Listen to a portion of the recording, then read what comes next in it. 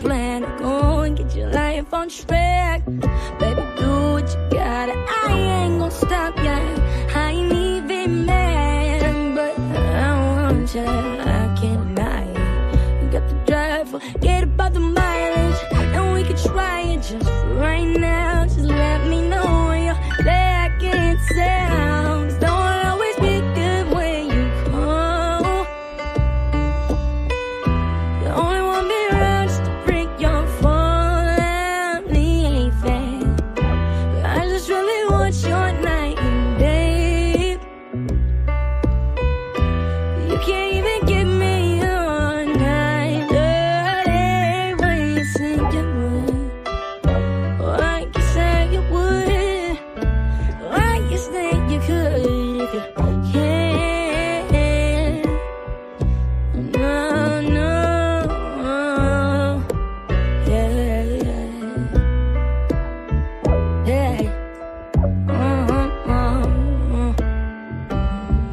Baby, why you always passive? I can see it in your last text. Fuck it, I ain't even gon' reply. I'ma snap just like elastic. Maybe put you in the past tense if you don't speak your mind. Why is it always up to me? Open up a conversation if you fuck with me. Baby, are you ever supposed to love on me if you don't love yourself? And that's basic. I say I'm my favorite. You ask what I'm playing and what the fuck? I don't really know what to say, so I send a latex like this shit was safe sex. You go boy. Now I'm losing my mind and I'm wasting my time. Baby girl, just get out the house and come and see me. Oh no, no, no, no. Don't I'll always be good when you call. Hey, you only want me around just to break your fall out. Be there. I just really want your night and day. You can't even give me your night, baby. Why you say you would? Why you say you could? Yeah, no, no, baby. Yeah.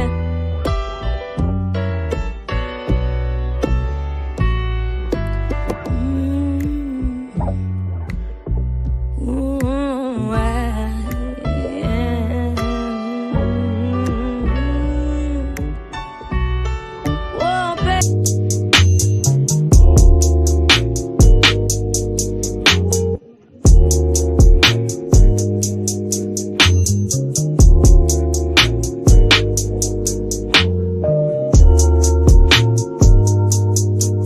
Alright.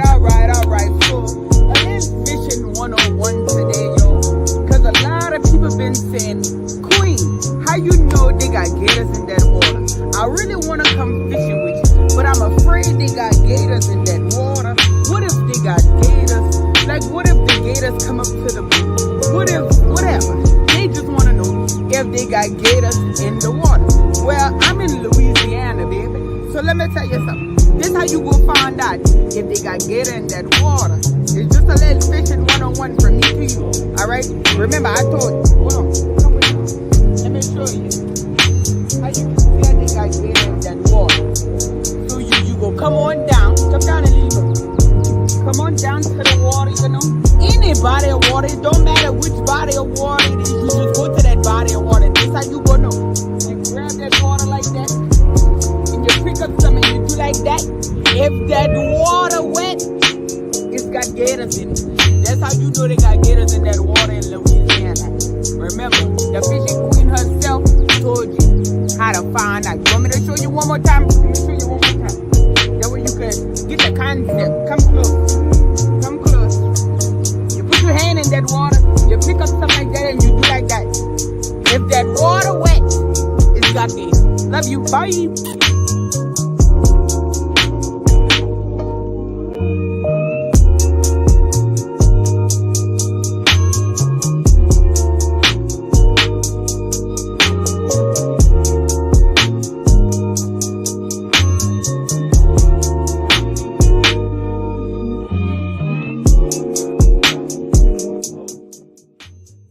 All right, what's going on? Shout outs to everybody in the building. It's Player Talk Radio. I am your gracious host, right back at the helm of tonight's show. Shout outs to everybody in the building. I am DJ Kuda. What's going on? Pretty crystal clear. Welcome to the show. How you doing? Shout outs to Beach in the building. Shout outs to Beach in the building. Shout outs to Aaron B in the building. UFO Kamikaze in the building. D-Rock in the building. Shout outs to D-Rock in the building. Shout outs to everybody in the building. Y'all hit the like button on the way in. You said captivating volunteers. Sounds beautiful. What was that? What do you mean? The music or the video I just played? Shout outs to everybody in the building though, man. We in the building. UFO, hey, you said something earlier that piqued my interest. You said if Anita Baker had done that that Vanessa Williams song, probably came across her desk, not even gonna lie. But you said if Anita Baker had done that Vanessa Williams song, she would have killed it. Now I love Vanessa Williams, and that was a correct statement. You super correct with that statement.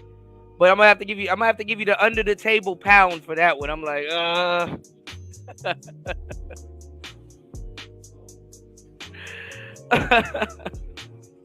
gonna have to give you the under the. I didn't even think about that. I didn't even think about Anita singing "Dreaming." That's a good observation right there. Didn't even think about that. Thank you. Pretty crystal clear. Yeah. I played a little bit of, have a little bit of a mix going. It's kind of all over the place. Can't play something too soft. Can't play something too hard. Have to play something a little, mixed in. But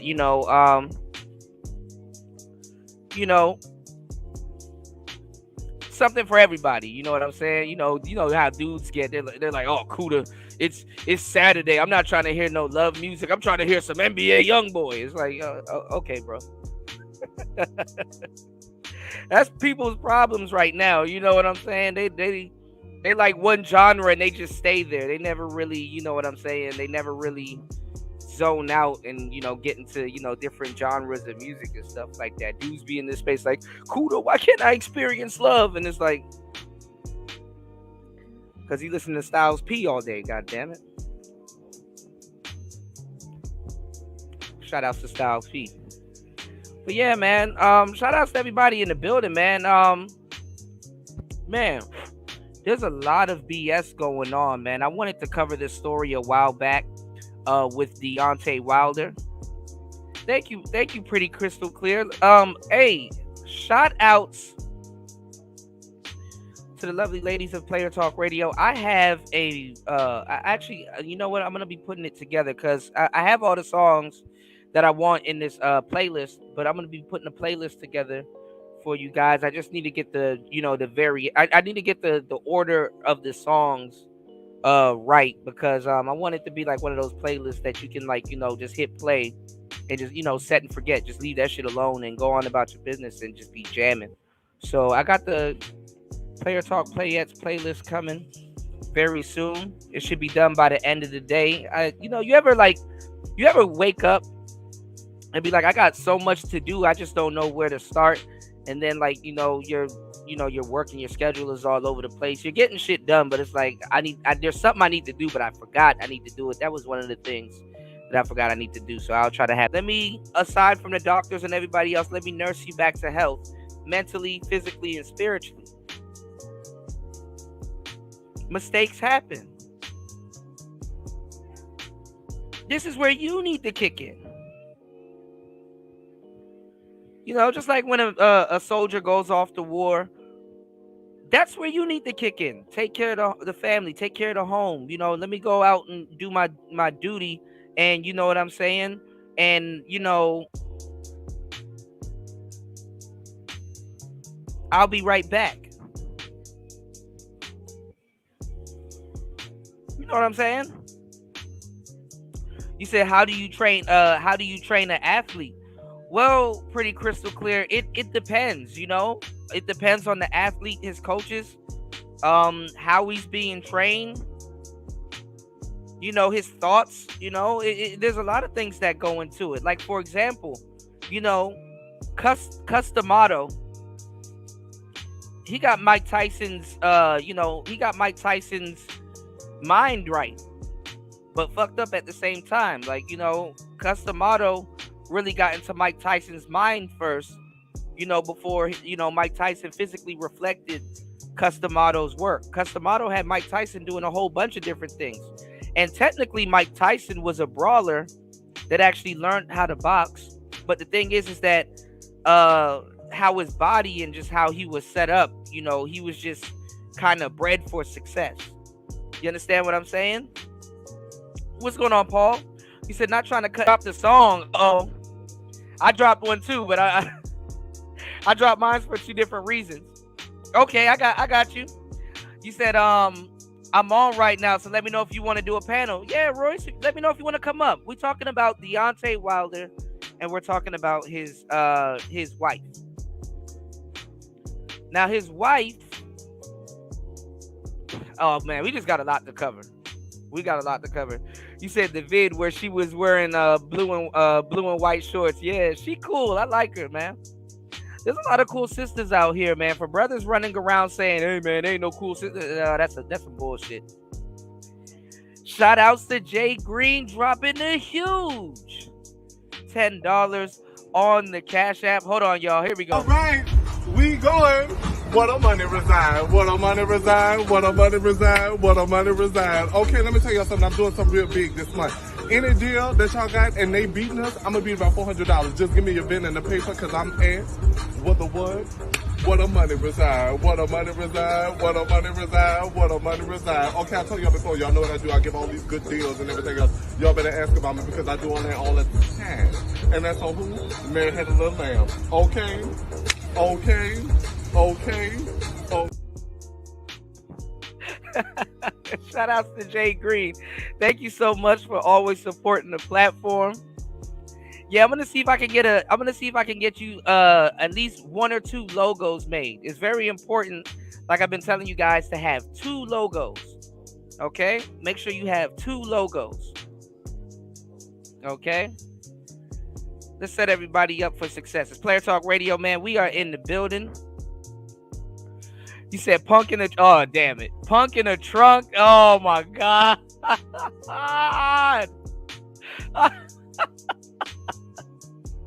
What's going on, New? You said that's how Shay Shay got out.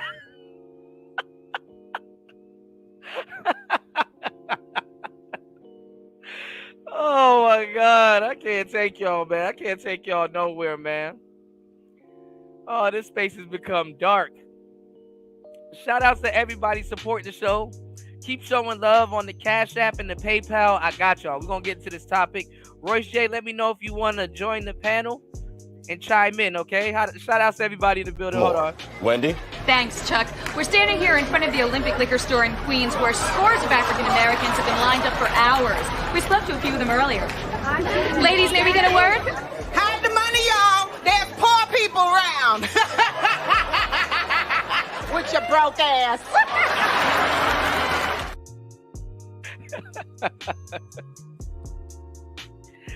Oh, man. So yeah, man, let's get on to the topic, y'all. Fellas. We had a talk last week about being interesting to women, okay? Y'all stop listening to the manosphere tell y'all do some of the most dumbest shit known to man. When you're on a date, neither man nor woman, I don't care if you met that girl working at goddamn Burger King and you can mentally estimate how much money she makes and all this other goofball shit. Stop telling people on dates how much money you fucking make. You can tell them what you do for a living, but stop telling people how much fucking money you make. Like, what is that? That's not their business. That's not their business.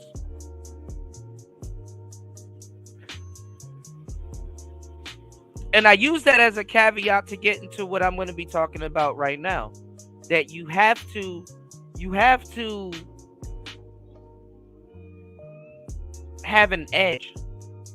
It don't matter what you do for a living, you have to have an edge. Now, what's that edge? You can say, hey, on the weekend I design clothes.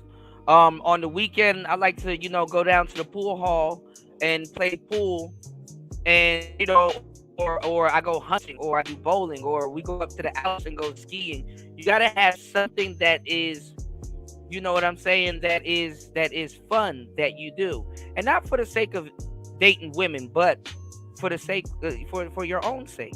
You understand what I'm saying? You have to have something that you do. Women are constantly being bombarded by different types of men that they like and men that they don't like. And what happens is, when you're telling her these things, you're a lot of times, fellas, you use too much logic. You don't understand what she's hearing. Men and women, we communicate, but when we say things to each other, they get interpreted. You can tell her, look, I took the water out, or not the water out. I said the water. I took the chicken out. And you can literally say it like that. I took the chicken out. And a motherfucking bitch will interpret it like Yoda. The chicken is out, he took. You know what I'm saying?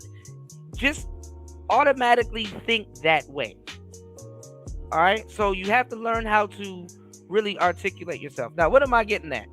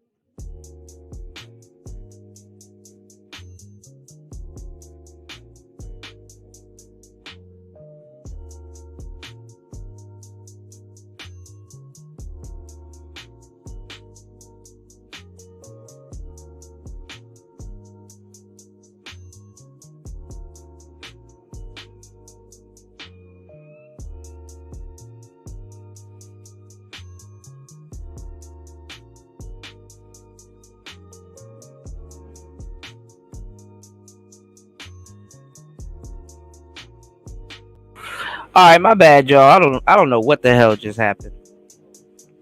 I have no idea what the hell just happened. We back. Put a 1 in the chat if you guys can hear me. We should be back, okay? My bad, y'all. So damn. All right. What I was getting into was, if you grew up watching Superman, if you grew up watching Spider-Man, if you grew up watching Batman, if you grew up watching all of these superhero movies and like these superhero flicks, you would see you would see an ongoing title. Okay, you would see not an ongoing title, but an ongoing like narrative. Okay, you would see that at nighttime, Batman is at work. He's giving people the business, or he's working on prep time and stuff in his cave, in his bat cave, right? If you watch Spider-Man throughout the day in various parts of the evening, he's going to the Daily Bugle and he's working with Jameson. Okay, you guys can hear me. Thank you so much. So he's basically a square, and then he's a superhero. You understand what I'm saying? If you watch Family Matters, Steve Urkel, he's a square, but then he goes into a time machine and then turns into a superhero.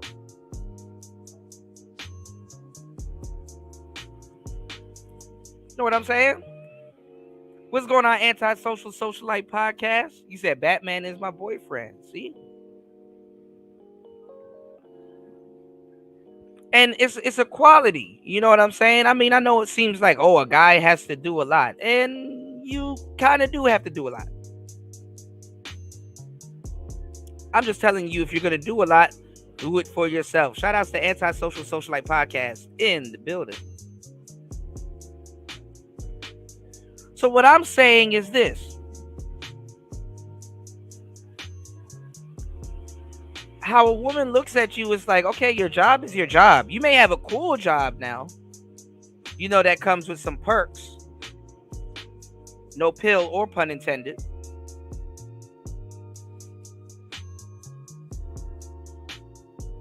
But you have to have something else that you do. You understand what I'm saying? Because you can't blame a woman by her saying, okay, if I was to get involved with this guy, if I like this guy.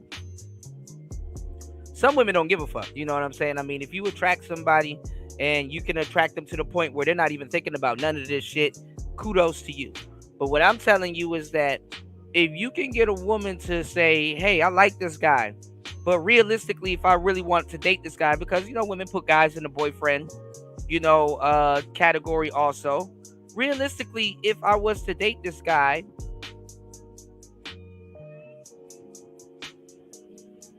what would I be doing? Would it be fun? See, if a lot of guys had personality, it would override a lot of some of the thinking. Like sometimes as a guy, you have to ask yourself, yo, you know what I'm saying? What do I got going on for real? Do I want a girlfriend right now? And if I want a girlfriend, like kind of what would we do? You know what I'm saying? You could be one of those guys that's like, okay, I used to be outside all the time, but now I'm just like inside. What's going on, Tyrone? I used to be outside all the time, but now I'm kind of inside and I'm doing like the homebody thing. And, I kind of been just kicking it indoors for a good amount of time. Watching movies and anime and stuff like that. I do want a little girlfriend that I can kind of lay up with, kick back, eat some food, and watch movies and anime with. Right? So it's like, okay, at least if a guy says that to himself, but when you have somebody like a Steph Curry or a LeBron James or whoever, to a certain degree, they got to be fake with so many people. They don't, your wife, your folks, your family, a lot of people around them are not going to understand it.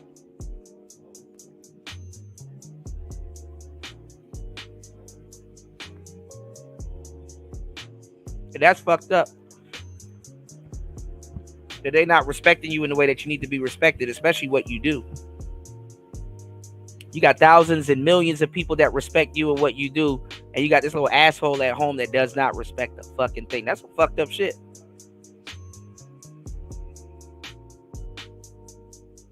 Talking crazy to you, hitting you and shit.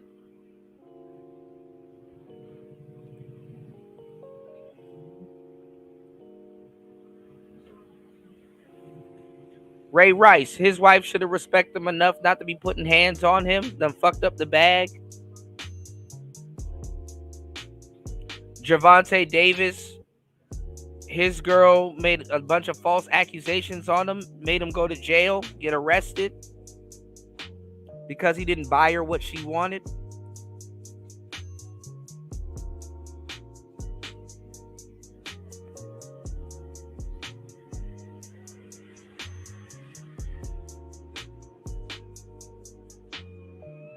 Now you got Deontay Wilder. Deontay Wilder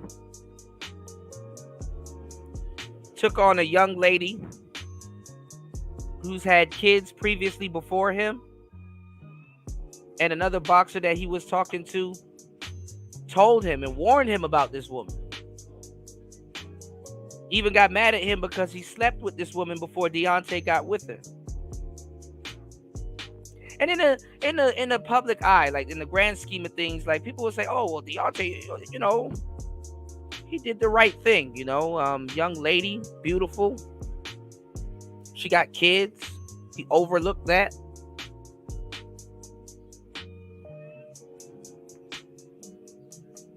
Now look, and they say she cheated on him.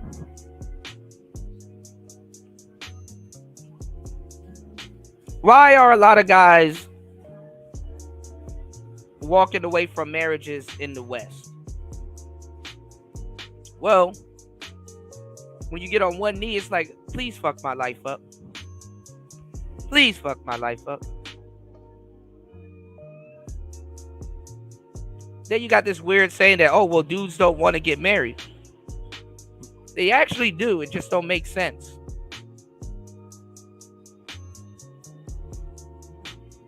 And it's the illusion of marriage. Now, why would I say marriage is an illusion? I've seen prenups get thrown out. Why is marriage more so of an illusion to men? Because we control access to it. Why is marriage so much of an illusion to men? Because you control access to it, but after it happens, oh.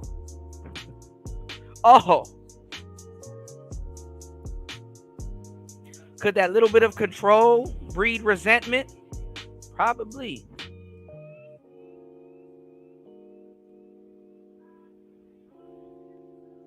Probably. What you laughing at, Jay Green? I'm trying to be humorous. I'm trying to get this out, you know.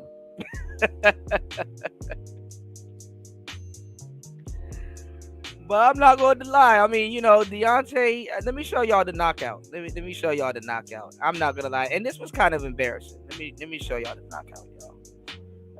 And I'm going to tell you the truth. So, like I said, there's a difference between a boxer and a brawler, right? So usually the brawler, right?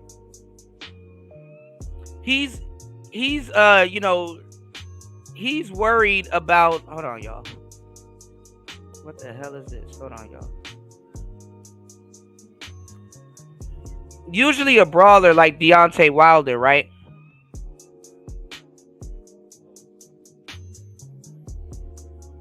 24 hours ago. Player Talk Radio. Hit the like button on the way in. Support the show. But that's okay. Because guess what? That's what men like to see. Why do you think men are afraid of getting catfished? Because they fell for an illusion. You understand? Why do you think in today's day and age when I'm doing shows, literally trying to protect women from the inevitable future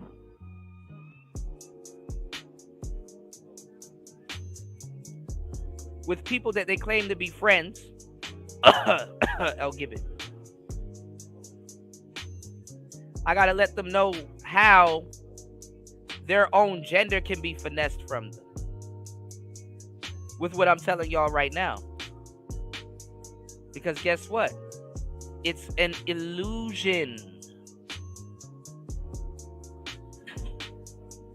How can gay people take femininity from us, Kuda? Because it's an illusion. It's an illusion. I know what I'm talking about. It's an illusion. And I used to tell a lot of my girlfriends this shit. I used to, you know, when I used to date certain, you know, women, and they would invite me to, like, you know, a runway exhibit and stuff like that. Cause I've dated like the higher end models, like women that traveled, they got an actual portfolio. They didn't have an Instagram or an OnlyFans or none of that. They actually had a portfolio that took some time, money, and stuff to go into it, because, you know, in the industry, they're looking for what's called an EPK, which is short for electronic press kit.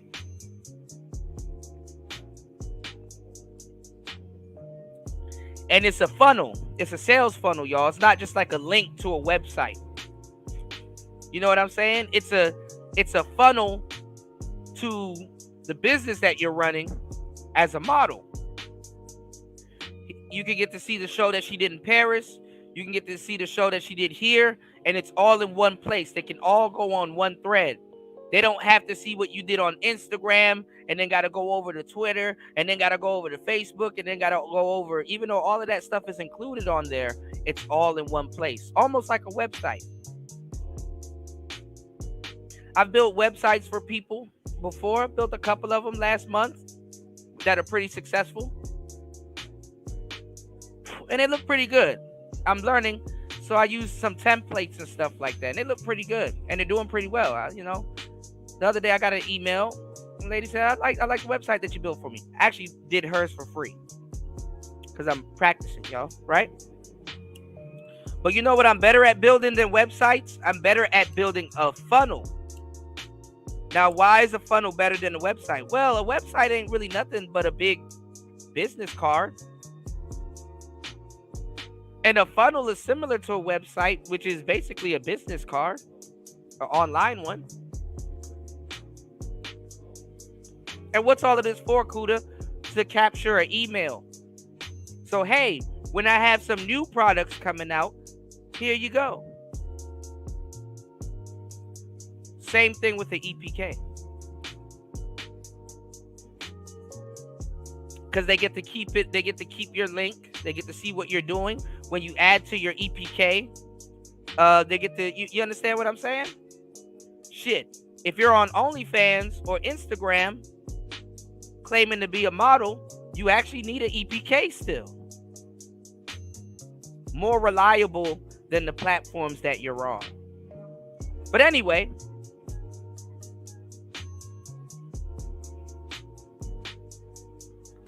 I used to see nothing but male stylists designing and doing wigs and all kinds of different things. Now, why would I bring this up? Because men are still tricked by illusions. We're still tricked by our visuals.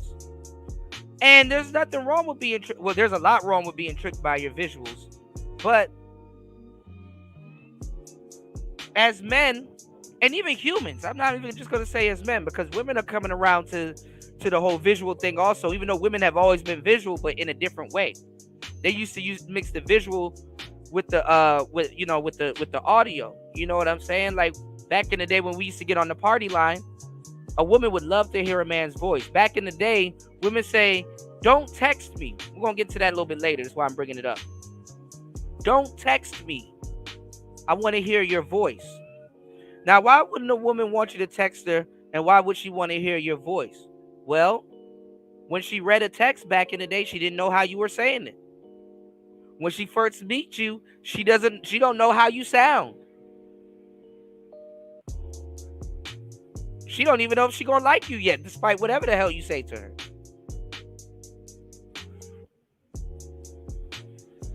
And they want to know that the man that they're listening to sounds the way he looks, so she can get somewhat of a idea of who you are, what type of man you are in this world. Why do you think women like deep voices and all kinds of shit? Because those men come off as commanding. They command things from the world. Not demand, command. See, in the manosphere, niggas are doing demand. They're doing demand. Yeah. A lot of women are big on calling. You want to hear your man's voice. You want to hear the conviction he has in his voice when he says certain things. Absolutely. I'm here with you. I get it.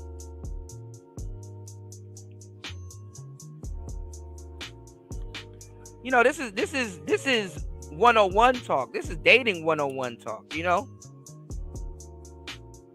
And you'll be surprised as much as guys don't get it. But at the same time, society kind of sets all of us up for this bullshit.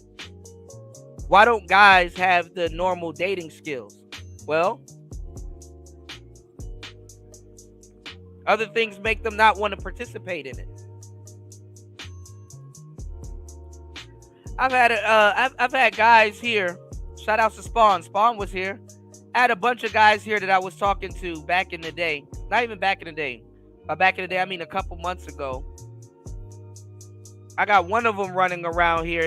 I guess he don't like me no more since after that whole interaction. A couple months ago, I had to do a whole fucking show explaining to guys that what they're doing out on dates with women that they're actually dating. Guys are saying, no, I'm not dating. And it's like, bro, anytime you're going out with a woman and you're hanging out with her and stuff like that, oh, it's a date. It's a date. They'll be in one gear and the woman will be in the other gear. The woman will be like, okay, I'm out on a date. Let me see how this guy is behaving. Is he a gentleman? And a guy, especially in today's day and age, will not even know that he's actually dating.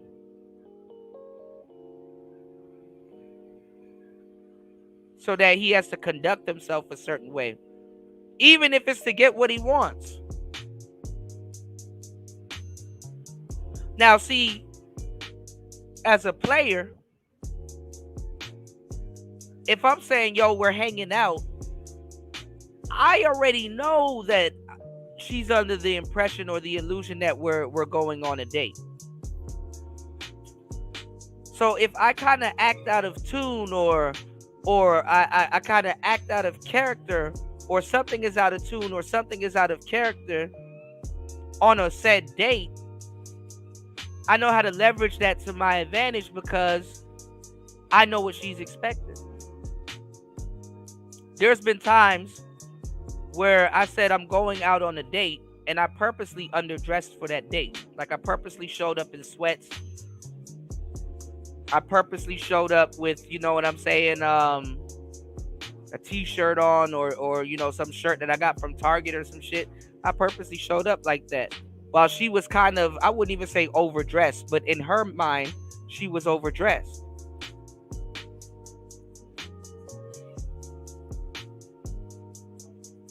But I knew why I did it and I knew what I was doing. And it kind of threw her for a loop. And plus, I knew it was a date, so I knew how to go about it. So what I did was, I knew where we were going was close to my apartment. So what I did was, I took her to the grocery store and we did some shopping. Like I picked up the food and stuff that I was gonna cook for her from the grocery store. So location of the date number 1 was meeting up, and we met up, we hugged, we talked, whoop-de-whoop. Yeah, come on, let's go to the grocery store. That's location number 2. Playful with her. We took turns. I'll be like, all right, your turn to push the cart. You know, shoulder different things, compare different things. Like, what's your taste buds for today? We doing pasta or we're doing salad? Are we going white pasta or red pasta? Are we doing, engaged with her? Did a couple of compliance tests. Then the next location, back to my spot. And see, I've been very thoughtful. Like, my dates are fun. Like, especially when I put my my creativity and effort into it. I used to get these berries. I'm gonna give y'all some free game, fellas. Because dates aren't just for women. Dates are for men too. This is why dudes are fucking mad in this space and missing out. I be having big fun on a date. I have huge fun on dates. What's going on? Good to see you. I have huge fun on dates. So I used to go on Amazon. Let me see if I can go on there right now. Let me show y'all something. I'm about to give y'all some free game. Y'all hit the like button to support the show. Let me show y'all something.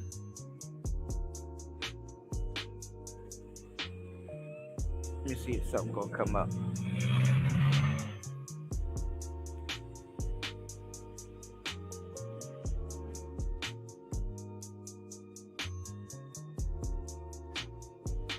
Give y'all some fucking game real quick. Y'all dates be boring as fuck. My dates be lit to the motherfucker, especially when I go on them. I don't go on them often because you got to make sure you run people through a series of tests or you're attracted to somebody to actually go on dates. Dates is something that you just don't give out. Anyway, these are the newer ones. The ones that I had, they were circle ones. But anyway, you see this right here? There was another company that I used to deal with. I forgot the name of the company, but the coloring is the same. This is called M berries. These are called miracle berries. So what a lot of y'all don't get about dates, I'm not going to say pussy, but that's another thing. A lot of y'all don't get pussy on dates. Is that dates, to a certain degree, is for you to be memorable.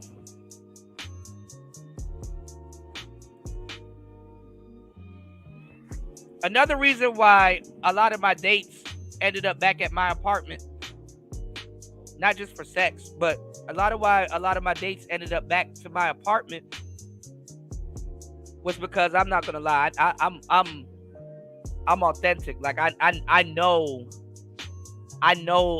my spots. You understand what I'm saying, ladies? I know my fucking spots. Wink, wink, nudge, nudge. And I know what y'all be doing. On the last show, I gave y'all some game about how I used to bring different beautiful women to certain spots where other beautiful women are. So that one day, if I don't have a date, all the beautiful women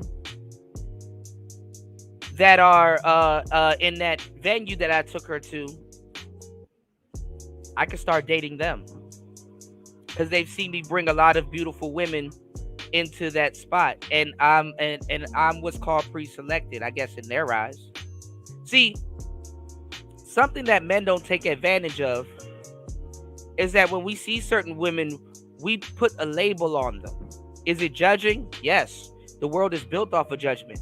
You will be judged. And let me tell you the thing about judging. People aren't really mad if you judge. Just be fair. And if people are mad that you're judging, the best thing you can do is just be fair.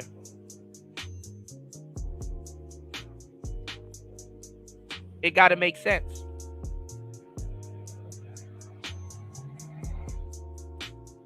So anyway, as a man, when you see somebody, I'm going to tell you the truth. You judge.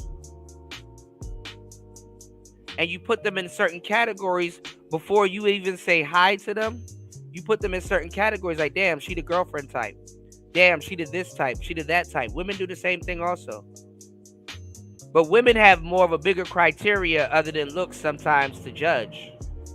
And that's how a lot of them, they come off as, you know, super judgmental, or they come off as picky. Because they have more boxes to check. Now, fun fact. Did you know that in your dreams, when you see certain people in your dreams, do you know you've actually seen those people in real life, but you probably never said hi to them or whatever? These are people that you actually have seen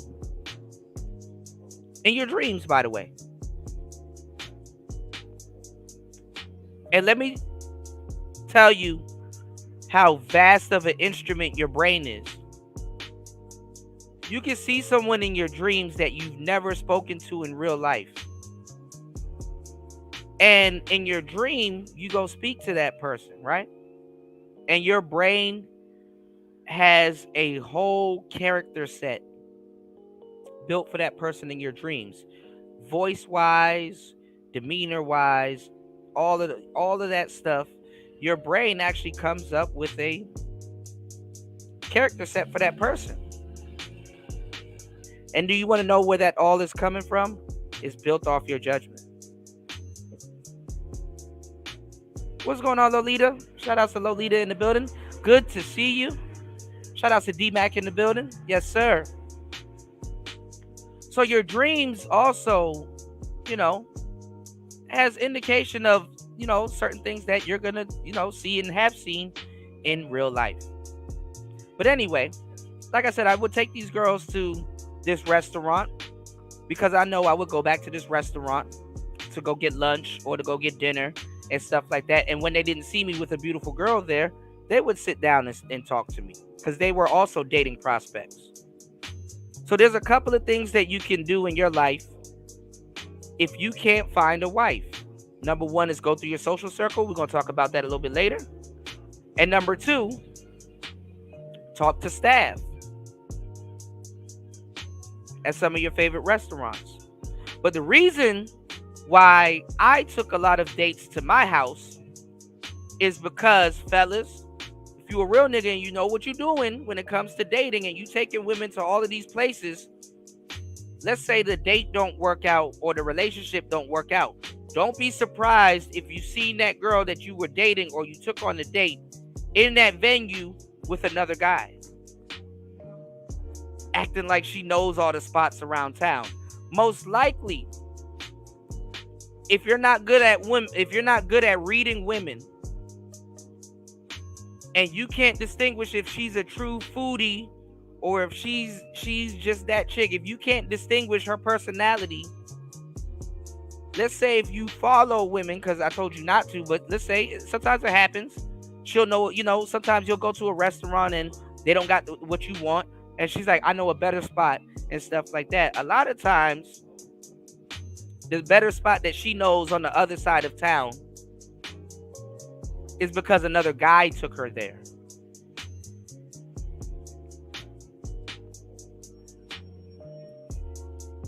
So I'm giving y'all game not to be that guy. Sometimes.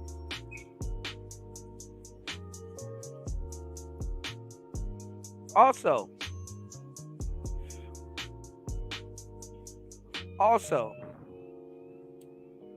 you know, if you're dealing with a real foodie, you know, you might run into exes. You might run into, I'm giving y'all the heads up. You know, you need to know this in the back of your head. But anyway, what I got right here on the screen is called M berries. These are called M berries, short for magical berries, right? We'll open up the thread that I just closed a little bit later, right? We'll close the thread that I opened up a little bit later.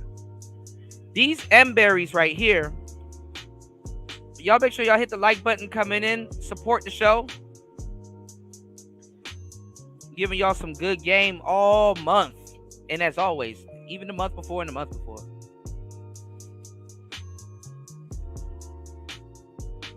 These M berries, what they do is they coat your tongue. They taste like raspberries when you taste them, but they coat your tongue for like 2 to 3 hours. And what they do is they make sour foods sweet. Okay? So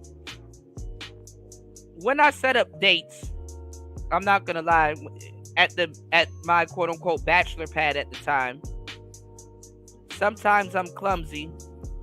So I spend the weekend cleaning up my crib. I spend the weekend cleaning up my house before I invite a woman over. And basically, you know, just cleaning up the crib, refreshing certain things. But I purposely don't go grocery shopping unless I know I got something in my fridge, or I know it's something that I can easily grab from the grocery store. So what I would do is that I will invite them, and then we will go grocery shopping. Sometimes I would tell them that's what we're going to do. Sometimes I would tell them, you know, sometimes when you're going on a date, or you're doing something with your lady or a date, you can be like, yo, put your clothes on. We're going somewhere. Where we're going, don't worry about it. You just, you know, just put your clothes on. We're going somewhere. Put your clothes on. We're going somewhere. You know, don't worry about it. You'll like it. I got something planned for us. Just put your clothes on. How should I dress? Don't look. Throw some clothes on. Let's go. Just dress decent. We're just going somewhere. We're gonna be out in public for a little bit, right? Y'all go take a walk. You go to the grocery store. Now on the walk, you can introduce these to her because you talked to her about them, or you didn't. Or at the grocery store, you can introduce these to her. You can just pull it out, and she, mid conversation, she watching you take one, and she'll be like, "What's that?" Be like, "These are M berries. Here, take one," right? Or offer it to her, right? And let her know. You know, she'll see you take it out the package and everything, so you're not drugging no bitches. You know, you gotta be careful these days, right? And you tell her, what is it for?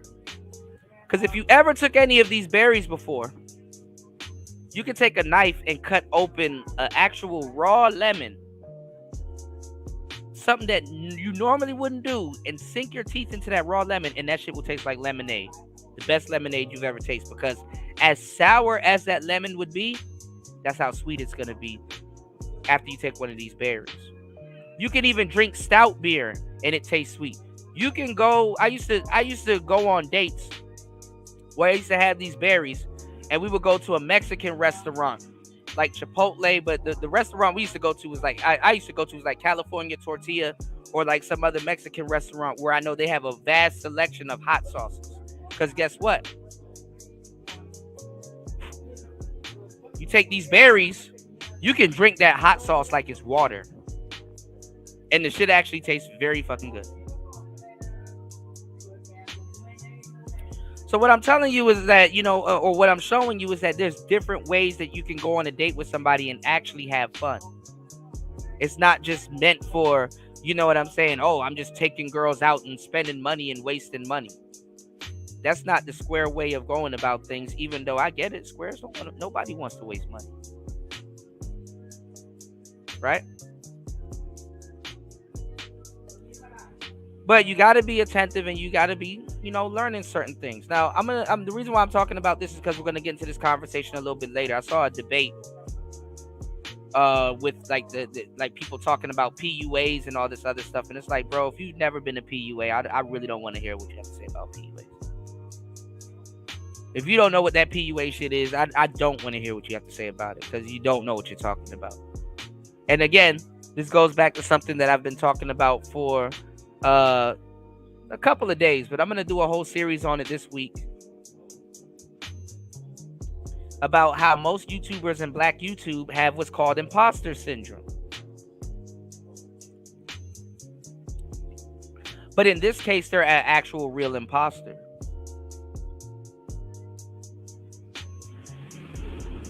You have zillennials talking about pickup artists, and they weren't around for that. Pickup artistry, in the grand scheme of dating, is what's called a micro niche. You dig? So when I explain to you guys and explain to a lot of y'all, hey, you don't know what dating is.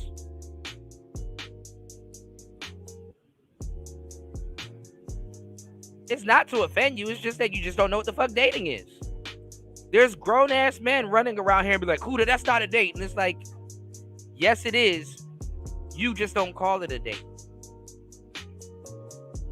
As a player, I know why I wouldn't call it a date, because I'm trying to downplay what it actually is to get a different response from her. But it's dudes that's out here that's just doing it and have no clue what they're doing and why they're doing it. And then the crazy part about that is that those dudes aren't even naturals. See, you can be ignorant and get good results, which can make you a natural. But if you're ignorant and you're complaining and you're not getting good results and you're doing shit that you don't understand, you're not a natural. You're just ignorant. And you're shooting yourself in the foot and you don't know and understand what the hell you're doing or why you're doing. And furthermore, you and what you're doing is completely out of context. Some of y'all are even lucky to even have somebody like me around to actually tell you, damn, didn't think about it that way. Damn, maybe that was a date. Damn, let me backtrack and see how I was acting. Damn, now I'm sitting up here mad at a team of bitches when I didn't know how to date in the first place.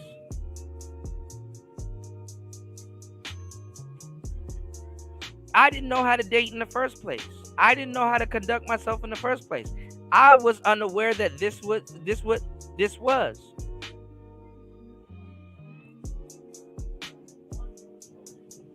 Because women will humor you. They'll be like, okay, this nigga, he just,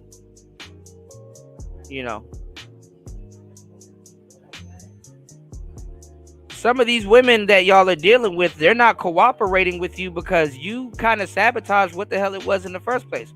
Oh, damn, I'm treating her to a nice day on the town. Why she got an attitude? Because she thinks you're on a date.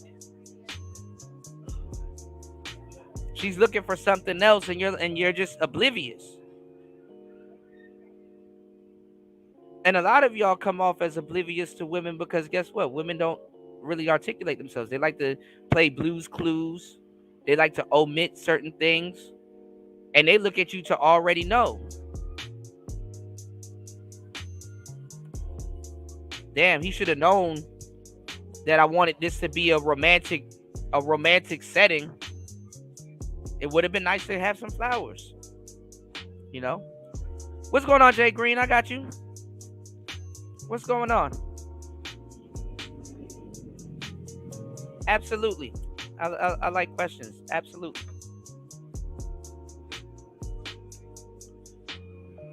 So a lot of guys going forward, they don't know what dating is. And then with today's generation and a lot of the stuff that's going on in the world today, people are just trying to scrap dating altogether. Everything is transactional. So if you're gonna not making it about the bitch, no. I mean, if you don't know what dating is, because that's the problem. The reason why I'm not even making it about the bizatch is because women got to learn how to conduct themselves on dates too. Did y'all not see that article that came out about the foodie call? 1/3 of women say that they use men for dinner dating, right? Nigga, 1/3 of women admitted to it, but it's a little bit over 2/3.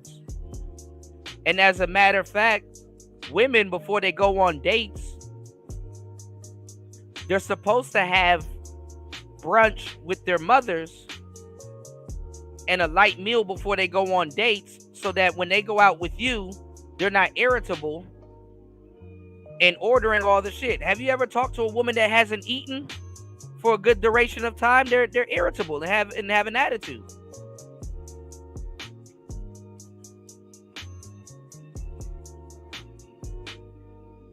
right? They're irritable and have an attitude.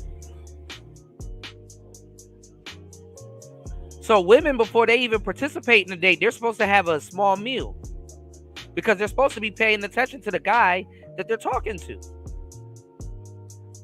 But now you have women nowadays that, you know, they don't have time to sit down with their parents. They don't, you know, she's just getting off of work.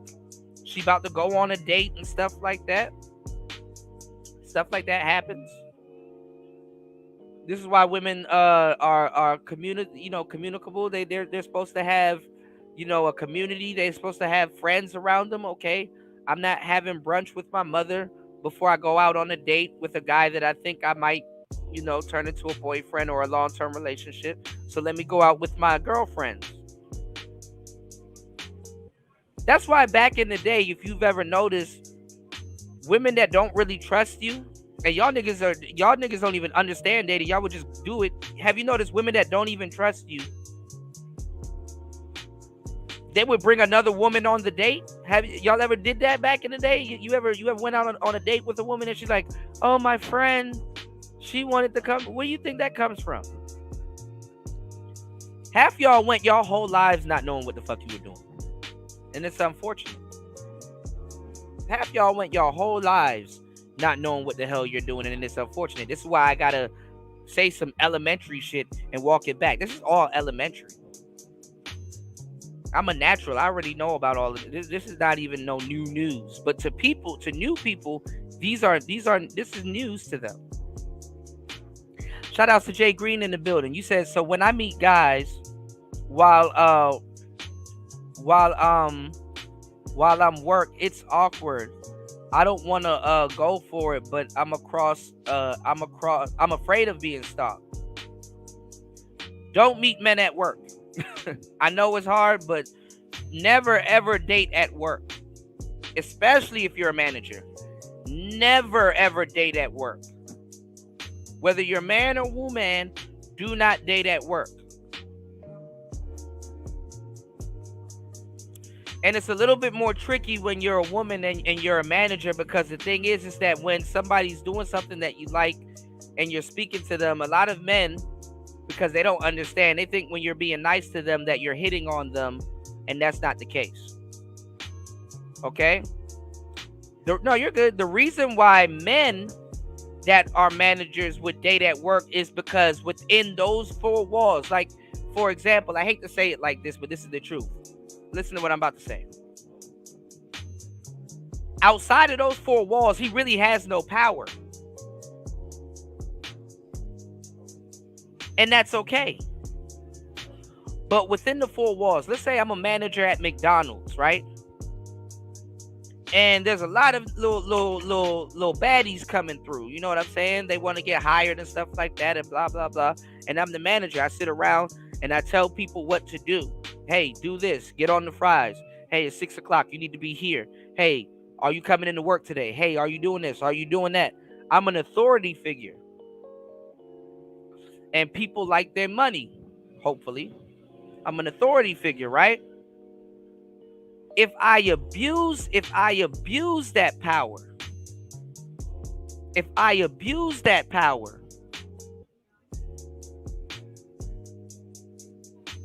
it's not good.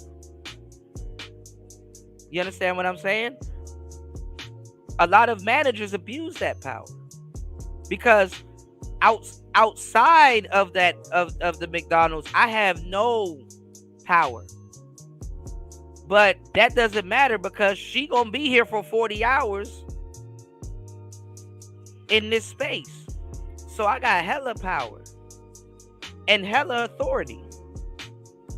And to a certain degree, I'm gonna get a certain amount of cooperation from her that her boyfriend might not get. That's the reality of the truth.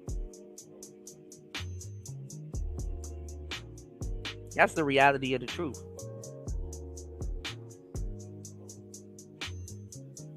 You said they're customers, not my employees. That's even worse. You don't want to date anybody that knows where you work and frequently comes to your job. You understand what I'm saying? Involuntarily. You got to really take that with you know, with a grain of salt, you know. I know it's hard. It's like you want to meet somebody that's unrelated, but like even customers, you know what I'm saying? When I sold beer and wine, right? I know you can relate to this, Jay. When I sold beer and wine, right? People were really trusting me literally with their event. You know, like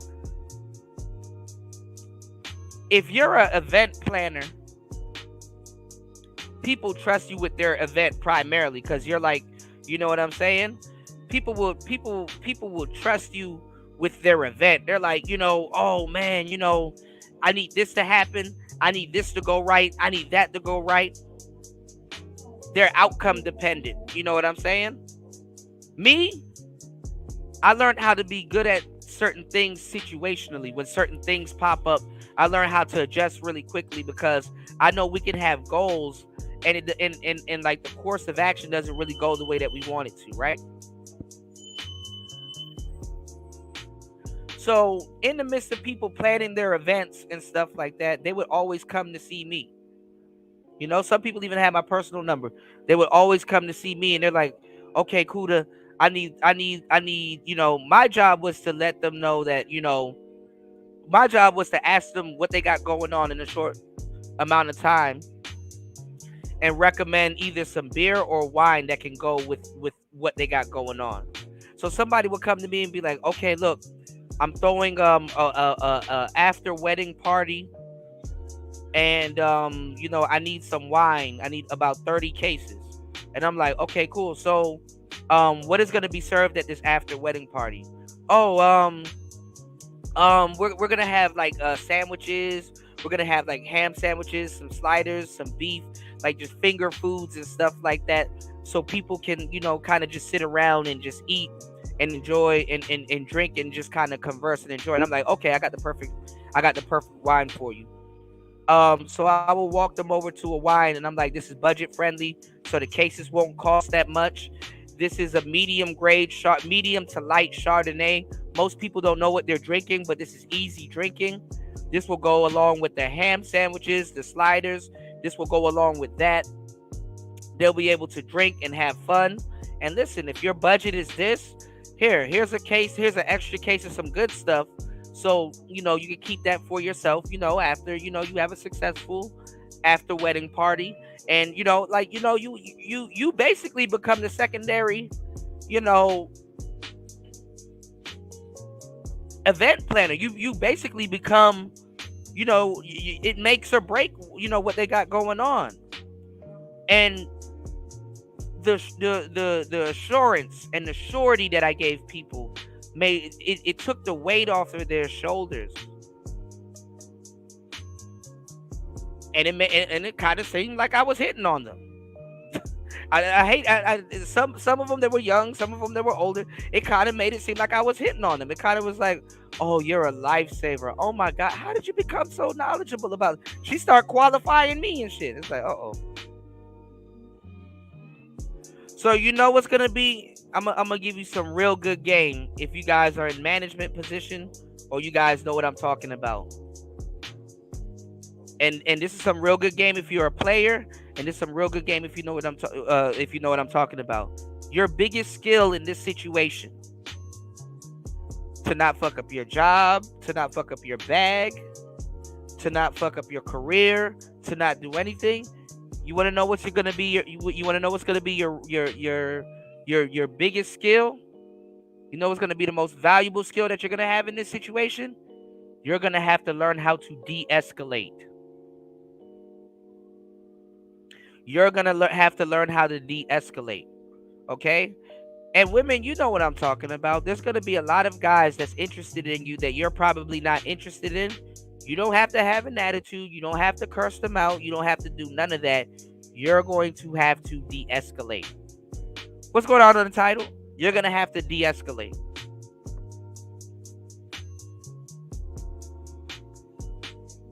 And I don't know why this skill isn't taught in dating. Obviously, y'all know I know what the hell I'm talking about because it makes sense. Damn, I didn't even think about that. Kuda, de-escalate. What do you mean by that? Well, guess what? when you get married and you're happily married, you want to know what's the most important skill you need to teach your wife, or your wife needs to know, fellas? How to de-escalate. Yes. Yes. De-escalation is like problem solving. You're going to have to learn how to de-escalate. Now, you can have a mouthpiece. You can be nice to people. You can be fun with people.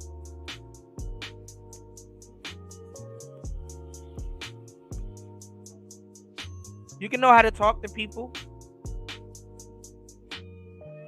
But you have to have a healthy line that you draw. You know what I'm saying? If somebody's like, hey, you know, I know you're my manager and I like you a lot. Yo, would you like to go out after work for drinks? Oh, thank you. I appreciate the gesture. But no, I can't. I have some work to do. I'll see you at work on Monday. Now, let's say you at a job, and let's say you're a young player and you really want to get with your manager. I'm gonna give you the bad thing to do. Want to know what you do? You go on a mini date. If it's like a little young manager, you want to get at her. Even though I told y'all not to have at work relationships, y'all go on dates on your lunch break. If she can come with you. If she's not the overseeing manager, especially if she's the manager from another department. Let's say you work at Lowe's or Home Depot or a grocery store or something like that. You could date a manager from another department.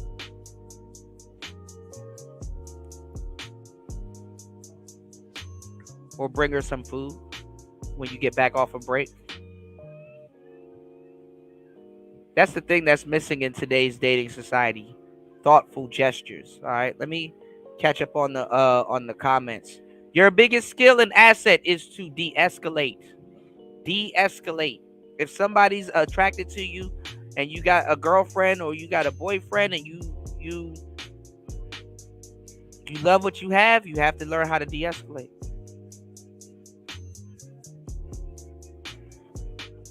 No, that's not true, UFO Kamikaze. Yeah, tomorrow is Father's Day.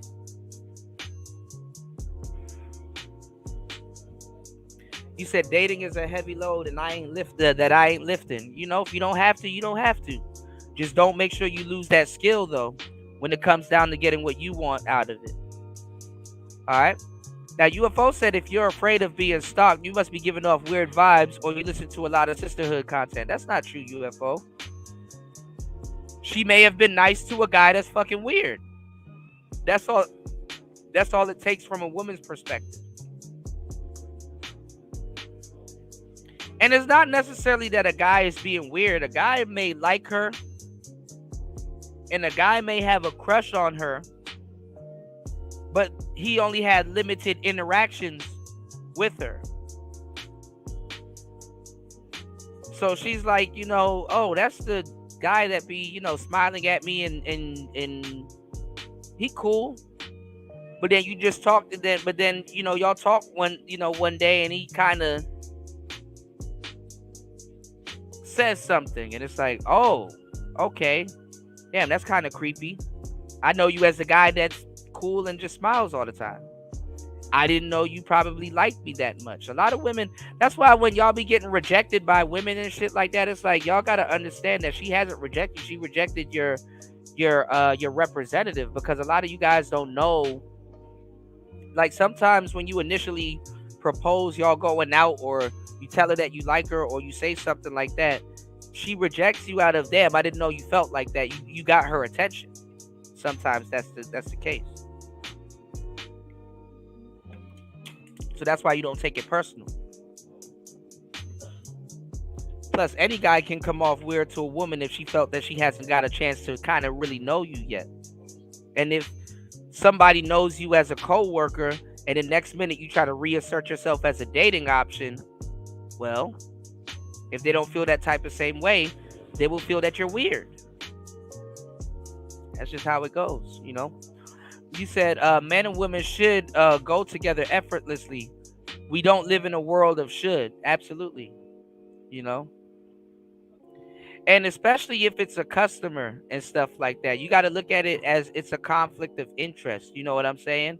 You can meet a customer. You know what I'm saying? I met a lot of customers that I would love to hang out with. Shit, I'd have met. You know what? I'd have met customers, right, where I gave them such a good recommendation. They're like, "Yo, when you get off of work, you can come to this function and have a beer and come hang out with us." And I had to not do that. You want to know why I had to not do that? Because think of it like this. It's kind of like Christmas parties. If it's not done right, it could be fucked up. Now, why would I say that? Now, it's fun hanging around your boss. Sometimes, if you have a fun boss or a cool boss. But you got to establish yourself like that. See, being a manager and a boss is kind of like being a parent. You understand what I'm saying? You can be cool with your kids, but when it comes down to it, you got to be firm with them. And you got to let them know that you are being firm with them. Because it's gonna be a point where something is going on, and you're like, listen, okay, look, with all due respect, I need you to do this, like for real. You know what I'm saying? I need you to be on time today. I know we sit around and we hang around and we joke and stuff like that. There's nothing wrong with that. You do a good job and stuff like that, but I need to be firm with you. Can't be relaxed with you, because now it's gonna put a bigger load on me and the business, or when HR come through, we can't be jokey. It needs to be a manager to, employee, or a customer to business, relationship. Now, I'm not saying that you can't relax or you can't let your hair back, but within reason. So let's say I go to this function that I'm invited to after work, and I didn't get a chance to really take off my work clothes. I had a stressful week. Maybe I could use a drink, but let's say I show up, right? And I sit there with the customer and I'm drinking. Oh, look, everybody, somebody at the wedding done bought all of us shots, and I'm sitting there taking shots. And now I go to this place that I recommended the wine to, and the person that I recommended the wine to, who invited me to this party, let's say they stand up and they say, "Hey, this is Kuda. He's the wine guy. If you guys are enjoying the wine, he's the guy that recommended the wine to me, and it tastes good and whoop-de-whoop. Tell them what you told me in the store. Now, nigga, I'm working for free. Now I'm working for free. Oh, where do you work? Oh, I work here. Oh, this is Kuda from, you know what I'm saying? From this store and this location. I go there and buy my wine all the time. And Kuda, he's the wine guy, and he'll tell you the wines and stuff. Now I'm off the clock, working for free.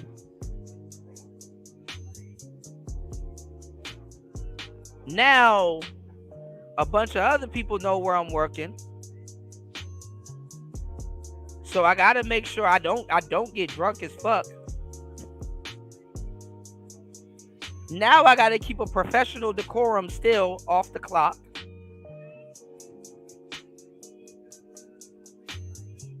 Now you understand what I'm saying? It just makes it causes a lot of stupid shit. You got to keep it professional, because now if somebody don't like me, or I wrong somebody, or somebody felt that I've wronged them, now they know where to find me. They can talk to my manager or whatever. Like it's like, because the thing about dating somebody where you work, is that you got to know how to tread with that, because they're dating your at work self. This is the same thing when it comes down to being a rapper and an artist. It's like, oh my God, look, I listened to track number 17. I love your music. Oh my God, how your father did you when that song was terrible. And you're like, actually, I got a good relationship with my dad, and somebody wrote that song for me. I just you understand what I'm saying? You're dealing with people that think they know you. They know the at work you. They like the service that you give. They like all of those things that you do, but they don't know you. And it's a little bit different when you're a young lady, especially a beautiful young lady as you are. So I'm saying that, just don't do it. You know what I'm saying? You don't want to, you don't want to, it's like watching the Titanic. It's like, look, at some point this fucking ship sinks. I don't care how much fun I had on it before it sinks. This motherfucker is going down. You know what I'm saying? Shit. The night before the Titanic hits that iceberg, my ass is already in a lifeboat, swimming back to wherever.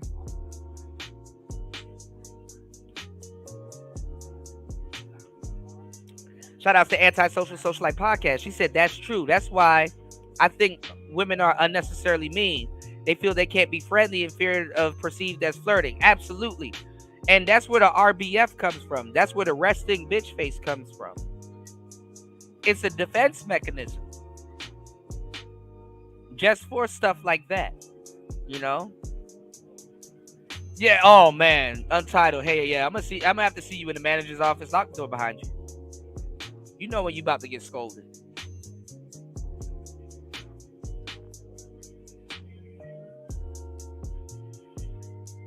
Absolutely, Jay Green. You just work and go home. But see, if you want to date, aside from dating apps and meeting up with people on the weekends, you might want to stop at that bar to watch the game instead of watching it in the house. Same thing with you fellas. You might want to stop at that little club down the street that just opened up. You might want to, go check out this new restaurant that opened up on the other side of town that does, different types of foods, You said if you're not sure she genuinely likes you, don't waste your time on dates. Listen, if you know what you're doing and you know what a date consists of and you know how to really purport yourself on a date, to date you is a privilege. So you learn how to be a quality dater. You know what I'm saying? When a lot of people say, oh, I don't want to go on dates or I don't want to do dating, that further lets me know that you're a quantity dater. And then the funny part is in the lane, see, a lot of you guys get on here just to hear shit. You don't the load that I have to carry on my back is more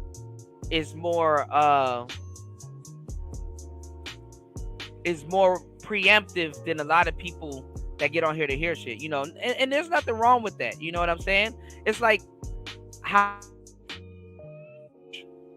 you know what I'm saying? If I'm giving somebody game, I have no other choice but to look at it as a dating coach. What I know, what have I been through? How has things changed? What is going on in today's society? How to properly date without this happening? How to do certain things? I got to know all of that. You know what I'm saying? This is how I'm able to give you guys content, right? So when I tell you guys, right, the game is, right, when I tell you guys that a lot of people that say they don't want to date, they're dating in quantity and it's not quality. Because if I sit back and be like, okay, you got a baddie right now, where you taking her? Most dudes don't know where the hell they taking her. I know 2 to 3 places. I'm like, okay, where we at? Okay, I know where we're going. And I already know what our itinerary for the rest of the day is going to be. And then if something situational pops up, then I know how to adjust. I know where it's going to start. I know the middle point, and I know where it's going to end. But most guys don't know that. And then again, right? I told you guys earlier that in YouTube, especially in Black YouTube, you have a lot of people talking about the same subject, but they're not as well versed in these subjects. They don't know what dating is. They've never dated. They're not creative. Some people have never even dated to the point where they felt they had to be creative with their dating, i.e., locking yourself out of quality dates. If you listen to how guys talk about dating in this space, they have no integrity behind any type of date they're going to participate in. See, me, I can say that if I'm being creative and I'm dating the right person and I'm in the right mind and I'm going out with somebody, I can tell you that my dates are filled with quality. Dudes ain't about to show y'all some of the stuff I just showed y'all, just to run it by y'all. I can go into details, right?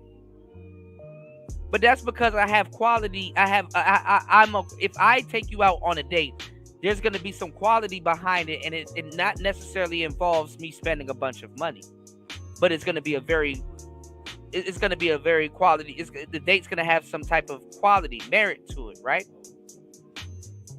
It's going to have that type of merit to it. So if you listen to the majority of dudes in this space talk about dating, them niggas wasn't even worth dating anyways. Half these niggas in this space, it's not even fun to hang around them. You've really never heard a nigga in this space be like, bruh, yo, look, nigga, just kicking it with me. We finna have big fun. We finna be we can be sitting on the corner just talking, and it's gonna be fun and laughing. We're gonna be laughing. We're gonna go deep in the conversation. A lot of these dudes ain't fun.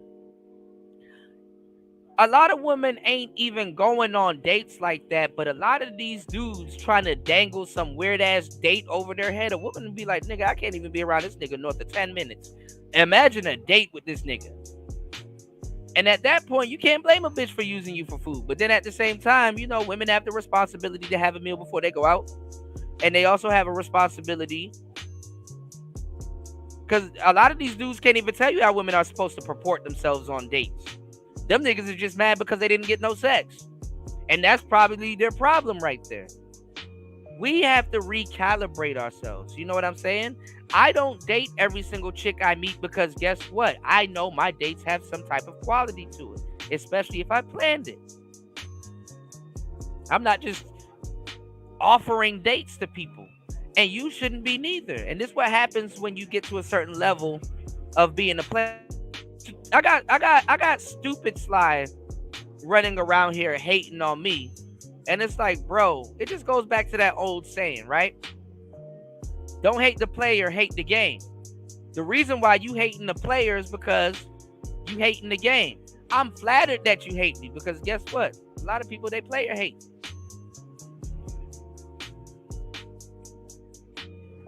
Kuda, you don't know what you're talking about. No, I absolutely know what I'm talking about.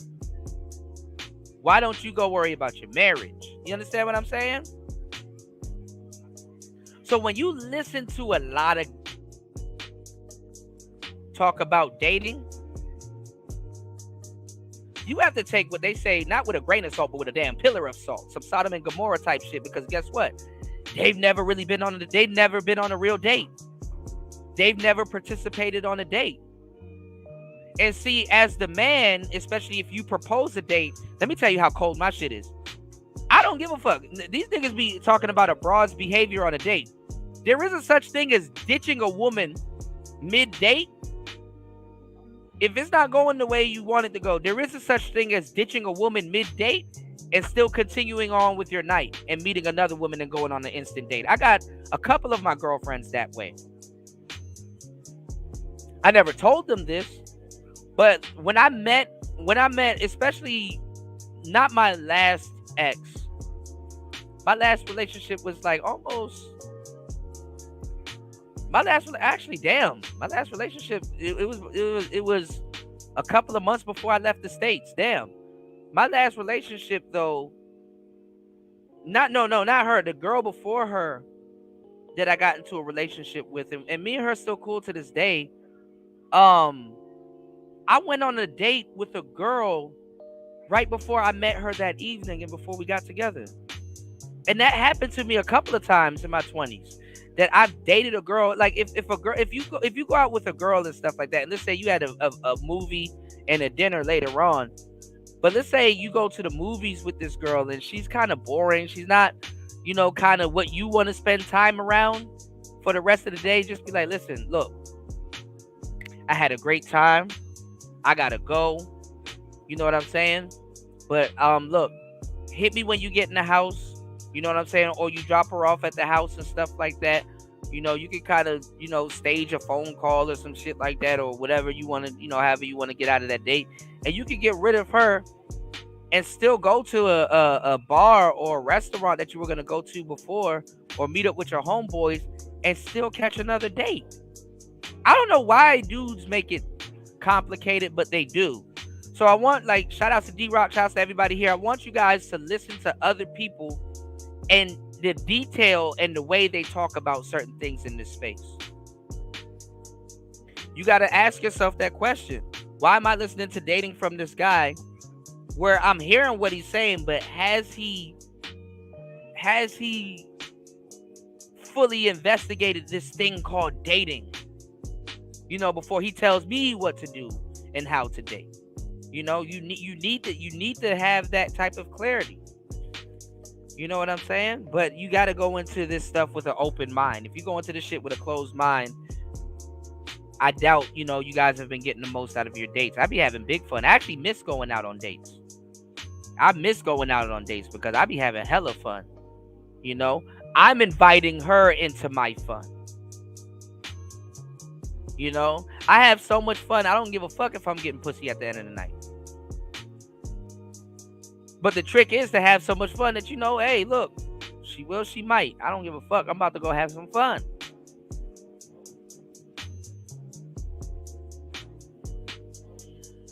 You know, I'm about to go have some fun. I'm focused on the outing and shit like that. I'm not sitting up there eating steak. Well, I don't even be eating steak on dates like that. Unless it's beef or a part of the meal or whatever. But I don't, you know. But I'm not sitting up there eating food thinking about, she gonna give me some pussy. She gonna give me pussy. She gonna give me some pussy. That's why, see, y'all niggas didn't know how to date. This is why it's so easy for people to sell you the concept of tricking. You know, because if you sit up there worried about you know what I'm saying? You know, if you sit up there worried about that on dates and stuff like that, then I could easily sell you the concept of tricking, you know. He said, I get a lot of female cashiers at the grocery stores. Yeah, man, I ain't gonna lie. One of my jobs, bro, let me tell y'all something. One of my jobs, the cashiers was like the cheerleaders. The dudes in the produce section was like the jocks. You know, the courtesy clerks was like the hall monitors, like nigga. Never mind. Shit, cashiers are the easiest people to flirt with. You know, he said, I got a lot of female cashiers at grocery stores. You said, I want things to become more personal. You said, thank God for self-checkout. I don't want complications every time I want to buy food. Yeah. And then also, too, as a customer, if it's a store that you like or a bar, because I told you guys to go after staff, that can be cool.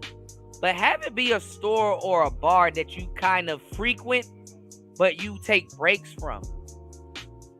You don't want to go to a restaurant that you like their food and it's convenient and they're good, and then you get a little waitress girlfriend there or a manager girlfriend there, and then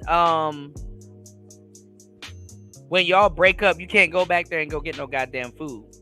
And then, truth be told, I ain't gonna lie, it's kind of lucrative hooking up with you know, some of the women at them stores, because guess what? If you got, nigga, I remember I dated this girl that worked at Texas Roadhouse. Oh, this bitch brought me, oh, nigga, when she used to, oh, nigga, it was perks dating her, nigga. She used to bring me back big steaks, nigga. Nigga, I started getting fat. I'm like, oh, shit. This motherfucker used to bring me back Angus. Nigga, I used to get big steaks, nigga. A1 sauce style. Oh, she knew how I like my steak too. She used to bring me back big steak. I remember one time too, I dated a girl from Red Lobster. Nigga, it was cheddar biscuits. Nigga, I started getting tired of cheddar biscuits, bro. Start throwing up and shit. Like, all right, no more. No more. She's like, you want me to bring you? No, I'm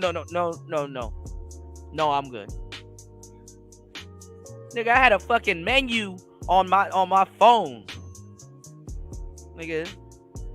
Chicken parmesan galore. Nigga, y'all sleeping. Niggas talk about some I won't date no broad that work at Popeyes, nigga. Like you handing out elite dick and shit like that, nigga. Bring the Popeyes girl. Yes. Bring the Cajun rice. Yes. I'm gonna need me some Cajun rice. Yeah, put that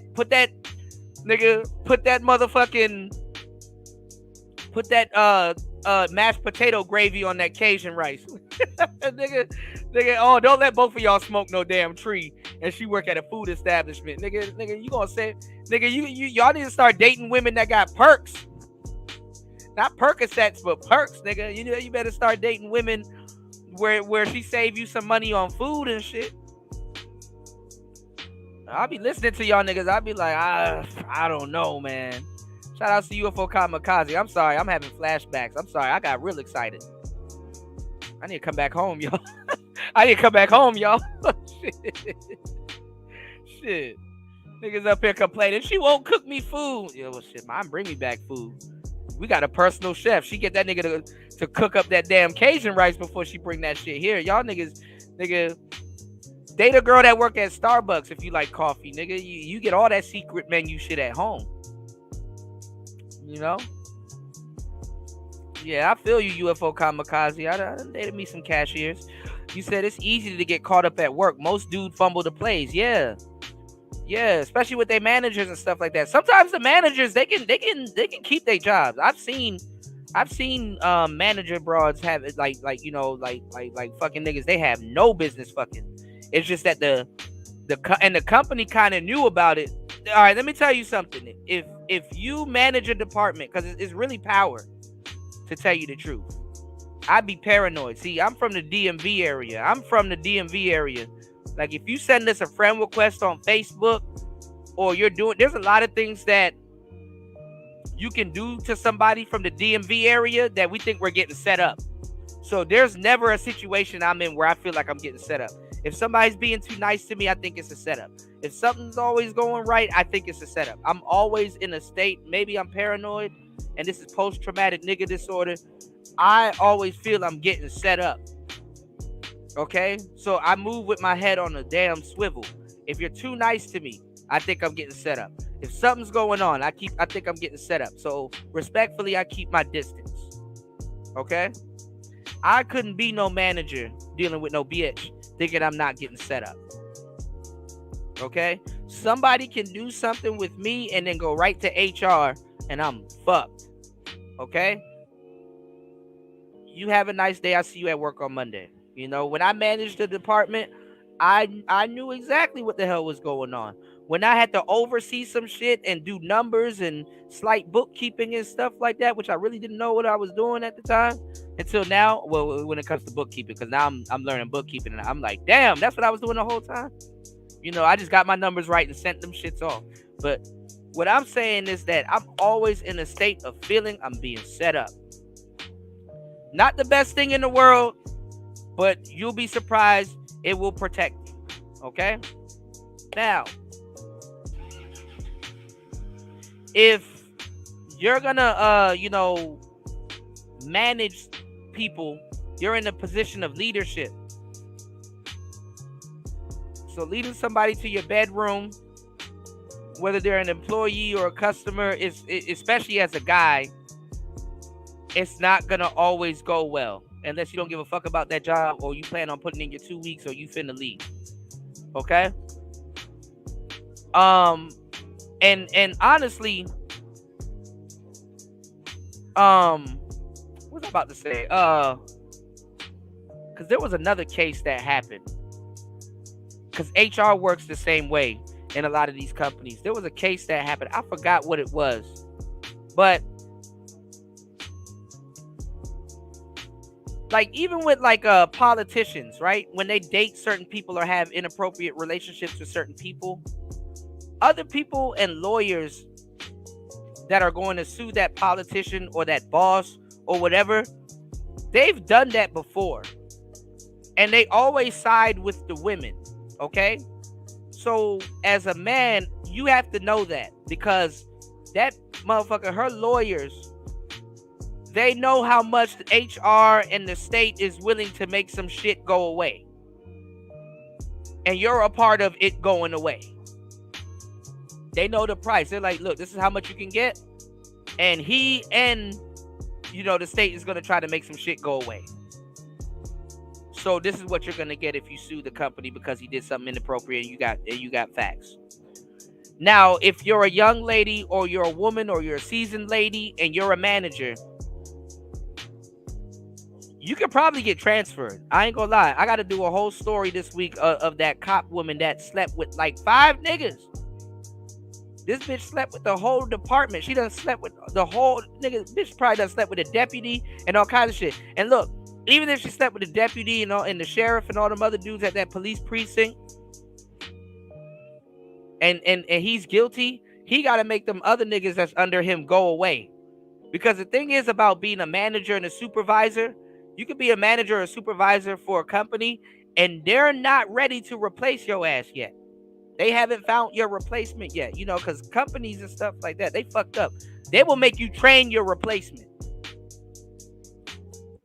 Trust me, I know what the fuck I'm talking about. They will, when they hire a new person, listen, remember I told you I'm from an area where I feel like everything's a setup? If you hire a new manager at my job, I feel I'm being set up.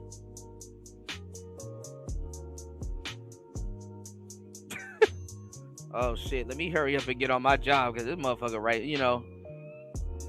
this motherfucker right here probably going to be looking at my spot. They will make you hire your replacement. That's how cheap they are. They cut corners. If you ever owned a business before, cut corners. I don't feel like I should train them and pay for the training, so I'm gonna let them hang out with this nigga for a good minute, and this nigga's gonna get irritated enough to teach him how to do the job, which is gonna be free training, and then eventually he gonna replace that nigga. This is why them Christmas parties went away.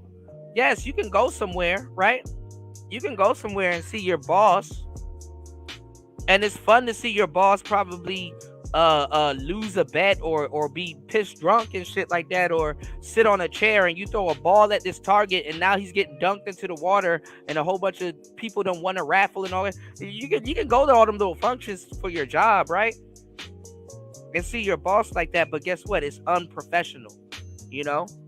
Of course I want to go somewhere where this nigga been getting on my nerves all year and I want to pie him in the face.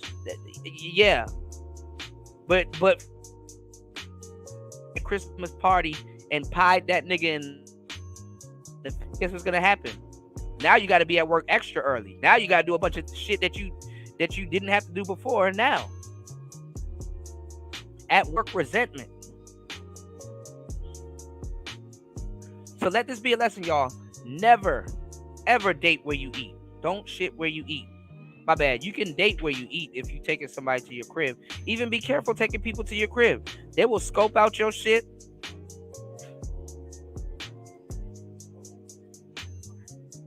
So quick. But if you're a young lady and you're a manager, you got to be careful because you have to have a fine line. You almost have to build up everybody has to. You have to build up a representative and a character that guys will be okay with. You want to give your workers an incentive to do good. You want to get that raise. You want to get that bonus. You want to give your workers in a timely manner. The thing is that when you feel good about, the job that your workers and your customers and you got good customer service really well, people are going to take that as if you're them. People are going to take that as if you're hitting on them. And it's you know what I'm saying? When people used to come and consult with me, I've trained my employees well, but when they used to come and consult with me, it's like, yeah, I trust your employees because they work under you. But I want to talk to the boy. I want to talk to the man. I want to get the word from somebody I think is an executive. They want to speak to the guy, and I'm like, fuck. You be doing papers or doing your numbers and stuff like that, and somebody's like, hey, yo, can you come to the front? Somebody wants to talk to you, and I'm like, okay. You gotta put that shit on hold and then get back to what you're doing. You know what I'm saying? Who told you I was the man? Who told you I was the man? They want to talk to the guy. So the thing is that they want to talk to somebody. That's why I told y'all why the lead attorney and Bruce Rivers and all these little online lawyers, they've taken off, is because people want to feel that they're getting something. They want to feel that they're getting something from an authority figure. They want to feel that they're getting something from an authority figure. You understand what I'm saying? So you will have a relative that been through the whole court process, be trying to tell their relative about child support. Hey, this is what you do. This is what you don't do. This is how you can get custody of your kids. This is what you need to do. You need to sign a this, that, and the third form, and blah, blah, blah. And them people will not believe their relative that got custody of their kids, and they'll get on the internet and go watch the lead attorney and be heckling him in his damn chat room to get some fucking information that their cousin already gave them. That's how this world works. Okay? So if you're a young lady and you're a manager, you're a source of authority. You know what the hell you talking about. And what I tell you about women that know what the hell they talking about, it's like music to your ears. They're going to take that as flirting. So don't get caught up into it too. Oh, and don't let it be a nigga you attracted to too. That's the, oh man. I've seen a lot of women go down the rabbit hole that way too. I've seen managers, I've seen store managers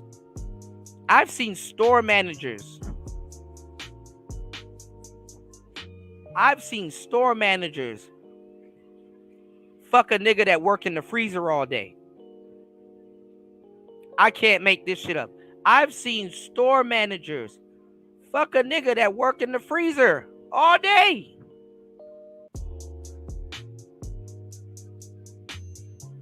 And I've been asked several times, well, Kuda, why? How does that happen? It's like, well, first of all, you're square. Because I can tell you how it happens. You know, some people just, they want to know where they nigga at all times. They want to know what he does. They want to, you know, be in charge. It seems like the perfect relationship until you realize where the hell you actually at. You know what I'm saying? So it's easy to fall into that, you know?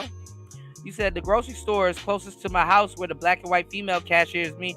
I mean, look, certain people, you can flirt with them. Like, if I told y'all, which I have told y'all on Player Talk Radio, if you're going to deal with certain people, they got to be in certain positions. A manager is not really a position you want to talk to somebody in.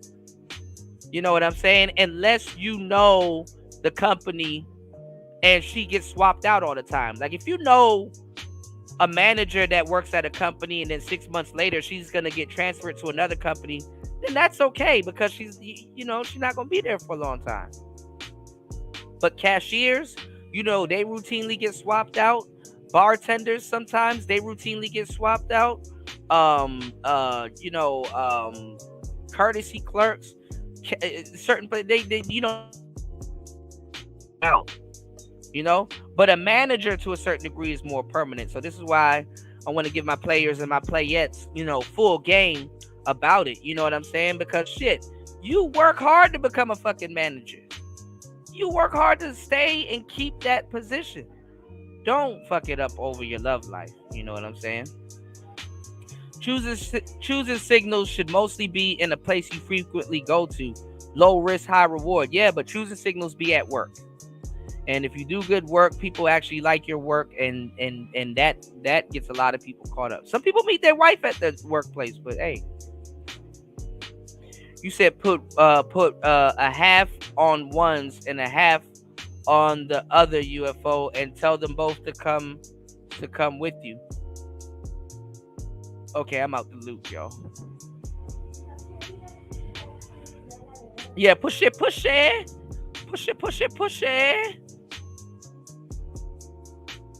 What's that movie where Taraji was a sniper and she was sitting down I think it had Taraji and Alicia Keys in it, and she was sitting down at this table with this, like, I think it was like an Italian or a Sicilian guy, and she was talking about, she was like pussy, and he was like pushy, and he's like pussy, he's like pushy, like Puccy, like instead of Gucci, pushy. yeah, the situation becomes awkward because you can't go back, and then it can affect your performance at work. You know, yeah, a lot of people fucked up them Christmas company parties. You know, shit, people fucked up getting raises. You know how much stories I've done in the manosphere about women that would have gotten a raise, but the manager don't trust her. He has to leave the door open. They got to leave the door open when talking to these girls because they'll say that, oh, he assaulted me. Like, nigga, ain't nobody worried about your little 40 cents raise, nigga. I'm about to sue your ass and get paid. That's the mindset of people. Imagine hiring somebody that doesn't want to put in a 2 weeks notice. It's like, yeah, I'm going to put in a 2 weeks notice. I'm going to notify HR in 2 weeks.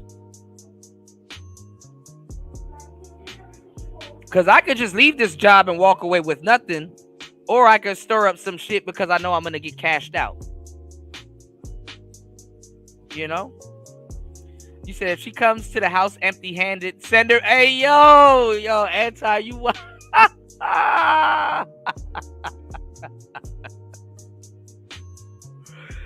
See, I told you, y'all a red pill. Look at that. Antisocial said if she comes to the house empty-handed, send her back to work. Don't come back unless you got a dog.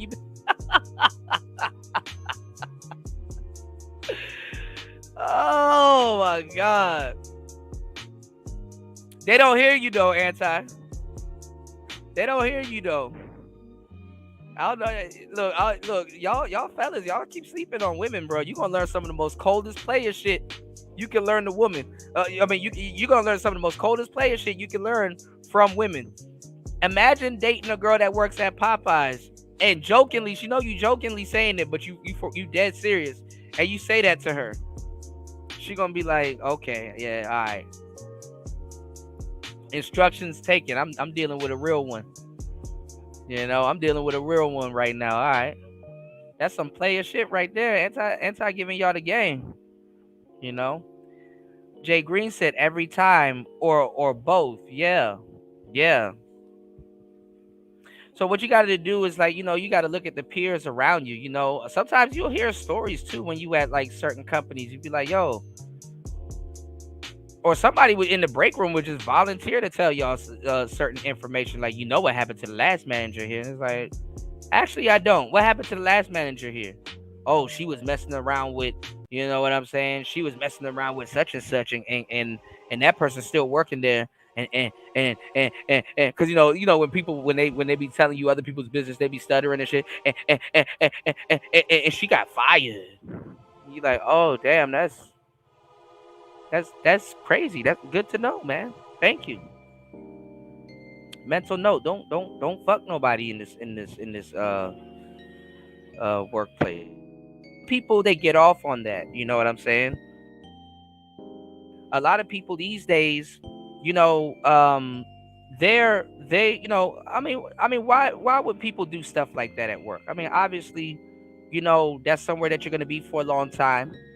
And then also tensions be rising and stuff like that. You know, you walk across a little baddie in the hallway a couple of times, you're gonna be like, man, one day I'm gonna say something to that girl, and you know, and then one day she gonna say something to HR, and you know, you gotta be, you know, on point, man. You know, so if it's not a job that you give a fuck about, don't do it. Don't give up. You know, don't play with your paper like that. And then honestly, like I told y'all, I had a girlfriend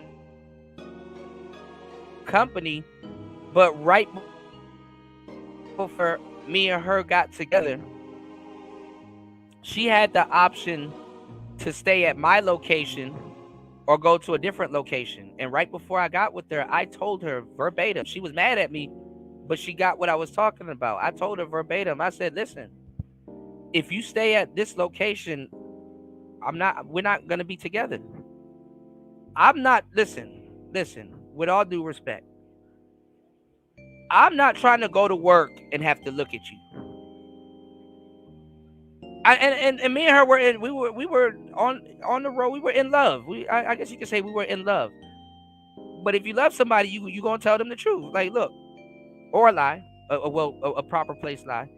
But it's like, listen, because I'm thinking ahead of time. You know what I'm saying? I'm thinking ahead of time. So I'm not finna go to work and have to look at you. I'm not finna go home and have to look at you. I'm not about to spend 24 hours looking at you, bro. With all due respect. I don't give a fuck how in love or whatever. There's gonna be times where you're gonna get on my fucking nerves. I don't want to look at you. There's gonna be times where, like, what the fuck? I gotta deal with you at work. I gotta deal with you at home. And then guess what? If something happens in both places, you don't know. You know, especially with the sisters. I'm sorry, ladies, but y'all don't know how to keep one thing in one place. If me and you argued about some shit at home, you best believe you're gonna take that shit to work with you. I know how to keep shit at home. I'm not banking on you if you know how to do that. I know what the fuck I'm finna do. You can do whatever the fuck you want to do. I know what the fuck I'm finna do. So I'm like, nah, you know? And we lasted longer that way. I'm not finna go to work and see you and then gotta go home and see you. Hey, how you getting home? Well, I drove today. Oh, well, I'm on the, okay, come on. Or you ever had, like, you know, you ever took the bus to work? Y'all really want to, oh, we're bus buddies, you're going to take the bus home together? Hey, hell nah, man. Nah, man. After a while, if you don't know how to make no shit like that work, don't do it. Okay? Don't do it. Do not hook up with people at your fucking job. Okay? That is not good. Because it don't matter if you know about it. If management know about it, you're fucked. If management knows about it, you're fucked. And your boss is going to call you into the office. And you know what he's going to tell you?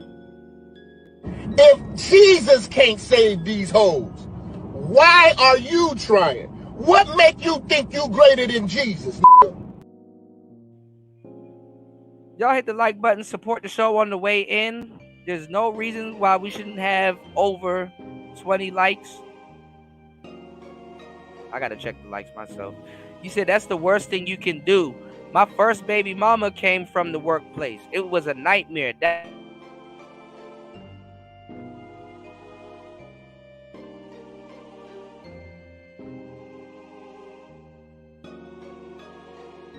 But even then, you don't know how long you're gonna be at the, you don't know how long you're gonna be at a spot. So you gotta really think about it. And initially, the young lady that I was with, she got mad. You know what I'm saying? She got mad because I said that. She got mad at first. But when she calmed, I wouldn't even say when she calmed down, because I didn't give a fuck that she got mad, because I knew what the hell I was talking about. But when she, because she, I mean, if a woman is in love with you, you got to be able to have foresight. You understand what I'm saying? You got to be like, look, in the future, you got to be able to have foresight. So you got, later on, she realized it. Later on, I told her, I was talking to her, and I said, listen, I'm trying to preserve what we got going on. Like, what the fuck? Like, you see how you have an attitude right now? You can't tell me you wasn't going to bring that shit to work. I'm not trying to be in your face 24/7, and I don't want you in my face 24/7. You know what I'm saying? And then, honestly, that's how you know you both have something real, when you are not in your face 24/7. Okay? So you guys gotta get it together. Anybody can lie to you and around their friends and all kinds of different stuff. Anybody could pretend and stuff like that. And I'm good. I don't need nobody in my face 24/7. I like to have my alone time too. So I'm not I would tell my ladies or my girl, look, go over there for like 10 days. Stand over there for like 5 days real quick, and then because at the same time, me and her, we live together, so I'm like, yeah, I'm not, no, I'm good. I don't need that. I don't need that. Women will sabotage some shit. Oh, I saw you talking to somebody at your, I saw you talking to somebody in your section or in your department and stuff like that, and then we'll get mad at you because that person had a decent interaction with you, and it's like, well, that's my job. What am I supposed to be angry and mean to customers? Like, women will want all the shit that you got going on to stop because you're dealing with them and get mad at you about it. You know what I'm saying? It's like, it's the dumbest shit ever. It's like, oh, my world and what the fuck I got going on is supposed to stop just because you like me and shit. And now when I deal with you, now I got to deal with you with kid gloves because you're not even an adult enough to be like, let me get over this so I don't have an attitude with my man and do something. Women will sit there and think of 1,000 ways to fuck up your day just so she could be the center of what you got going on. Hey, you didn't do this, so guess what? I'm going to do this, but I'm going to do this in front of you to secretly let you know that I'm upset with what you're doing, but I'm going to do this secretly in front of you to let you know that I'm upset with what you're doing so that you can change and then, like, it's like, nah, that's not finna happen. And then the catch 22 when dealing with women is that if you were to say, "Hey, look, I'm about to be a changed man. I'm about to pay attention to everything that you got going on. I'm about to, you know what I'm saying? I'm about to, take everything that you think of into consideration. You know what I'm saying? Because you're human too, and I don't want to be a fucked up guy. I don't want to feel like I'm ignoring you. I don't want to feel like I'm not, you know what I'm saying? I'm not paying you that much attention, or I don't see you, or whoop de whoop. When you take that mantle to say, "Hey, let me care," they lose attraction. They lose attraction.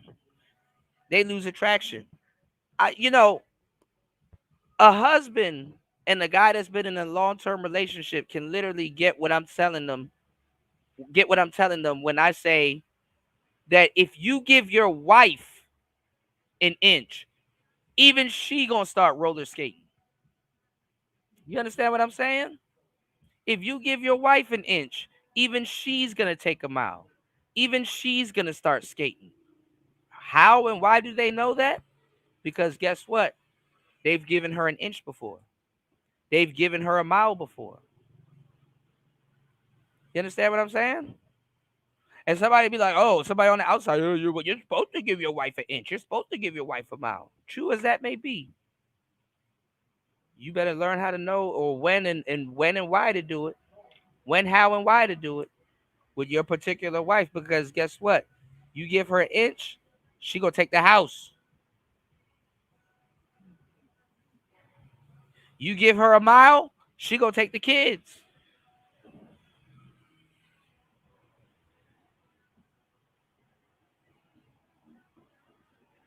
Shit, women will stick around you even if you sit up there and tell them, this is why I'm not giving you a inch. This is why I'm not giving you a mile. Because you don't know how to react. You don't know how to act. If I thought like you did, sometimes you gotta sit there and tell your lady. If I thought like you did, we wouldn't have shit. We would have lost it all already.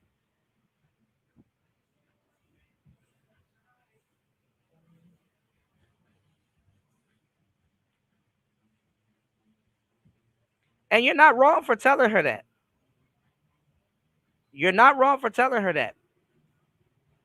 But you're right for telling her that to say, this is how I keep what we have going.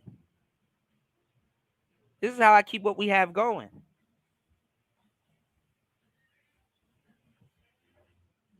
You like to say, hey, I have a husband that understands me and stuff like that. Yeah, well, I go through stints where I'm actually angry at you, but I know how to handle that. I know how to decompress, and I know how to get regroup and get myself back at stage number one so that it doesn't affect our family. I have to go through this. And even if I'm married, there's a lot of things that I still have to go through alone. But you get to brag to your little girlfriends and say, "Oh, I love my marriage. Oh, he's the perfect guy," and stuff like that. A lot of husbands be alone. Now, why am I talking about this? Why did I walk y'all down to this type of conversation? Because guess what? Because guess what? Look at Deontay Wilder. Look at Deontay Wilder. He married a woman that was a harlot, overlooked that. Married a woman that had other man's kids, overlooked that. And this one little moment that he probably is experiencing weakness. This one little moment where the world's saying that you lost. You're not who we thought you were. This fucking broad is siding with him. That one little moment where he is on his knees and the last person he would expect to get kicked by, the last person who should be kicking him, has turned on him. Some people get into marriage and they some people get into a marriage anticipating for sickness and health and when times get bad. So you mean to tell me that a man has to suck it up and do all of this shit and take somebody for what they are when times get bad? You keep hearing on the internet how women are calling men broke. And oh, I would never date a broke man, or a broke man could never do this, and a broke man could never do that, and a broke man could never talk to me, and a broke man, and a broke man, and a broke man, and a broke man. Whereas you got men that date broke women all the time. You got men that date broke women all the fucking time.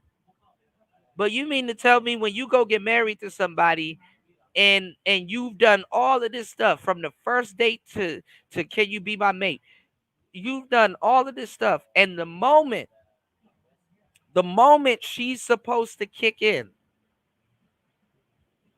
and save you, you know how much cliffs and ledges that you done pulled her up, and the lifestyle that you introduced her to. I'm telling you, sometimes God, not even sometimes, all the time, God knows what the hell He's talking about.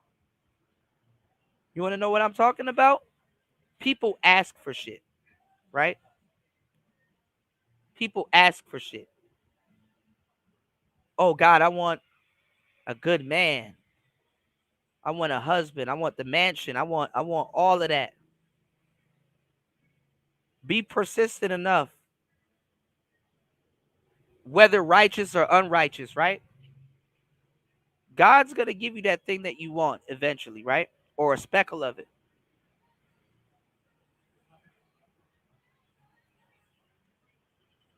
Anything after what God gives you is sold separately. What do I mean by that? I want to be a millionaire. God makes you become a millionaire. Whoever the fuck you think you were trying to be or going to be after God does that for you, that's sold separately. That's on you.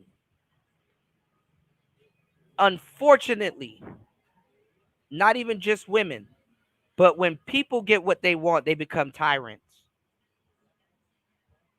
They become tyrants. When people ask for things, you never hear people say that, oh, I'll be humble if I get this. I'll be humble if I get that. A lot of times when people get what the hell they want, or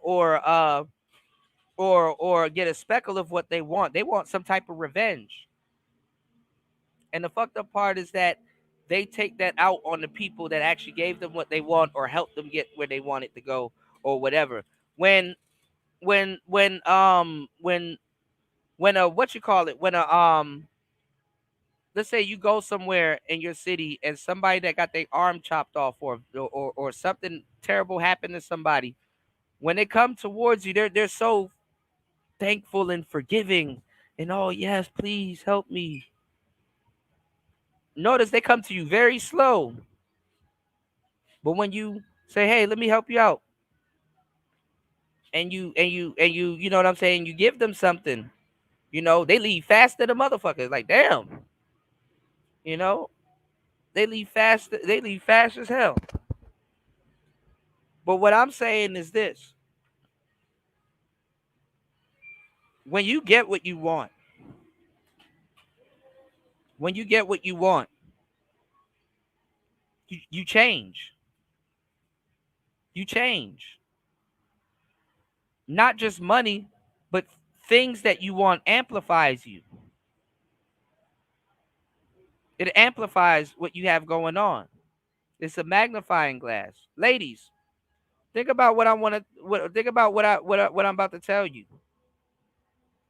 As a man, even for the sake of our marriage or whatever we have going on, we got to be careful with how we spoil y'all.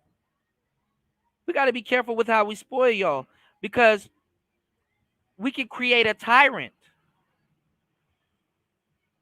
We can create a tyrant so easily. Yeah, I got some money, but I got to be careful about how I put this woman around mansions and exotic cars and stuff like that. I gotta brief her on a lot of different things, because all too often I've seen people get around this stuff and they lose their mind. It's culture shock. This is a lifestyle change. This ain't what she used to. And I got to see how far her ego goes, because the thing is that when she gets around these things, she might not know how to handle it and start talking to me sideways and then thinking that she can do better with me. Thinking that she can do better than me, that she doesn't need me anymore. Not saying that I'm trying to use these things to control her. Not saying that I'm trying to use these things to you know what I'm saying? I just want to show her better. My intentions are good. I just want to show her a better life. And it doesn't even have to be with a lifestyle. It is a lifestyle ultimately, but it doesn't even have to be a lifestyle, fellas. You can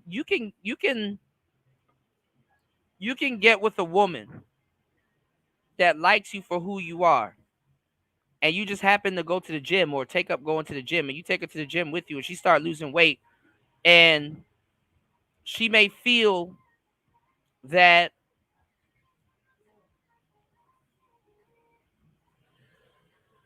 now that she's getting attention from all the other guys that she didn't get attention from before, she may feel that she can do better than you.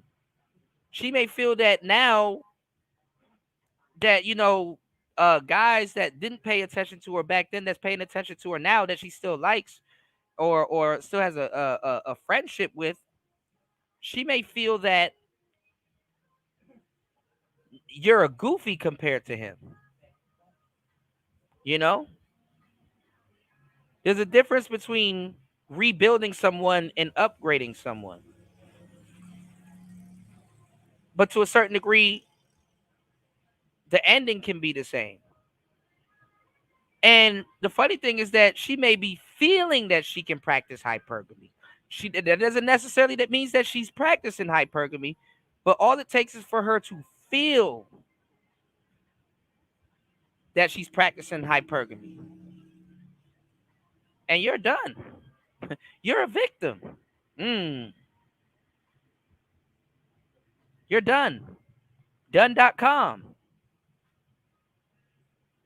3 hours and 14 minutes into the madness. You can hit the like button, support the show at $PTV 888. That's $PTV 888. That's $PTV 888. You could be done. So I don't know if you know. Maybe I could play this thing for you guys if I can find it. When men fall in love, ladies, I'm giving y'all the game. I'm giving y'all the game. When men fall in love, ladies, we kind of don't like it. You know, the same way a lot of, I mean, you got some hoes, that's some hoes for sure. You got a lot of ladies that don't like that even the act of sex. You got a lot of women that don't like that they're the fucky. You know what I'm saying? They don't like that if a guy wants to sleep with them and they get attached to him and he bounces, you know,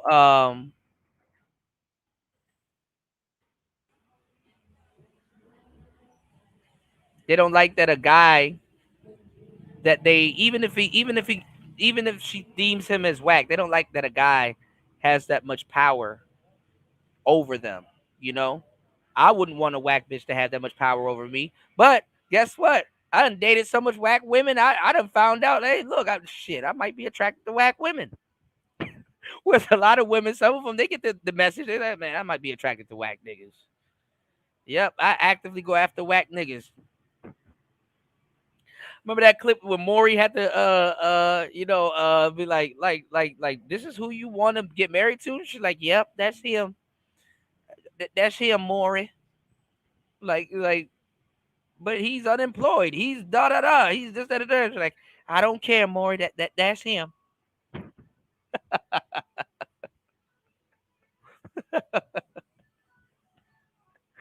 So fellas, hey, look, stop messing with your. Don't mess with the manager, fellas. It's not gonna go the way you think it is. Gary. Hi, can I talk to you about getting some more hours? Sure, why don't you grab this trash? We'll talk on the way to the dumpster. Okay. Thank you so much for the hours, too, Donna. I really appreciate Gary, it. if you need those hours, I'm going to need you to do something for me. Okay, why don't you come over after work? We can discuss this. Okay, why are you touching me? No, I can't. I have a wife at home and a newborn. No, Gary, your wife doesn't need to know. You can come over. We'll have a few drinks. Who knows what else might happen? Okay, Donna, you're my boss. You're not going to get any hours then.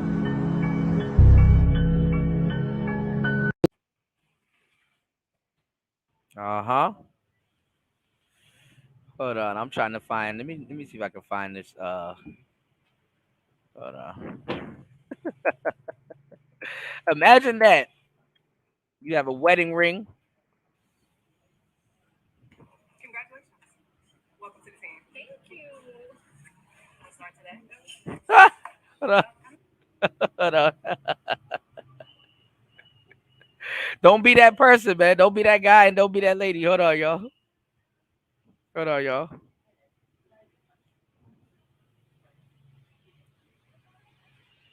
Congratulations.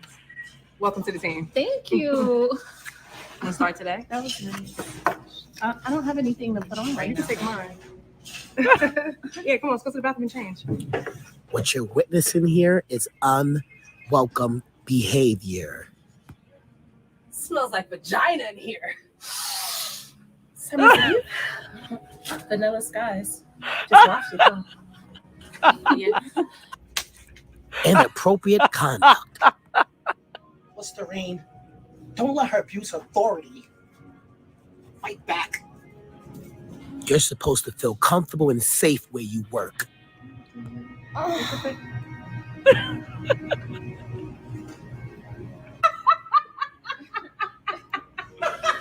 going on, guys? I'll get the fucking gun from under the table. I'll do it. Sit down. Just joking. You got great tits. Just joking. It's just not right. And it's not all right. You want to raise?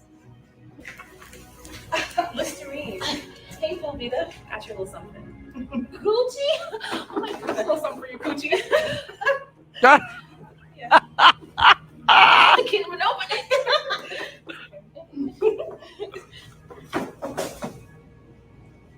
Velveeta. It's wrong. What am I supposed to do with it? I only wore it 2 times. You should try it on. Right now? Yes, how you doing? Can I have a strawberry coffee? Sure. Would you like the thick one or the thin one? Excuse me. Who is this?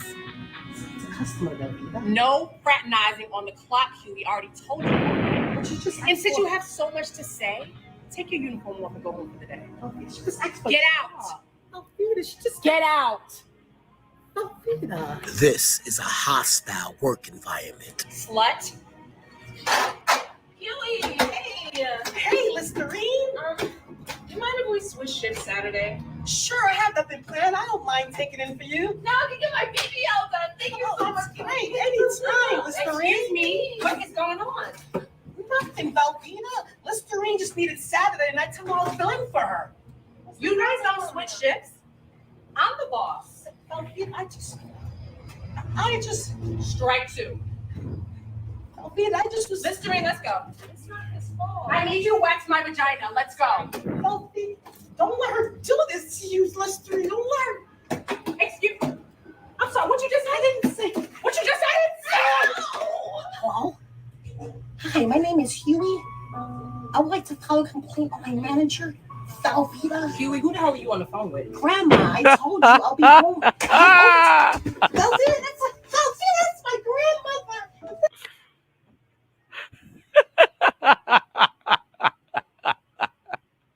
Hold on.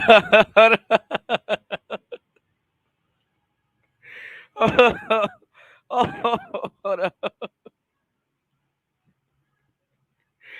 It was this one joint. Hold on. This one right here. Oh.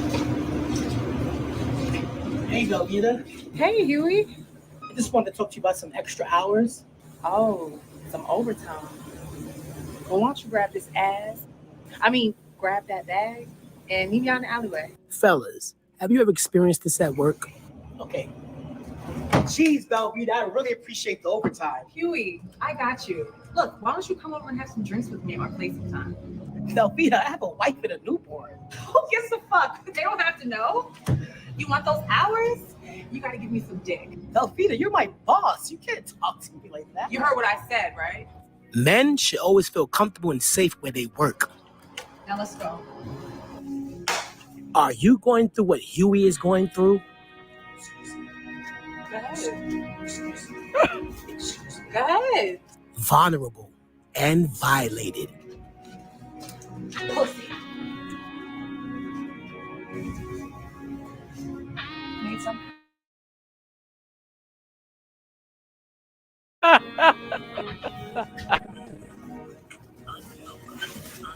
Unwelcome and unwanted behavior. Well, call this number on the screen now.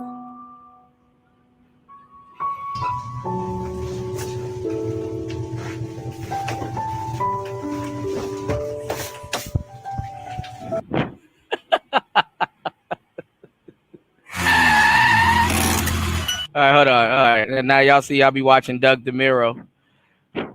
So that was a skit from this. Gary. Hi, can I talk to you about getting some more hours? All right. Oh man. Yeah, he said that's my grandmother.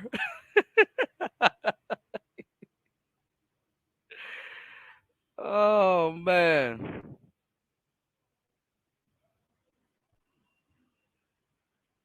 Hold on, y'all. All right, let me see. Let me see something real quick.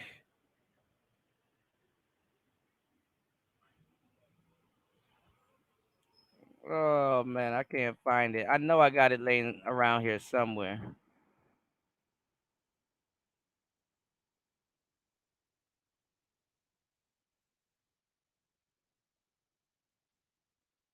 Here we go. Look at this. Huh? Oh, this is what I mean by that. You said say that again. I say I think men love more authentically than women. And this is why. I can agree, but go ahead. Women are in love with love. Yes. And because of that, I think you guys are wired to stick anybody in that spot. You can make him fit. You guys are socialized from little girls to fall in love with the process, the pageantry of love, the courting phase and the dates and the, you know what I'm saying? He put his hand on my thigh and we walked down the aisle and all that stuff. On the flip side, when a man figures out that realizes that he's in love, that's not a happy experience. He's like, God damn it. Because that is a responsibility. He's telling the truth. Now, because again, our two jobs are provide and protect. I love her means that I'm willing to die for her. That's not part of your responsibility. Right. So we're not going to be as flippant or as, generous with that love. Plus, we're not socialized to follow with the whole process and shit like that. All right, now he kind of took this from the manosphere because we talked about this years ago. And you have comedians that talked about this, like Patrice O'Neal and a couple other people that are what's the word I'm looking for? That are more dark, that will tell you the truth. You know, that shit is not unconditional, man. You know, it's not unconditional. But where am I leading this? Okay. So for the past 3 hours, if y'all have noticed, I done multi-threaded and I've opened up different avenues of thoughts with the lanes that I decided to go down coming to this conversation. We done talked about why guys need an edge, right? We done talked about love, unconditional love. We done talked about marriage. We done threw in some kids in there. We done threw in all of this stuff in there. Now, going back to the conversation that I was telling you guys about having an edge. Let's say if I boxed my whole life and it allowed me to make a living for myself. That's probably all I really know, other than dealing with women and maybe some like luxury items that I like and own and stuff like that. Other than that, it's boxing for me. Boxing for me, right? That's logical. You know, I get to reap the benefits of giving out ass whippings and taking ass whippings without being a bouncer. Right? Hold on. Y'all hit the like button. Y'all hit the Cash App, man. Y'all show some love, y'all. Damn. I wouldn't ask y'all to talk to me for 3 hours. You said, and be entertaining and give some game. You said, that's the worst thing you can. Hold on. Let me catch up on these comments real quick. You said, when you give an inch, it's earned. Can't just be giving inches away all willy-nilly. Yeah. But see, that's what guys have to learn. Guys have to learn that. Guys have to learn their value so that they're not doing that, you know? Guys have to learn their value so that they're not doing that, you know? He said, this is why I never want to date these black women. Uh-oh, you whittling it down, Aaron B. He said, I got fired from work because my manager couldn't handle rejection this year. Oh, damn. So that's a fresh scar. That's a fresh scar, broski. That's a fresh scar. But no, I mean, basketball players, boxers, all of these sports players, you know, a lot of these dudes don't have a personality. You know, what's the haps on the craps, y'all? What's the problem when your wallet is boyfriend material, but you're not?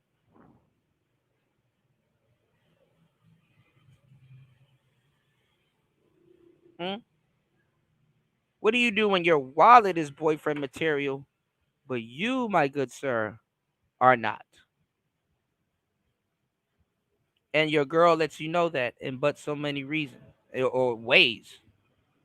Or let's say your girl knows that, or in this case, your wife, and she doesn't tell you.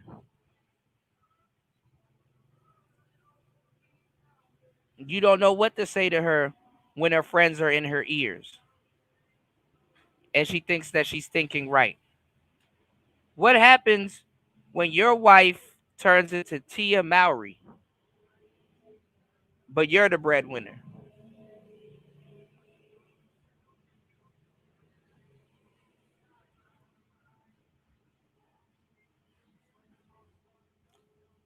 What happens when you fulfill your side of the deal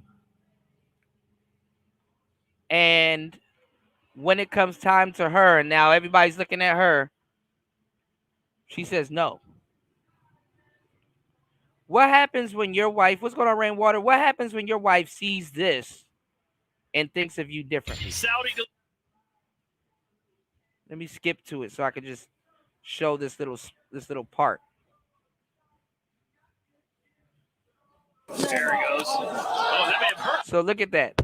You're sitting in the ring taking a whipping, right? You're sitting in the ring taking a whipping.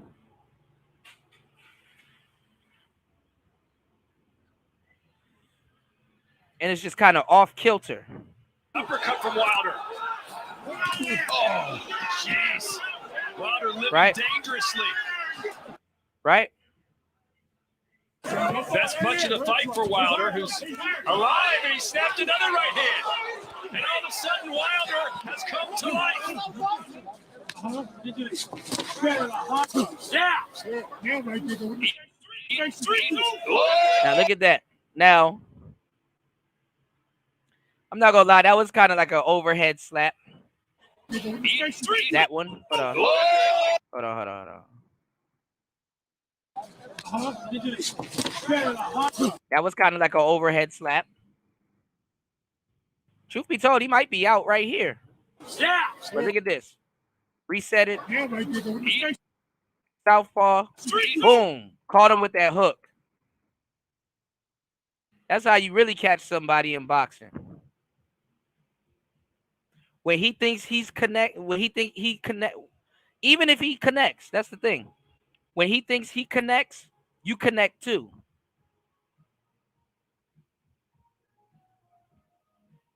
Because he's looking to feel the connection, not take one.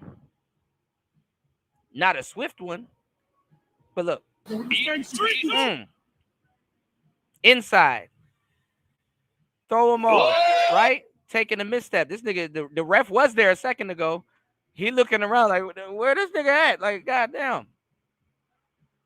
This man's forearm hair and his elbow probably eclipsed your jaw, and the ref don't know because the ref was at a whole different angle. He fighting a southpaw, right? Now look, he goes right after him. Look at that. Look at that. Crazy, huh? You know you're not gonna get no chance to do no shit like that. Like, I don't even think, even if they had a second fight, I don't even think it would have went that way. I thought that if this fight carried on, Deontay would have actually won. Or what happened to him would have happened to the other guy. You know, he catched him. I mean, because that's all he really waits for. He waits for a big hit. So check this out. And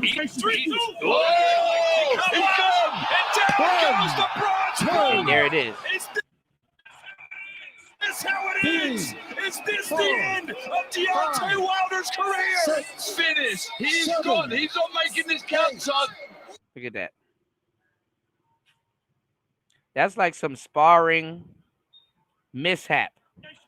He's gone. And down goes the bronze bomber. Is this how it is? Ain't that sad? Now, shout out to O'Shea. O'Shea just did a video on it.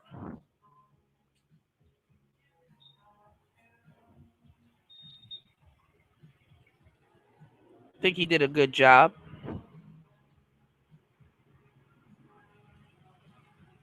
Shit, I think Anton did a video on it. Oh, shit. Okay.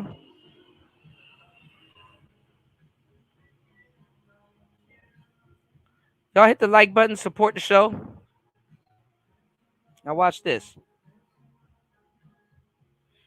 Because I'm telling y'all, the more famous you get, y'all are not dating exclusive women unless you bring her into the game.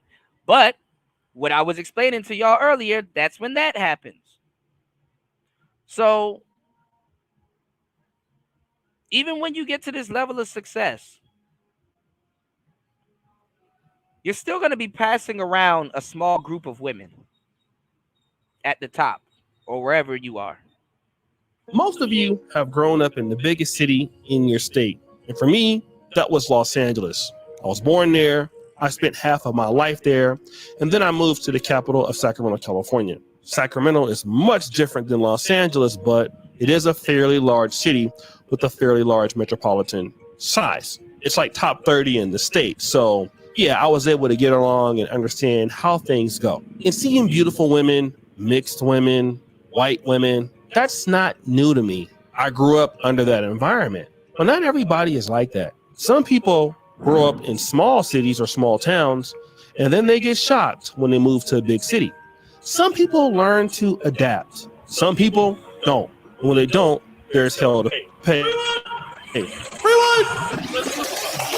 Let's talk about Deontay Wilder. He's from Tuscaloosa, Alabama, the home of the University of Alabama Rolling Tide, one of the greatest football college teams on planet Earth. There's a lot of opportunities for young black men in Tuscaloosa to do things. A guy with his kind of talent and his ability, he had to go to other cities, you know, like Las Vegas for fighting. And then again, he's still always a small-time guy. Once he got his fame, he got his fortune, he started dealing with different chicks that the normal guy could have never dealt with. Even him, going to New York City, Cali, Las Vegas, you're not dealing with the chicks you're dealing with before. He had a baby mama before, a girl that was down with him from what I was told. But once he started getting his money on, he started to see what he likes. A lot of brothers, as you know, do like light-skinned women, and they like unique-looking women. That brings us to Telly Swift. I don't know what she is. She looks like she's Filipino, Asian, could be mixed. I'm not sure.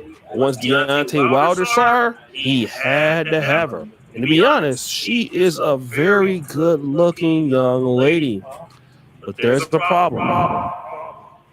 Allegedly, she's been around the block too many times. And this came out 2018 when 50 Cent released this. All right, so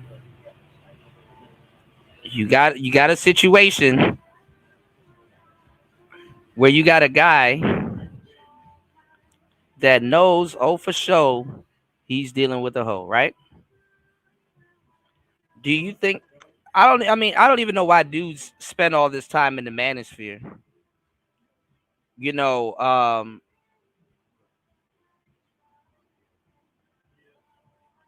talking about some of the stuff that they do, because it's like, bro, that ain't that, man, that shit don't stop a damn thing. You know what I'm saying? That shit don't stop a goddamn thing. Niggas will go after a well-known hoe. That's kind of to a certain degree. If you got any game, that's kind of the point. At least he knows what he's getting. But when you're not gamed up, or you don't know, or you ain't never had shit, or you just don't know about the hoe. I mean, I'm just saying, you would think, oh, well, she had kids. She's not the same person I met. You know, y'all met her on the block. I met her at an upscale party. When I met her, she was talking right. And she seems like that's not the person she is anymore. She seemed like she's ready to get up out the game, right? She seems like she's ready to get up out the game. Till she relapsed. This competition thing in T-Net, right? So I popped in there and checked everybody out. And while I'm there, Big Baby shows up. And, you know, Big Baby, big heavyweight fighter, you know, and he seen me come out with Deontay Wilder. So he's like, yo, you know what I'm saying? I'm ready. I want to fight. And I'm like, okay, now people Deontay kept telling me that they fought before and they gave him a mild concussion. So I'm like, yo, you sure you want this fight? And he's like, what? Like, yeah, like I sparred with him mad times before. Yo, Keith, I'm gonna knock him out. Like, I'm like, Okay, so now when you tell me you're gonna knock him out, I'm like, so what's really going on? Like, somebody lying to me, man. Deontay told me that the boy had a mild concussion, like he put some pain in on that for it, right? Then I run into him and he tell me he's ready for the fight. He said he did spar with him one time after coming back from running, and he was dehydrated and everything, and he went. Oh, and then he said that the pretty Asian girl that Deontay be with. I'm like, his girl? He said, yeah, his girl. He said, I bust her first. Like, I was her first, and maybe that's why he is acting like he acting. And I'm like, what? This came out of nowhere, blood. Like, it was out of nowhere, cuz. For real. Just came out of nowhere. And then I'm like, what the f? And he go, nah, I was first, maybe he got it and thought that was something special because, he's a country. Like, we from New York, so it's different, Phil. And I'm like, yeah, I think I understand what you're saying. Now, that's Jarrell Big Baby Miller. He's a boxer. If you guys remember, a few years ago, he was supposed to fight Anthony Joshua. Something happened. He got hurt. That opened up the door for Andy Ruiz to get in there. The rest was history. And Jarrell Miller just got knocked out his last fight. But you know what? That doesn't stop him from winning in the situation with Deontay Wilder. And how do we know that? Well, because Deontay Wilder's ex-girlfriend used to be, you guessed it, Jarrell Miller's booty clapping sounds. But there's some more information that Jarrell Miller said about Deontay Wilder. What's up, fight fans? This is Kurt DeVille with Counterpunch Boxing News, and I have some news concerning Jarrell Big Baby. Jarrell Miller had this to say about the recent going on between Telly Swift and Deontay Wilder, and this is what he had to say. He said, quote, you see, I never kick a man while he's down, but you see this pencil leg face, I'm gonna stay on your neck. Ouch. I've been told his dumbass years ago about this bird, and number one, I don't know the full story, and I don't care. All I know is I told your country leave that leftover turkey stuffing alone. Now she done came up on your Of course, we know that Deontay Wilder's fiancee, Telly Swift, has reportedly been granted a temporary restraining order on her, claiming that he abused her on multiple occasions. And let me counterpunch. What Jarrell Miller is saying is exactly what he told 50 Cent, and 50 Cent told the whole world that he had already slept with Telly Swift, and she's nothing to write home about. But she was, of course, special to Deontay Wilder, because Deontay Wilder is not accustomed to that caliber or that type of ambiguously ethnic-looking girl before, like he is in New York, I guess, with more diversity versus Alabama. Jarrell Miller was saying, hey, bro, I tried to tell you. Even though me and you not cool, I tried to tell you that she wasn't nothing. And again, the lady has put a restraining order on Deontay Wilder. She doesn't want to deal with him anymore. She's broken up with him. People are saying that it's because he's abusive, and that could be the case. Or it's just because he lost. Or it's a combination of both. Well, the reality is, if Deontay Wilder was being abusive towards her, it could be an insecure thing, right? A lot of guys, because they have money, you think that they wouldn't need to hit people. George Foreman admitted as a heavyweight champion, he used to hit women. So let me get back to the whole story here. The reality of it all is that Deontay Wilder did something that other guys did not do. He upgraded a chick that was in the streets. I'm not gonna lie.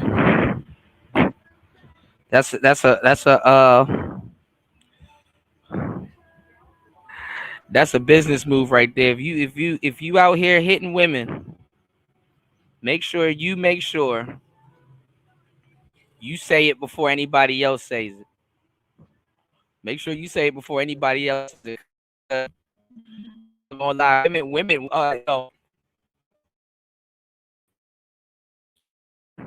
Hold on. Make sure you say it before anybody else does, because it's kind of a low blow to a sister running around here. Oh my God, P. Diddy, P. Diddy, P. Diddy, P. Diddy. And it's like, but George Foreman hit his broad, and you got a George Foreman grill sitting right there in your kitchen. She gonna pause for a second, fellas. The women love their George Foreman grill. I don't blame them too. That's a hell of a that's a hell of a that's a hell of a tool right there. That George Foreman grill. You know what I'm saying? They'll give up all kinds of women beaters. They ain't giving up that George Foreman grill. They're going, all right, it's like R. Kelly. We're going to have to let him slide. They start arguing with you. He was just the face of the brand. He didn't personally make those grills. Them sisters ain't going to give up that George Foreman grill. Why beat bitches? Well, somebody got to do it. Guys, you ever be arguing with your bitch and you be thinking to yourself, damn, I want to knock the shit out this hoe, but you scared to risk it? Well, I like to gamble. And for all y'all who think I'm some woman beater, I'm not. In my 36 years of living, I only hit 5 bitches. If you smoke 5 cigarettes in 36 years, are you really a smoker? Plus, I only hit bitches in self-defense. I believe that if a bitch hit me, she better have a dinner plan. Not only do I believe in hitting bitches back, I believe that beating bitches is progressive. It's 2024. Niggas and bitches are equal. So if you ain't treating your bitch like a man, then you being sexist. And I know the right thing to do when the situation get violent is to walk away. It's 4 billion other bitches out here on this planet. But I like my punching bag. Game is game.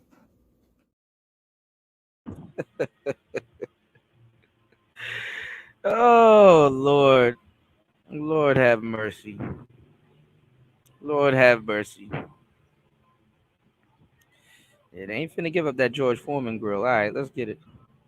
Are for the streets. And do you want to know why that was more likely to happen? I'm going to tell you. The way that she looks. You see, dudes like Jarrell Miller, dudes like 50 Cent, even some guys that live in DC, New York City, Philly. To see a chick that looks racially ambiguous, especially Cali, we have the greatest diversity of Florida. That's not nothing. A lot of dudes in the East Coast live next to Dominicans, to live by Puerto Ricans. That's nothing, right? We always see people like that. So we're not shocked when we see a chick that looks like she What's going on, does. Tampa? Shout outs to everybody coming in the building. Make sure y'all hit the like button. Good morning, everybody. Hit the like button. Support the show. It's Player Talk. Let's get it. Let's go. Shout out to Tampa in the building. But hey, some brothers get, they look at girls and they can't believe how beautiful they are. Hey, it happens overseas. Look, it happens when brothers go to the DR. It happens when brothers go to Colombia. It can happen in the States. You start just being like, oh, I really want this chick because what she looks like. And you're not thinking about the person or what kind of person she is, and people start to laugh at you. And that really can happen to a guy. In 1 second, y'all. I'll be right back. A guy's self-image, because who you pick as a woman really matters. All right. If you're with a girl and she got a history of sleeping around with guys in the industry, and let's just be honest, guys that are not who you are, like for example, Jarrell Miller. He only has one law, but Jarrell Miller for being on the same level as Deontay Wilder, right? And that's no disrespect to Deontay Wilder, right? And that's no disrespect. I've never heard anybody say that Jarrell Miller could fight Tyson Fury. He could whatever. But hey, Jarrell Miller was clapping him up. You know what I'm saying? He was clapping him up, and he did so for a long time.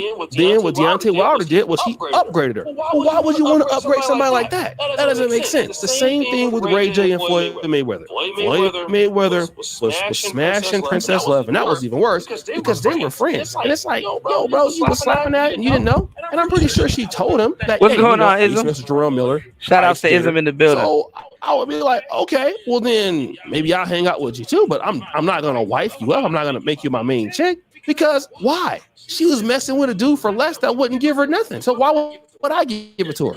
And the thing is, it's okay to give women great things if they're great. Most women won't deal with you if you're not great. Let's just be honest.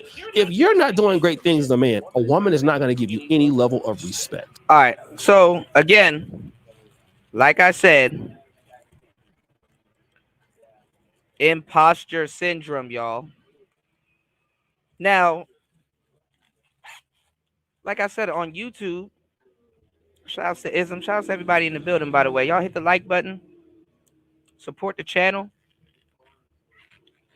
Now on YouTube, there is no pressure for you to be a subject matter expert. You understand what I'm saying? There's no pressure for you to know everything on YouTube and just on social media in general. There's really no pressure for you to be accurate on everything. Plus, y'all just about to go listen to another YouTuber say the same shit right after you heard one YouTuber say the same shit. But not even the same shit. What really sets people apart is their personality. And not even just their personality. If that person is experienced, okay?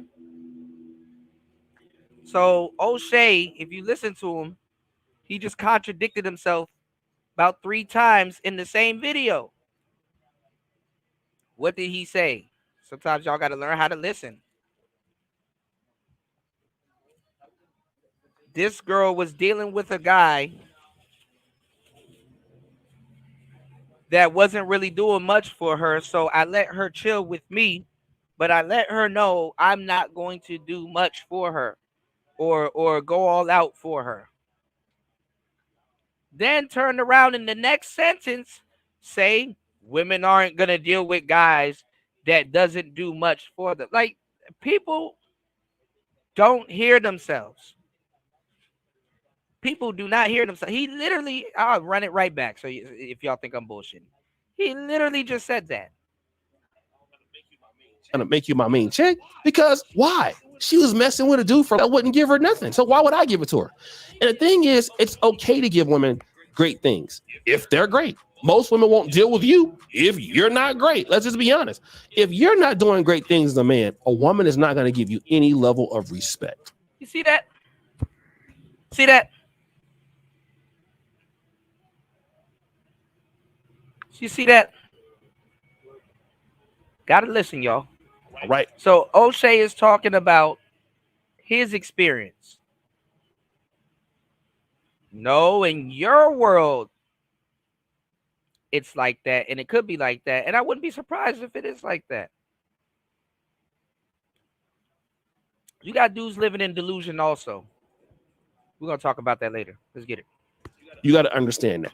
You know, if you're not a guy that's looking good, not a guy that's doing well, not a guy that's rich, not a guy that's doing this and that, women are not going to deal with you. They're not going to, they're not going to talk to you, man. That's just what it is, right? It took so much for you to be who you are. Don't you think that it's somewhat fair for you to treat yourself to make her be who she is? If a lady's been sleeping around, not being serious about herself, why would you wife that? Okay? That's the whole point, right? And I know that he probably did some wrong things to her or whatever. That's what she's accusing him of. That could be the truth. I'm not sure. But the situation is, why would you upgrade her? Never upgrade a lady that was dealing with a guy. God damn. Damn. Go ahead, Deontay. God damn. She looked like Lala. She looked like Lala Anthony.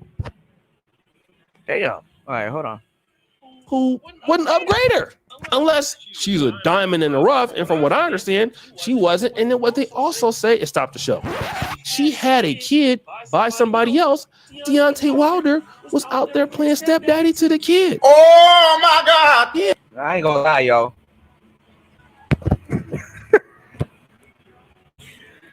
You're not even thinking. She looking at a picture like this, you got how much kids? Shit, you about to have more. All right, let's get it. Who wouldn't upgrade her unless she's a diamond in the rough? And from what I understand, she wasn't. And then what they also say is, stop the show. She had a kid by somebody else, Deontay Wilder. And let me tell you something that a lot of these manosphere guys, because I wouldn't deal with somebody with a kid. Nah, some girls with a kid wouldn't deal with you. Let me tell y'all what a lot of these dudes don't tell y'all in the dating game. They just don't know. And like I said, it's imposter syndrome. They just don't know. Certain women having kids makes them pre-selected.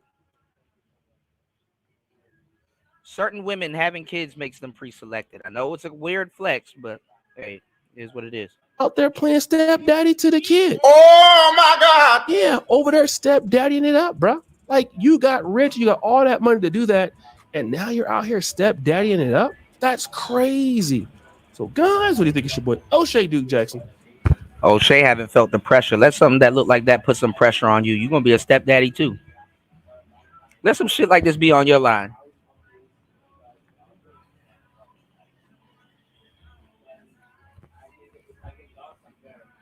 On some what's up? What we doing?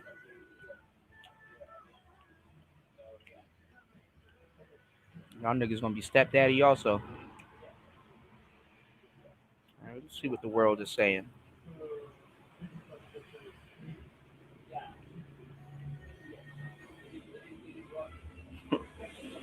And what's the little nigga's name? Well, shit.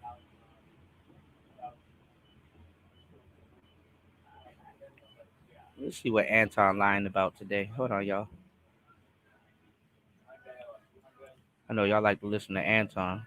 I look at my analytics. I know where y'all coming from. Let's go. What's going on? Is Anton from AntonDaniels.com. I appreciate you guys for continuing to rock with me. Another one bites the dust. Another one bites the dust. Deontay Wilder.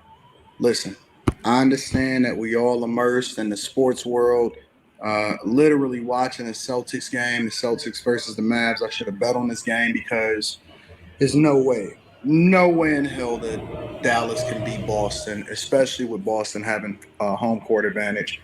This might even be a sweep. I mean, Boston is that good. They have been annihilating all of their opponents in the playoffs and everything like that.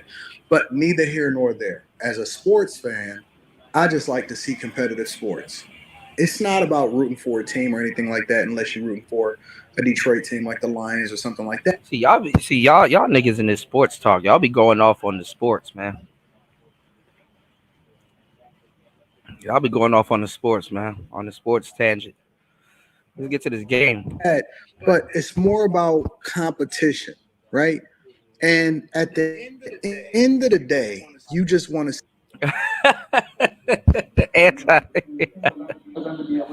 Why'd he go mute? Hold on, y'all. What the hell's going on with your audio, It's Anton? not about rooting for a team or anything like that unless you're rooting for a Detroit team like the Lions or something like that. But it's more about competition, right? And at the end of the day, you just want to. Oh, come on, Anton. You gotta fix your audio, bro. And then be able to sail off into the sunset, hopefully not getting finessed by investments or a woman. Now, you got enough, way more than enough on your plate as far as dealing with. Yeah, this is the most thankless job on the planet. But I mean, I guess if you look on the good side, at least he didn't have a kid with her, or did he? I mean, you know what I'm saying, or investments, because it's very difficult to make it in the business world. I know a lot of people say, well, if I had that type of money or if I made this type of money, I would invest. I would be set for the rest of my. No, you wouldn't. No, you wouldn't. As a matter of fact, you might be worse off than the people that actually got it because you don't understand how money works. But let me help you to understand something. The fastest way for you to lose a whole lot of money is not even with regard to him. I'm gonna tell you something most of these dudes ain't gonna tell you. The objective when you do get some money is to get a woman like this to a certain degree. If you haven't had them on your climb to the top, the objective is to get a woman that's bad as hell. The bad part is that she's bad as hell, literally. It's like people, we do this every day. It's Saturday, right? Sticky, icky, right? You know what people do? Purposely. We will be safe in the comfort of our house, right? Maybe pregame a little bit. Still safe in the comfort of your house. Then go out and drink like a fish. And then now it's like the great escape getting back home. Purposely. We will leave safety to try to get back to safety. We will leave safety, go do something dangerous, and try to get back to safety. Can't make it up.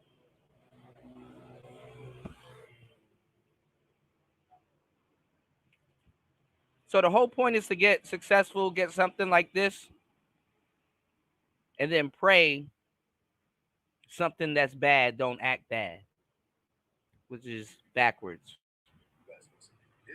Investments.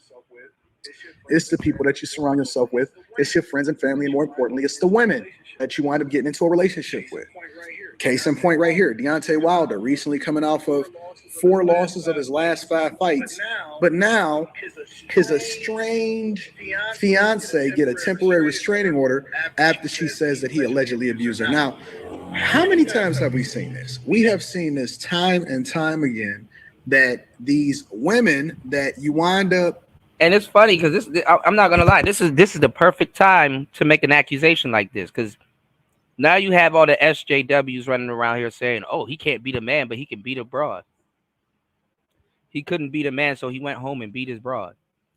Imagine what the next guy that he's gonna box to get out of this debacle is gonna say. I bet you that'll be one of the first things you hear. You know, 4 hours into the madness. Are you enjoying the show? Are you not entertained? Hit the like button. Support the show's Player Talk Radio in the middle of the night, giving y'all some good game going into the morning. Make sure you guys hit the like button and support the show. You know, show how much y'all support the game and support the platform. All right, let's get it. Catching you on your way up. You know what I'm saying? And they want to take pictures with you and build up their Instagram following and be able to get they little, you know what I'm saying, they little things. They take their whiteners, they creams, they put it on their face. All of a sudden they start getting surgery. They get their BBLs. They come up off you. Right. They become famous as a result of you. And I'm tired of hearing women say stuff like, well, these guys, they benefit as a result of standing next to us. No, they don't. No, they don't. They would have been way better off just being celibate. Now, let me deep dive into the article. This is courtesy of USA Today. It says Deontay Wilder's fiance, I bet you she's not a fiance anymore, said the boxer has physically assaulted her, including by choking her at least 10 times since their relationship began in 2015, and his mental health has deteriorated during his struggles in the ring, according to a request for a temporary restraining order that was granted by a judge on Monday. So these giants, these monsters that go into the ring every single time and they leave it all on the line and they getting their head pummeled in, and these guys that be on the NFL field that only got a short window, and you know, we've seen Holyfield lose it all, and so many different boxers, and there's different boxers that you look at and be like, dang, they ain't even got their motor skills anymore, and they basically sacrifice their whole life in order to be able to provide for their family. And then they hope that the women that they get, you know, they associated with, because Deontay Wilder at one point was one of the most popular boxers inside of the ring. Heavyweight, knockout pop. I mean, at this point, you might just get a nurse, my nigga. Just get a hot nurse and just shuffle them. If you're a boxer, just don't get married. Just get a hot nurse and just shuffle them. Shit. Power, crazy. And how ironic that now that he's having a little bit of a struggle and it seems like he's on a downslope, that all of a sudden you was getting beat up. Come on, stop it. Telly Swift, that's what they call her. Chantel Telly Swift. Never even really knew her name until she started to finesse Deontay and try to take everything that he got as a result of him now. Yeah, she not Taylor Swift. She Telly Swift. She not Taylor Swift, but she Telly Swift. You know, on the downward slope of his career, said some of at least 10 physical attacks took place in front of the couple's 6-year-old daughter and her son. So wait a minute. This is one thing that I didn't know. You telling me that you got with a single baby mama? Oh, no. Step crash dummy. Does not stop these dudes from making the worst decisions of their life. And the temporary restraining order mandates that Wilder stay at least 100 yards from Swift and their daughter. Jesus Christ. Filed it in Los Angeles Superior Court on May 30th. Goes on to say Wilder did not immediately respond to requests for comments because he just got out of the ring getting pummeled. Says Swift 37. Gosh. Says she feared what Wilder 38 might do when he returned from his June 1st loss in Saudi Arabia. And in 3 houses. 3 houses. Now, she's never actually contributed into the household but he wound up buying at least 3 houses in which they stay. According to Swift's request for restraining order, Wilder has a minimum of 12 guns, including a machine gun and an assault rifle and a Glock. Now, come on, stop. They always want to paint the picture for you to be a monster. And oh my God, he had all this stuff the whole time. For the 9 years that you'd have known him, since 2015. That's fucked up. That's fucked up. Like, she hasn't been protected by this man for the longest time. That's fucked up. I wish I would buy my girl all of that shit. And when we get to court, she telling the judge, I got a Gatling gun. Like, Your Honor, he got a Gatling gun.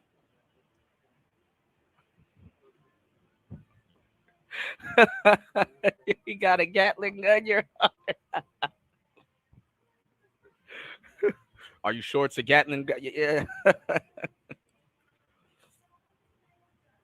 Nigga told the judge he got a goddamn Gatling gun. God damn. Unthankful job, man. You realize, oh man, this guy might be the man, the king, the pound for pound, he gonna make a whole lot of money. All of a sudden, it's a problem. Wilder was required to sell or turn in the firearms to law enforcement 24 hours after he received a restraining order, which expires June 25th, the date of the court. Then it says, well, we know about, his stuff in the ring. We're not worried about that. It says, Swift said Wilder took his anger out on me and our family. According to court, I asked him to go to therapy, but he refused to get help. His behavior worsened after he lost to Fury on the 21st. Now, yeah, I think this was like I don't think he should have caught this L, but that's just the nature of the sport of boxing, right? Now, the reason why I said, what is Anton lying about today? Is because, shout outs to Anton, but it's because you can't get on a guy when you kind of been claimed, your whole dating career. Has Anton stepped out? Probably has. I don't know. I mean, I wouldn't be surprised. Certain couples that stay for a long time, they kind of do, But you don't know how you're going to act. Most guys can say all of this and say all of that, but they don't know how they're going to act. When I was talking to Hammer a couple years ago with his goofball ass, and he's a virgin, I had to explain to him, because he thought he knew everything about women. I had to explain to him, bro, you're just talking, bro. You don't know how the hell you're going to act, because you've never had certain things before. And, oh, Kuda, you don't know what you're talking about. You're not a player and a blah, blah, blah. Like, nigga, you've never been sprung before. You don't know what's going to happen when you get sprung. But anyway, keep on. Of October or October 9th, 2021. According to Swift, Fury knocked Wilder out in the 11th round of their last fight. At that point, he struggled to get fights that could advance his career, and he was emotionally unstable. She said that when he started to lose the money, that's when he started to beat her up. He would cry and yell often in our home. Since losing to Joseph Parker in December, Swift said Deontay has been more emotionally abusive to me than any time in the past. I've been suffering in silence, despite Deontay becoming increasingly aggressive and controlling, because I did not want to experience any further mental health struggles. In Saudi Arabia, he was knocked out in the 5th round, 4 for the past 5 fights, and then she goes on to detail the alleged abuse. Everybody, they coming for all of y'all. Since their relationship began, I wonder how much she's going to get in child support as a result of this. Wilder physically assaulted her at least 5 times and choked her at least 5 times, holding his right hand around her neck until she almost blacked out, leaving painful bruises. Then she says that she's 6'7" and he's 5'4", and she's 5'4". Choked her in front of their daughter and Swift's son. She also said Wilder twice attacked her son, Karen. She said Karen, now 18. Wow. Wait a minute. Oh, she trying to get money for the boy too, to try to say that I guess the attacks predated before he turned 18. Wow. You got with a chick that had an 11-year-old And an 18-year-old? Jesus Christ. Grabbed him by his clothes, slammed his head on the side of Swift's car because she said he behaved disrespectfully. So it sounded like he ain't had no discipline in his life. And you was asking for him to be a father figure, and now that he's a father figure to somebody else's son, he was step baby daddy, everything went left. This is crazy. And where's all of these? Yeah, where's the reports of all of this stuff? I mean, that's the thing. I mean, it's an unthankful job. Like, you can't discipline the kids. You can be a rich dude and you get a baddie little single mother, and her kids start destroying all of your shit. And you can't thump him in the mouth one good time, tell him go sit his ass down.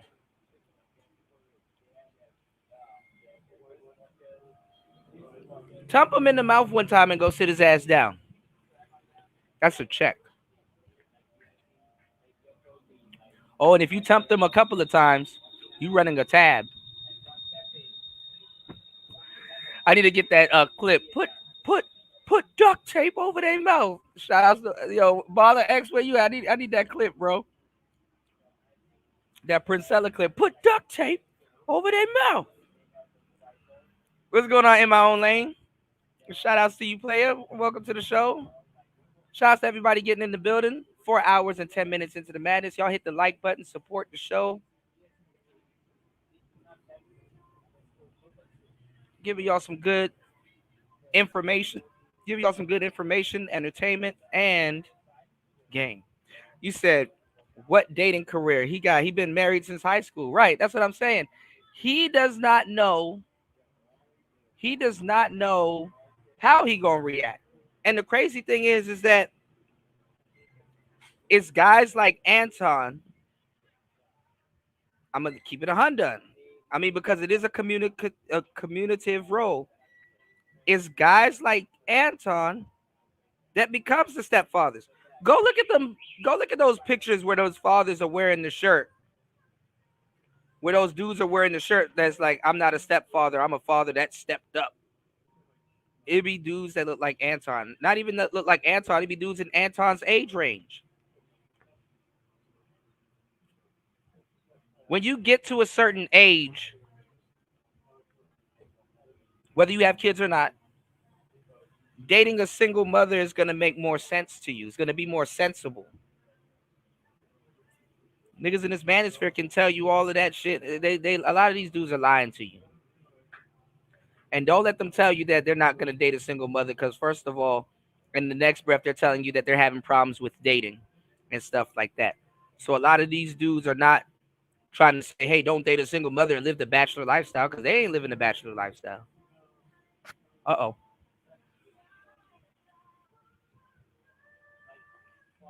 I'm just saying. But if you are, then yeah, I get it. But the single mamas, the baby mamas, and the ratchets, they got their space in the hierarchy. They're keeping the dating economy afloat. Believe it or not. Hate to say it. If this was happening, and why are you just now talking about it? Man, listen, you can't trust these chicks. Physical attack took place around 2020, but Wilder has grown increasingly more abusive and recently threatened to throw her out. And honestly, of one of the honestly, this is kind of, I think, I mean, I'm not gonna make fun of nobody's wife or their looks. Y'all do that enough.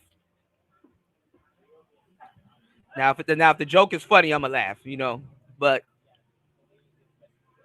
Anton, he has a decent looking wife. She look like she builds a home, And the thing is when you get money like that, especially if y'all been together for a long time, when you get money like that, you better make sure you hold on to that. But what goes hand in hand, fellas? When you get the money, you go after what Deontay's girl looked like. That's what dudes go after. You know, you go after a girl you can bring to the derby, bring to the gala. Some of y'all niggas, y'all wives, I get it. And they're wives, they're homemakers. They're not trying to, it's not like you're going after supermodels and stuff like that. But some of y'all wives, you rather tell her to stay home. Can I go to the no? Stay home. Cook that pie and that food that I like. I wouldn't dare take you to the derby. Not because somebody gonna snatch you up. It's because you just don't belong there. I hate to say it. So that leads me down this road to say this. You don't know what you're gonna do when you got a little baddie. A little baddina. And the girls that look just like this girl be all up in your face, pointing, shuffling, throwing shit at you. You don't know what you're going to do when you went in that situation.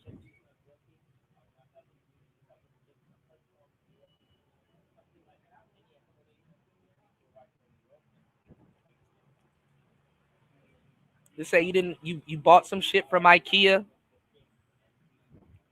You didn't put it together. She mad at you. Now she throwing the uncompleted shit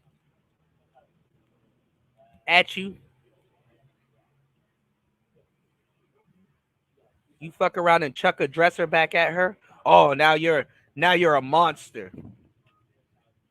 She wasn't a monster when she was throwing that shit at you, though. But you're the monster now. So, Deontay Wilder, Gervonta Davis, they're supposed to be getting their ass whipped in the ring and outside the ring. You let the public tell it.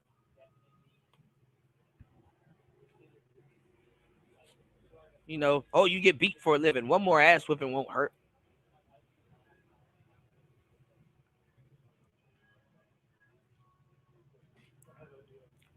You probably just got off of a fight, not even fully healed, and you got to fight again.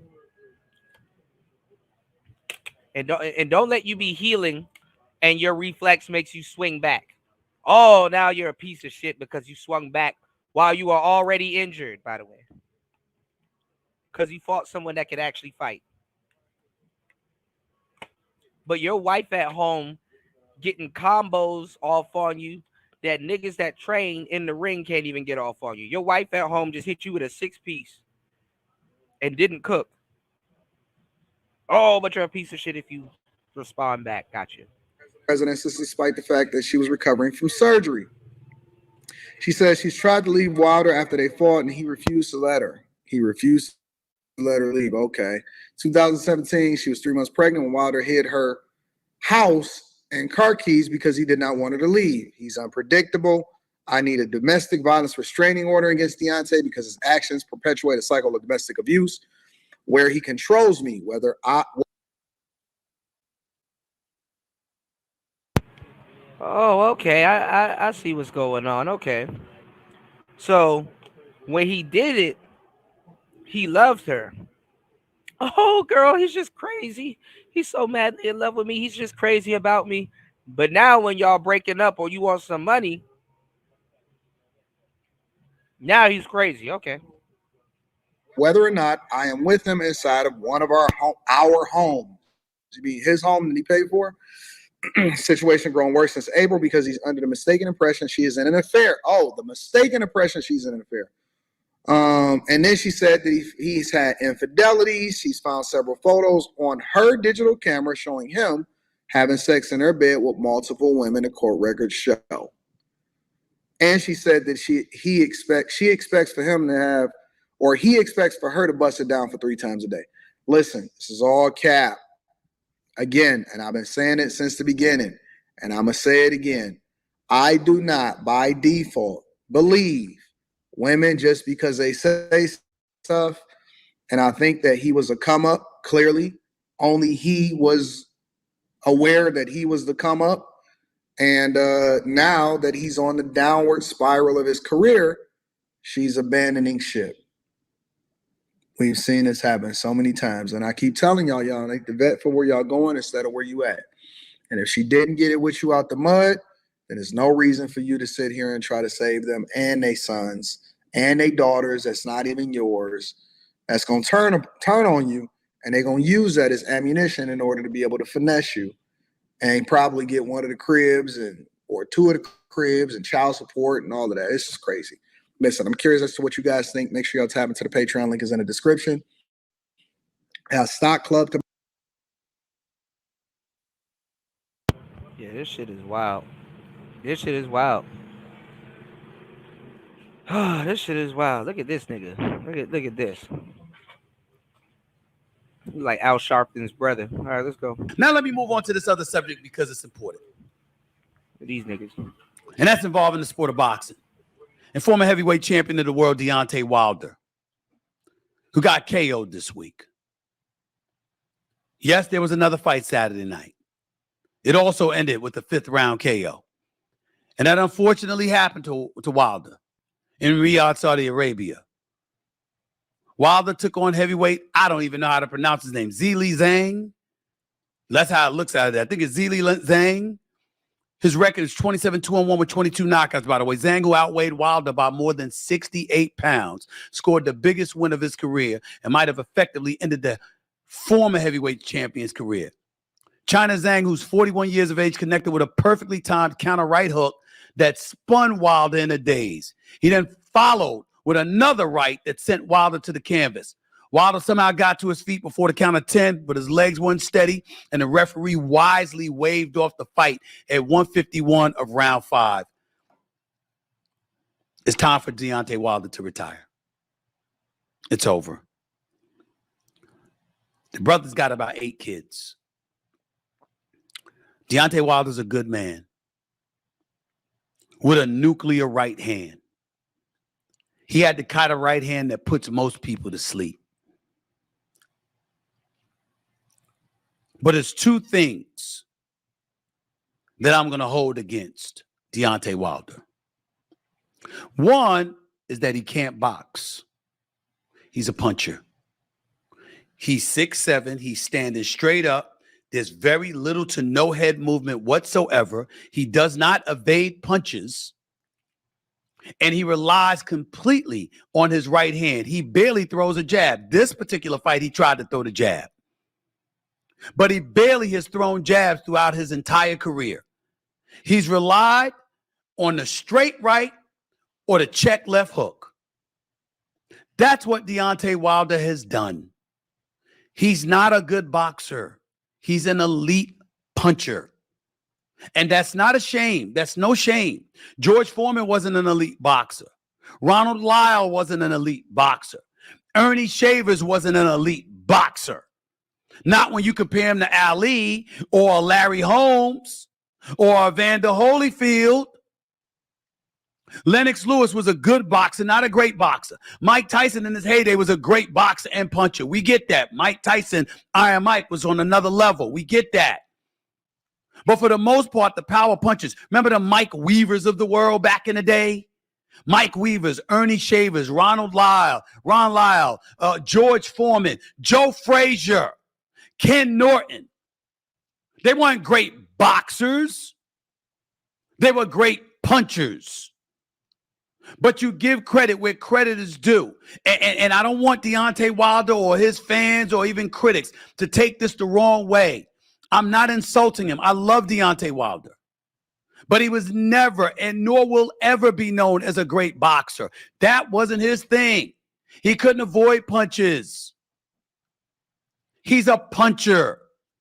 And he warded you off with his nuclear right hand that can put anybody to sleep. But he was never an elite boxer.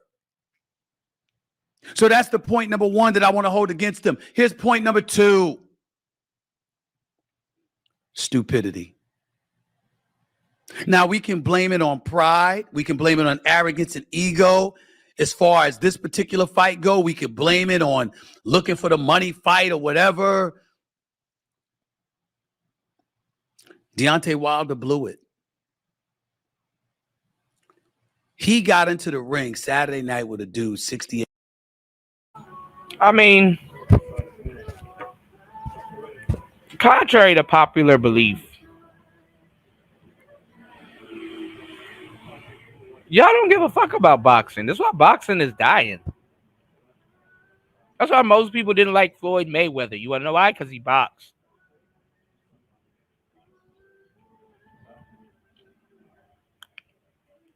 Niggas ain't worried about jabs and check hooks and crosses and footwork and all that other shit. Niggas just want to see somebody get knocked the hell out or set up.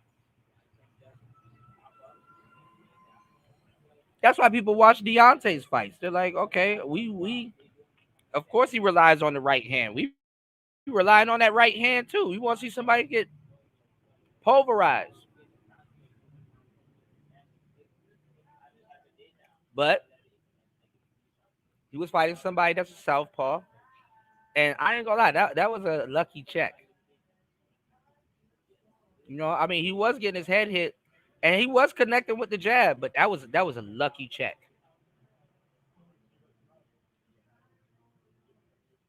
Niggas don't spin around like that, go look for the referee and get hit like that.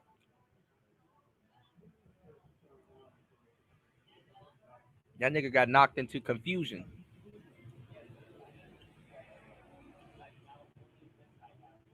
So he took it on the chin. Pause. 8 pounds heavier than him.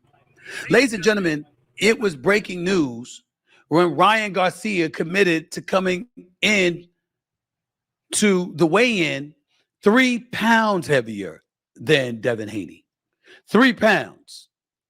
We saw in the pre-fight commentary, you understand, with Sean Porter and Clarissa Shields, who did an excellent job. Both of them did an excellent job. We heard them talking about 3 pounds make a difference. This guy, Deontay Wilder, is coming into the fight 68 pounds lighter than Zhang. I don't give a damn that he's 41. He's 68 pounds heavier. What are you doing? And by the way, his career was ruined when he went into a fight in the trilogy against Tyson Fury, 38 pounds lighter. Because Tyson Fury was so heavier than him. Remember I told y'all that story with the press conference, the initial press conference, when Tyson Fury flew across the ocean to promote the fight? And he fought Deontay Wilder. Remember that? And he said in a press conference when Deontay Wilder was wearing his headphones and didn't want to answer any questions from the media, and he said about Deontay Wilder, quote, he said, I can say this to y'all because he's an idiot. He's not going to do anything about it. And he went on to say, I'm going to come in about 35 to 40 pounds heavier. He said he can't box, so he's going to be right there for me to hit. But even when I miss, I'm just going to lean on him. He said, as a result, I'm going to take away his legs. And when I take away his legs, by the 4th or 5th round, he's going to be done. And he's going to be target practice for me. He said, and you're wondering why I'm telling you this, he said because he's an idiot. He's too stupid to do anything about it. That's what he said. Now, maybe I'm paraphrasing a word here or there, but I'm telling you, that was the crux of what Tyson Fury said. And lo and behold, he went in the ring, and that's exactly what happened. Now, in fairness to Deontay, y'all lucky there's not too many white boxers boxing. I want to see what this nigga gonna say about Logan Paul and Mike Tyson.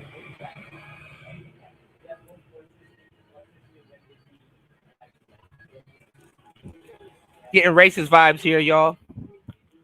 He's an idiot. Okay. And who's a genius? I said, okay. Deontay Wilder looked done in the 3rd round of that fight. Turned around and clipped Tyson Fury, dropped him in the 4th, not once but twice, but still ended up getting beat up every round but that one before getting knocked out in the 11th. So now here you go, and you fast forward, and you end up. Nah, that shit is different because y'all, that feeling when you knock somebody down, and it's like a calm. It's like, all right, I'm already beat the hell up. The whooping is over.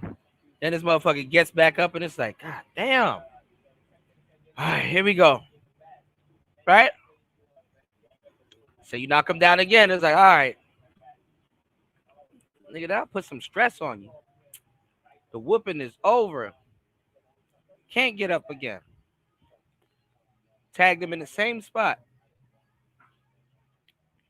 Oh, this nigga get up again. It's like, oh man, I'm fighting a zombie, bro. This nigga. Look at how Tyson Fury looks, bro. Even when he got knocked out with his eyes open, that shit looked crazy, nigga. I know when he got back up, I'm like, oh, this shit like The Walking Dead. Up here fighting Frankenstein and shit for pittance. Which I'll be saying, oh, he fought him for pittance. And fucking he can make 30 million to get kicked in the ass twice.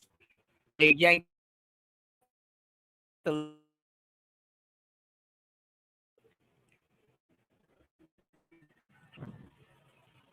I don't know what's going on with Streamyard. I have no idea what's going on with Streamyard, but look. What y'all say? What y'all say? Antisocial? That he fought him for pittance. A pittance. What the hell is a pittin? You know? So now you gotta fight this nigga for pittance. And Cassie up here getting kicked in the ass twice and yanked. She get 30 million just like that. I'm like, damn. She got legally paid to be a madame, and I'm up here getting dragged for pittance.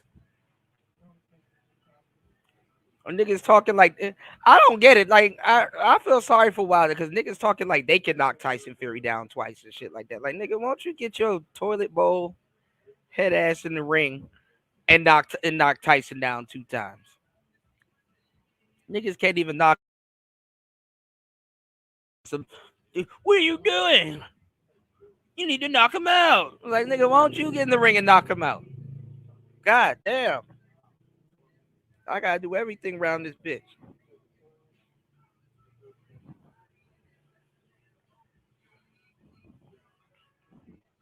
I feel bad for Deontay, man.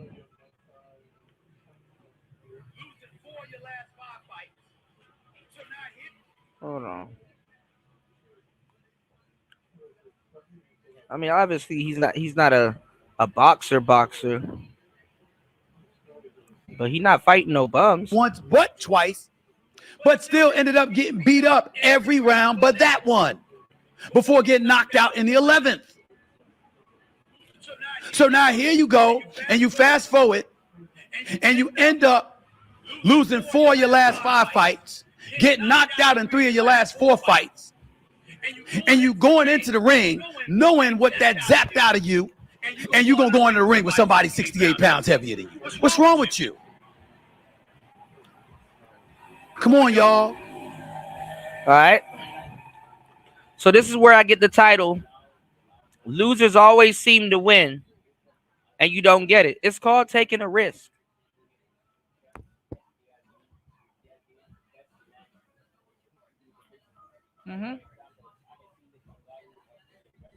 Hold on.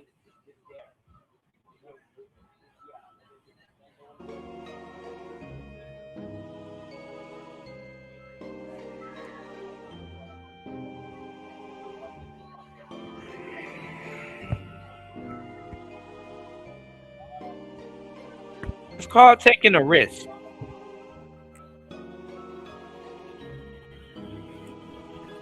I'll tell you the fucked up part about all of this shit.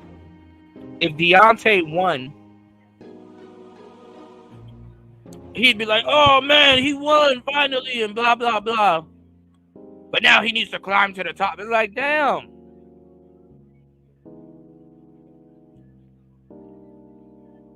Y'all gonna talk about him anyway. It's called taking a risk.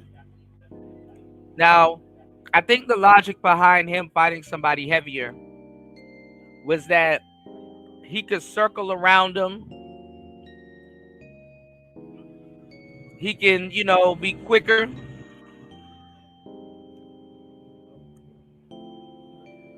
But the problem is, I don't know what Stephen A. Smith is talking about. I mean, that's insinuating that you move your head. That's insinuating that you're going to actively be dodging punches. That's insinuating that you're going to use your, you know what I'm saying? Nah, Anthony Joshua was just, he didn't know how to move with his muscles.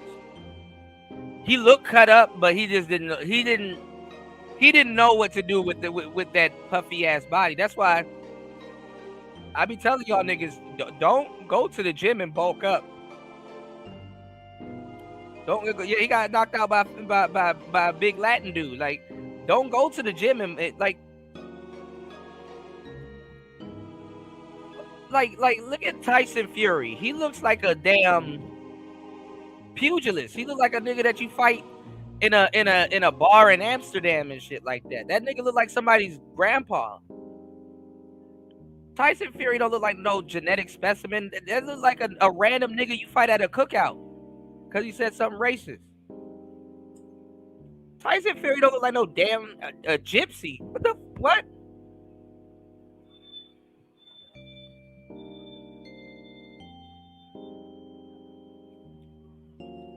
It looked like Joshua would. I mean, not Joshua, but it looked like Deontay would wipe the floor with Tyson Fury. But no, that's the thing about boxing.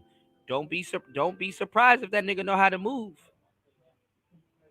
Don't be surprised. That shit like anime. You throw one of them crafty right hands, and you see his bald head move out the way, and a grin on his face, like it's anime. It's like yeah. And then next minute you see an uppercut coming in on the inside, and you're like, oh shit, this old nigga know how to move.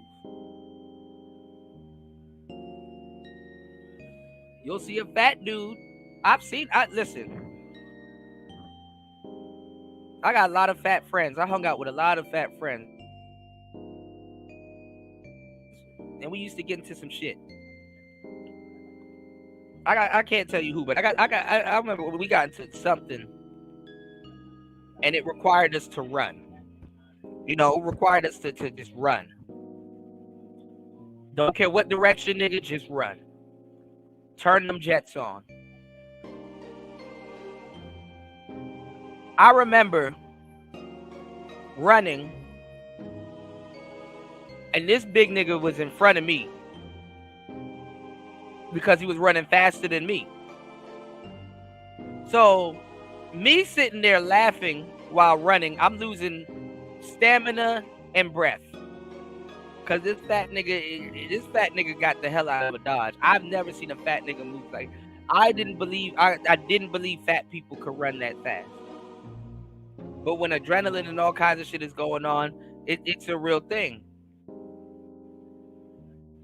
But I almost fucked around and got caught because first of all, he was faster than me. I'm laughing. And just watching like his no homo. This nigga back was jiggling, man. So at this point, I'm laughing. I don't know what I'm laughing at this point. I don't know if it's because he's fast. I don't know if it's because this nigga's back is jiggling.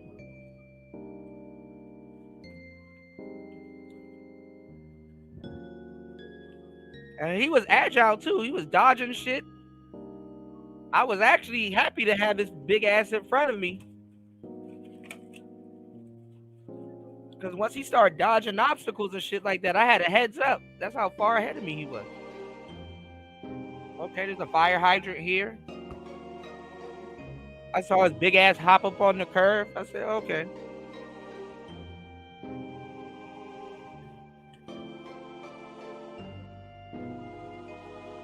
Probably saved me from tripping for real.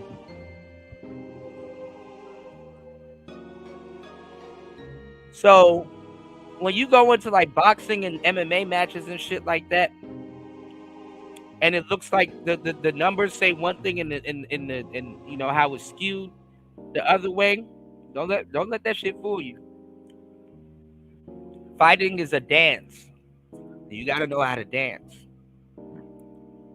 unfortunately, fat people know how to dance. They can dance a little bit better than you, and they move their weight around too. Cause I ain't gonna lie, it don't matter if you quick and you got a right hand. Once that big nigga plant his feet and just stay in that one little area, and for that little duration when y'all are trading, that's when you go down. That's exactly what happened to Deontay. He'll plant his feet or try to cut off the ring and shit like that, and he control that one little area because his feet are planted. You gonna feel that weight. That's just not smart. That's just not smart. And that's what I wanted to say about Deontay Wilder. You did damage to yourself by going into the ring with dudes that was so much heavier than you. And they drained everything out of you. And now you don't have it anymore. There's no way you'll be Tyson Fury. There's no way you'll be Usyk. There's no. So what Tyson Fury was talking about, how he was going to beat Deontay Wilder. He said that he was going to basically hug him while he's on the rope. You know, you get a certain amount of time, you know, to you know, kind of hug and gather your composure. Whether you're hurt or not, or you're gassed or not, you're granted that. So, you know, he kind of did the Mayweather thing, you know, use the scoreboard. You know what I'm saying? Use the rules, right? But when that nigga hugs on you and put that weight on you, that drains stamina faster.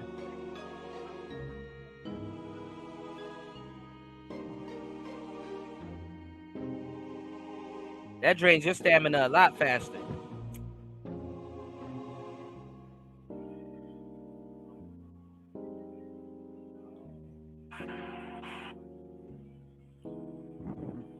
And make no mistake, I think Deontay can still get his career back, but he in a slump right now. I mean,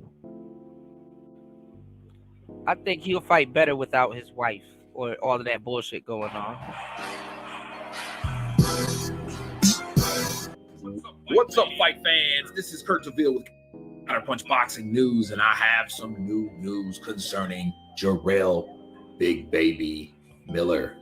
Jarrell Miller had this to say about the recent going-ons between Taylor Swift and Deontay Wilder, and this is what he had to say. He said, quote, "You see, I never kick a man while he's down, but you see this pencil leg." And look at this. I'm going to point out something nobody pointed out throughout this whole debacle, right? Look at this. He didn't say anything about, damn, Deontay, you put your hands on her. He didn't say anything about Deontay could have messed up. He literally said that he warned Deontay that she's a harlot after his ducats. She's a harlot going in for his money. He didn't say anything about having to put your hands on her. Oh, that's low value behavior. He didn't say anything about that. He said she's a gold digger. And but so many words. Dick face, I'm gonna stay on your neck. Ouch. I've been told his dumbass years ago about this bird, and number one, I don't know the full story, and I don't care. All I know is I told your country ass, leave that leftover turkey stuffing alone. Now she done came up on your ass.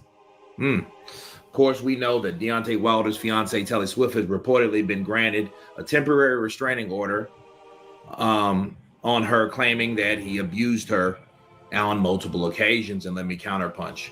What Jarrell Miller is saying is exactly what he told 50 Cent, and 50 Cent told the whole world, that he had already slept with Taylor Swift and she's nothing to write home about, but she was, of course, special to Deontay Wilder because Deontay Wilder is not accustomed to that caliber or that type of ambiguously ethnic-looking girl before, like he is in New York, I Put guess, these with more nugs on her. diversity versus Alabama.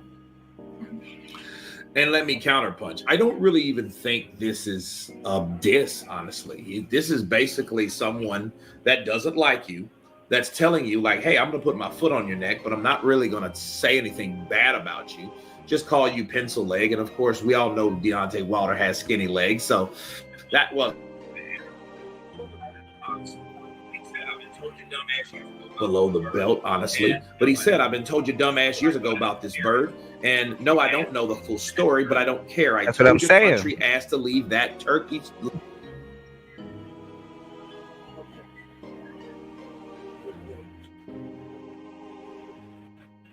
This is the whole come up. You're not even worried about. And honestly, too, a guy will tell you in but so many words, or leave that part out. She gonna get on your nerves, and at some point, your goofball ass is gonna put your hands on her, basically granting her what she wants.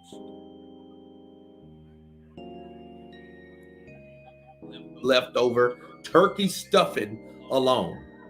Now she's came up on your ass, which that means is she took advantage of a situation. Imagine if a woman's ex religiously whipped her ass and he never got taken to court. But the 1 minute you slip, you lose millions. And she stayed there to take advantage of the situation. Now the situation is over and it's expired. Now she's getting an exiting stage left. That's what Jarrell Miller is saying. Can you argue with what he's saying? Well, I mean, you could argue with anybody that doesn't know all the details. However, you know, people have been saying that she slept around with other boxers before him.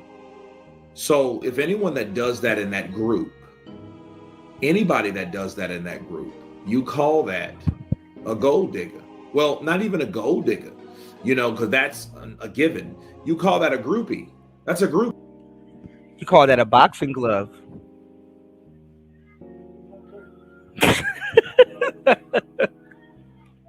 Sir, I think you call that a gym boxing glove.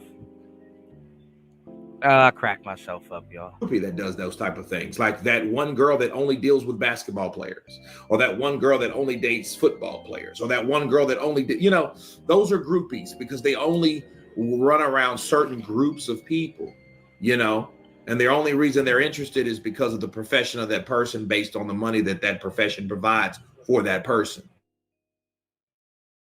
And that's what Jarrell Miller has been saying. And now that this has come out, it makes her look bad because it makes her look like a person that now has been targeting certain people for financial gain and popularity and exposure, i.e. Miss Jackson with Floyd Money Mayweather. Okay, so, you know, that's what Jarrell Miller's really saying. So it's basically he's attacking the girl, you know, by ridiculing him for being so dumb for being with the girl that's being left over because she's been slept with over and over. But you guys tell me what you think of Jarrell Big Baby Miller slamming Deontay Wilder for staying or putting himself in a situation to be exposed or whatever. Of course, please subscribe. And you guys been Counterpunch. Peace. I'm doing way too much talking. Hold on.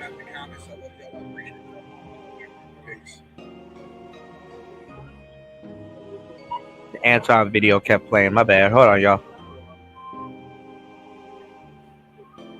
So,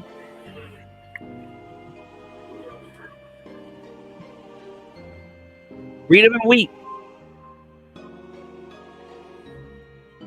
Read him and weep, y'all.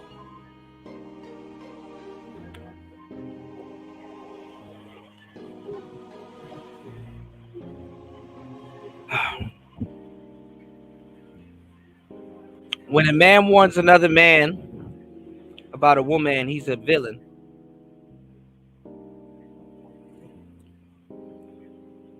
But when women warn other women about men, it's empowering.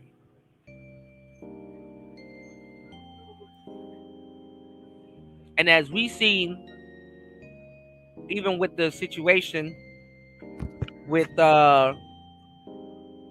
what's his name? Michael Rainey, the guy from Power. They said he was suing, but I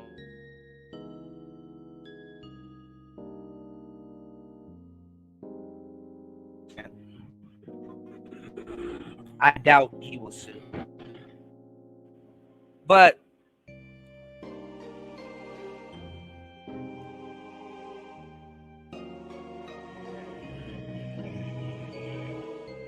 y'all wonder why women have all of these laws, you know?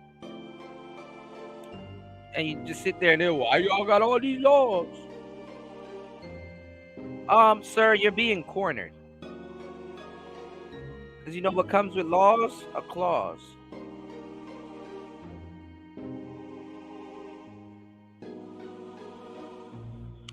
And you want to know what comes with a clause? Loopholes. And technicalities. You know, some lawyers will be like, hey, well, if you file this motion, technically you should be able to get out of this, but this new law that's in effect kind of nullifies, you know, people trying to exploit this loophole. Like, you know, men only got like nigga, it'd be like one loophole, and that should be like video games. The laws make sure they patch that shit up, even the government and shit like that. Because guess what? When men aren't taking L's, they don't get paid also. So the government has its foot in the great wealth transfer. When you pay for your lawyers, court fees, and all, you know, and all other fuckery. You know what I'm saying? So the courts have an interest in your downfall. Like I said, your weakness is their sweetness. You know what I'm saying? And unfortunately, men have too many weak points. Like, they know they're not gonna get that much out of women. They wait for look. If they know they're gonna get something out of a woman, they make sure she gets it out of you first. And then some of the shit got to be real heinous and stuff like that. You know, a lot of people are like, oh well, Diddy's a monster. Cassie should have gotten more. Why? Because she's a victim? No, because Diddy's a monster. Mary J. Blige, she did some debaucherous stuff with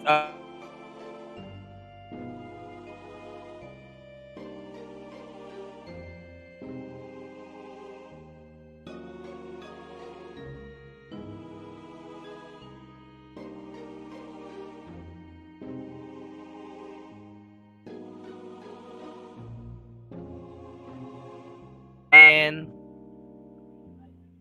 I ain't gonna lie, you got some of her fans that said, fuck it, at least we get to see her perform again. I'm like, damn, don't you think Mary wanna go sit down? Aren't y'all tired of getting crunk because Mary's back? Like, she tired now, man. I feel sorry for Mary. I love Mary's music. It's like, damn, now you got alimony in this dancery. Alimony in this dancery, we got y'all open. Now y'all hoping. Now you got to dance with me. She tired of grabbing her crotch, standing on the couch, doing that little kick.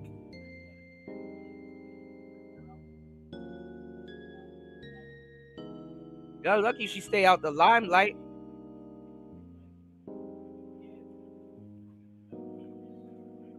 She up here doing crispy chicken commercials.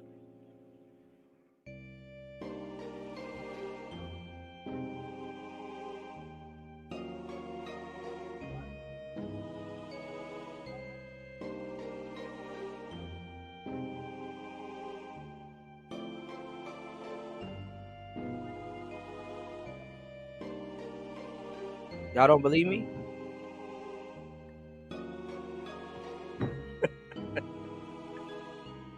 Exciting things are happening at Burger King. Welcome to Burger King. What's in those new chicken snack wraps? What's in the new What's chicken in the new snack? chicken wraps? Mary? Crispy chicken, fresh lettuce, 3 cheeses, fresh dressing wrapped up in the tasty flour tortilla. Crispy chicken, wrapped up in The new chicken snack wraps. Come and get it at Burger King.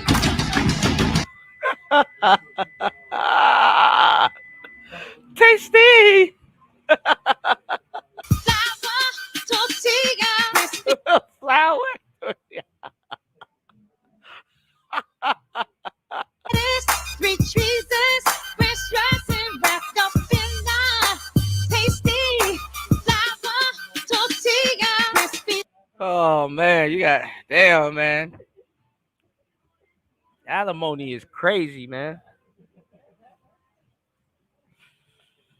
She said tortilla.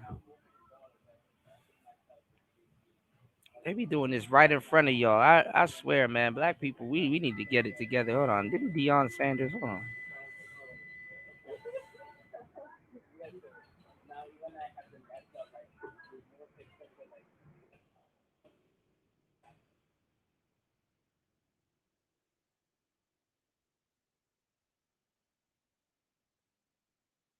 They be just making up shit.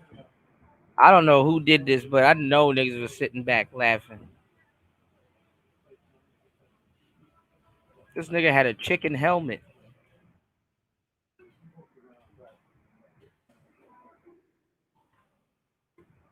Was it Deion Sanders? Hold on.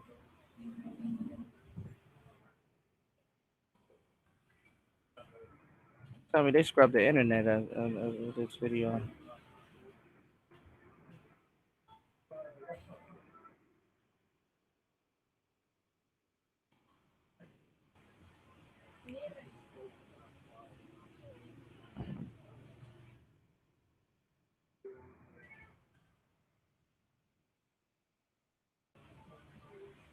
Oh, they try to get rid of. They try to scrub the internet of. Who was it? Was it Deion Sanders? Who in the chat is up? Hold on, y'all. Hold on.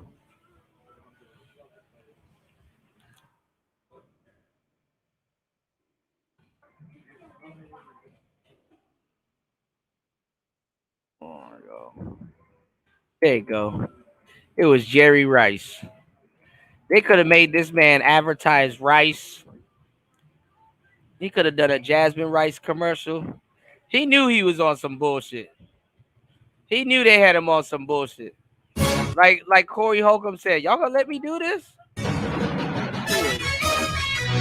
Now, we all know football is better with Popeyes, right, Annie? That's right, Mike. What if I told you there's an even better way to enjoy your favorite Even the Mammy got a more respectable role. game time snack? Look at the difference. They're called Wingovations. Products that help Who did this, man? enhance your football watching, wing eating experience. Now, I don't know about you, Annie, but football legend and wing aficionado Jerry. It's like, bro, we needed to sit over here in this corner real quick and just eat a big greasy piece of chicken. Rice and I like to eat classic Cajun wings and play catch. Drop some of it on your shirt too. That's the you know, we got a couple of shirts here for you. So if you drop a couple of flakes on your shirt, it make it seem more real. At the same time. So we made. Why is he on a rotating device? Bruh, look at it, dog. Look at his eyes.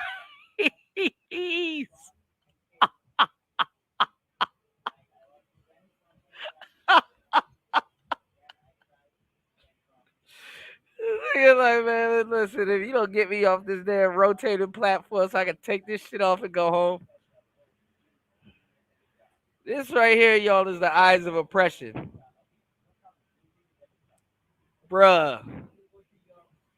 Why did you have to include the chicken right there? It's not like he can get to it if he wanted to bite it. The taste mask. And it rotates. Ah! 360 degrees of pure wing rotation for hands-free wing eating. Looking for easy access to dipping sauces?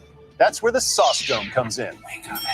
The hat that puts all your favorite flavors inches away from your taste buds. And if She needed to be wearing that hat. That rotating, that spinning chicken wing in front of him is crazy. if you're tired of ruining shirts with dipping sauce, you need Popeye's greatest wingnovation, the napkin shirt. Absorb it. And we've got tons more. We're all about sharing the fun when it comes to adding even more innovations to your favorite game times. Ah, man. Hold on, y'all.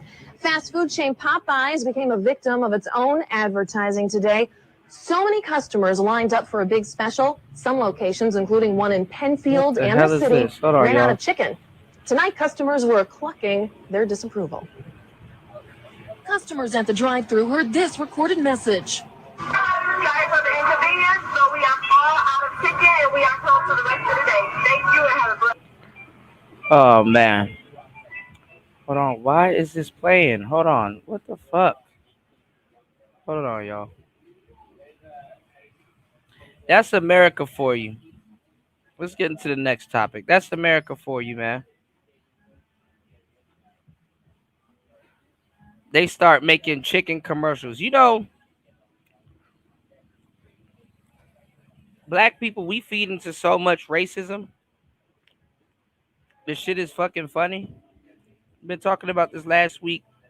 Shout outs to War Master. War Master been dropping gems on it. You know, America runs out of chicken. White people are gonna be pissed. It's happened before. They are going to be pissed. I like how some of these commercials are set up to make it look like black people are the gluttons, which we are to a certain degree, but not the ones that they paint us out to be. America, people in the West are considered gluttons. We're talking about dating struggles, and the topic of today's title is why losers always seem to win and you don't get it. Well, let's unpack some of what I just said. How they make us seem like we're gluttons. Well, people in the West, we're fat asses. We're fat. So fat, in fact,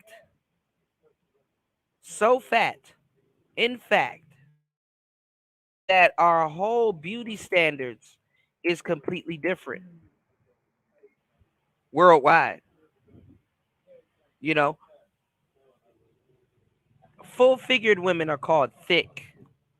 And, you know, snacks, they call it, you know, they scrumptious. We got all kinds of nickname for women in other countries that would be considered fat.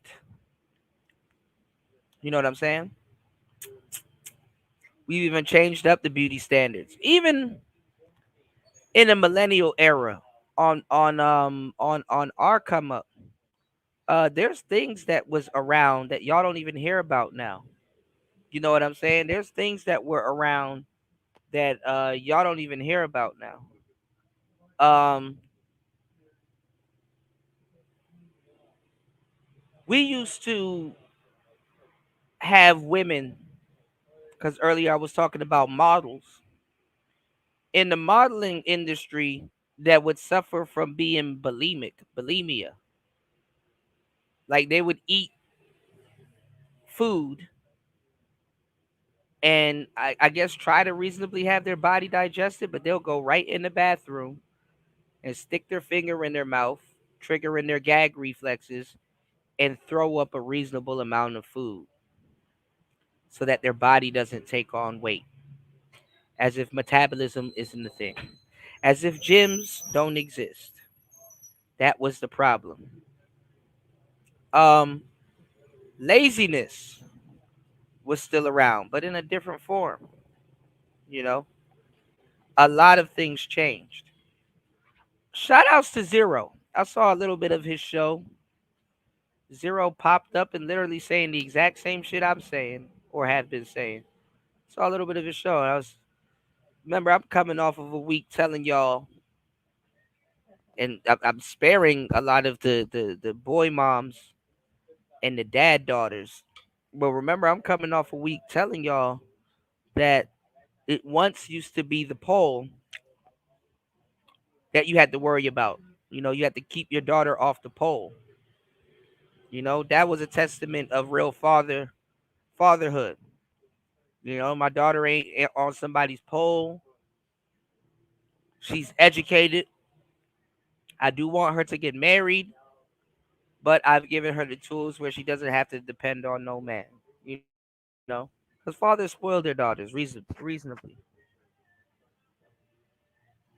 And the same thing, and the same concept that I said earlier about your woman.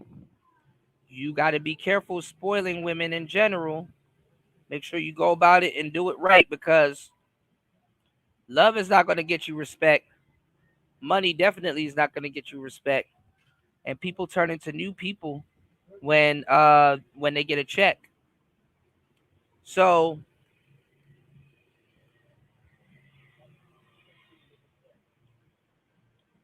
you don't want to turn your daughters into tyrants.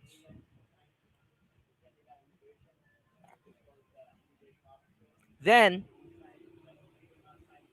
the fucked up job of being a father is that let you be human and not do it right. Because kids don't give a fuck about dad until they hit 30 and shit like that. It's like when kids hit 30, all of a sudden, oh my god, now I can slightly see the sacrifices dad made for me. And they get on that type of shit. But you got to be the type of father too, which is fucked up. Because a lot of mothers just get to go scot free, even though a lot of kids are fucked up behind their mothers and voicing it out and speaking about it. And you're hearing the term deadbeat mother too, which is oddly enough crazy, because you would never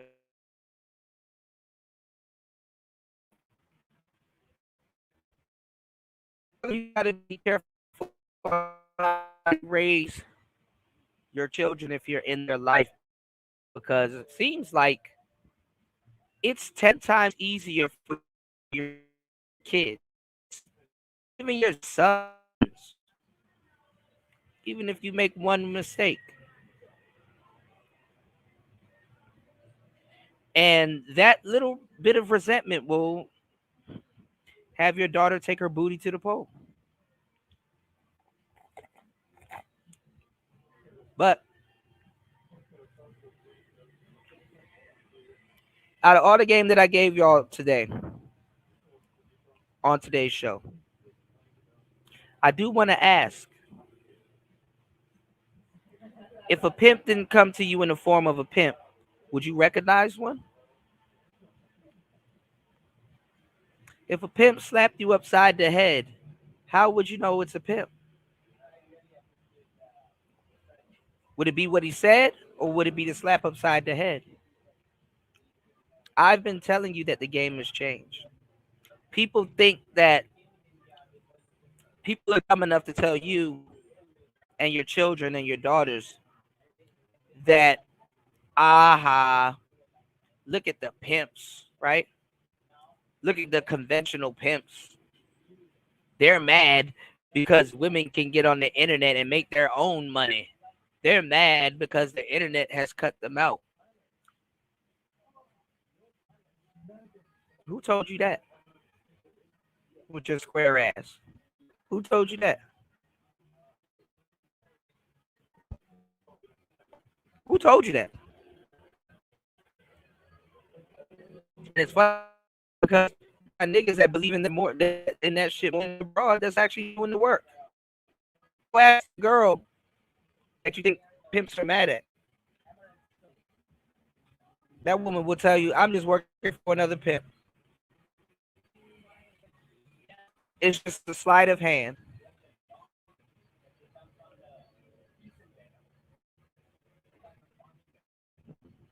When I used to work for Uber and Lyft, and I think I had a DoorDash account. I used to sign up for all of those programs because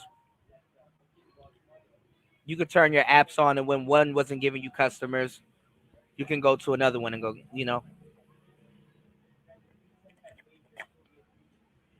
and don't sleep. You got people that do that ride sharing shit and make over 100K. I mean, they got to give about 60 of that shit back, but still, don't sleep. Now, why am I comparing somebody working on OnlyFans to Uber? Similar, but different. Uber, unless you're renting a car, which that's another person taking a cut, or another, place where your money got to get distributed. You're using your own car. You're sacrificing your own car for a rideshare company. If that food spills in your car, if somebody slams the door and your door hinges need to be aligned, car accidents, just certain things, that has to do with the maintenance and the upkeep of your car. You understand what I'm saying? So you're bringing something to the table also that you're not negotiating. And, I mean, and then at the same time, too, granted, they're running a business, but they're not running a conventional business. If you think about it, they're running a middleman business. Now, why would I bring up that Uber is running a middleman business? Again, I said some words that you need to listen to. I said the sleight of hand. What happens when you're a magician and you have a sleight of hand? That means your hand speed, your movement can disguise certain things that's being done right in front of you. Some people call it magic. And if you don't see it, you would think it's magic. Or if you don't see it, you wouldn't believe it. We were speaking of fighting styles earlier when we were talking about Deontay Wilder. Go look up this fighting style called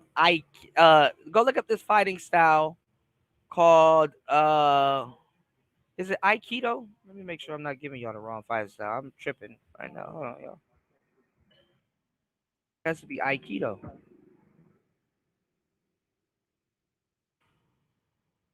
Absolutely, yeah, Aikido. He wasn't tripping. I just don't want to send y'all to the wrong place, y'all.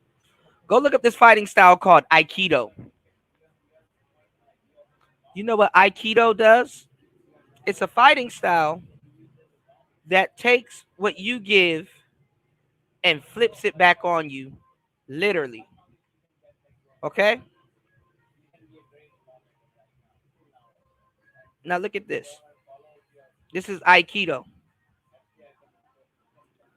If you were to throw, I don't know why they're showing y'all with the goddamn swords and stuff, but it came from fighting. Most of these martial arts come from CQC, which is short for close quarters combat, and how to disarm people. But this is what I wanted to show you. Pay attention to the garb. Pay attention to the pants, which comes off as a dress. Y'all are seeing like Little Uzi Vert and Travis Scott and Offset and all these other people wear stuff like this. Don't even know where it's coming from. They're, oh, he's in a dress. I mean, now granted, some of them niggas probably did wear a fucking dress. I think I saw Playboy Cardi in a damn thong at one point. So I don't know. Y'all niggas scaring me. But look at the pants.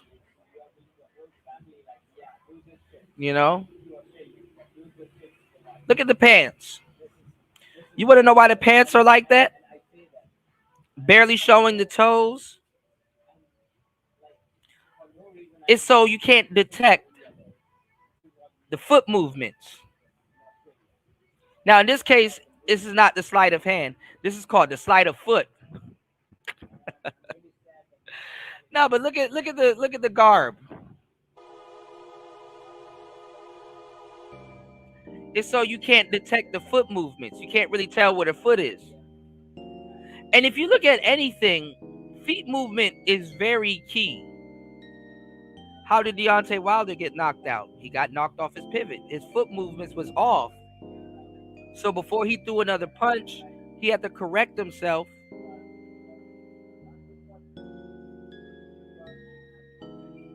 And then throw a punch. You did?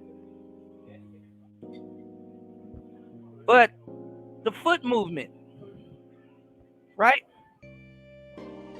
It's so you can't really detect the foot movement. In jiu-jitsu, foot movement is key. Boxing, foot movement is key. Foot movement is key. Basketball, foot movement. Soccer, foot movement. Dancing, foot movement. So what I'm talking about is having a vision. You got to have vision. You know, your eyes can deceive you. You'll be able to see something and not see something. You won't be able to detect what's going on, even if it's right in front of you. Right? You won't be able to detect what's going on. So what game are you equipping your children with, especially your daughters? You know, in a world of guys that think, hey, well, I'm the good guy. She needs to sleep with me because I'm the better choice, right? I'm the better choice. In the age where your daughters, they're on the internet seeing all kinds of things, how are you going to protect your child? How do you protect your child?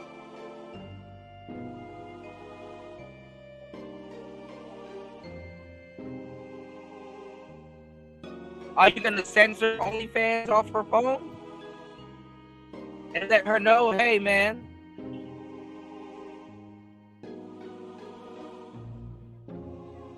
OnlyFans is not a good thing. Like, you got to talk about OnlyFans, damn it, before you can even talk about the birds and the bees. Because 9 times out of 10, she heard about OnlyFans before she heard about the goddamn birds and the goddamn bees, right? But it's not just OnlyFans. What about Twitter?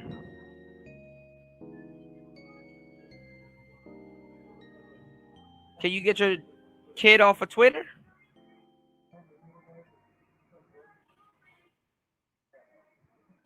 Twitter is horrible also.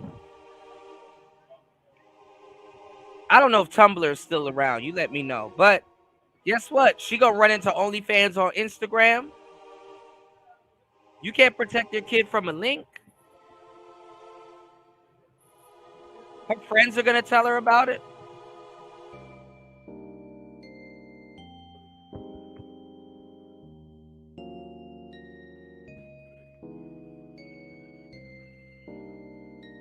How you gonna protect your kids?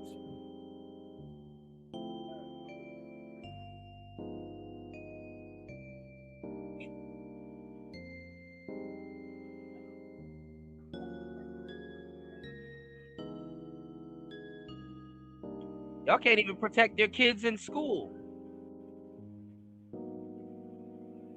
Can't even protect your kids in school.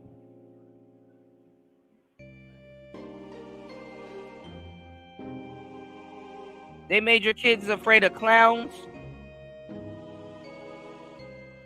And then tell them that, hey, you gotta You got to respect trans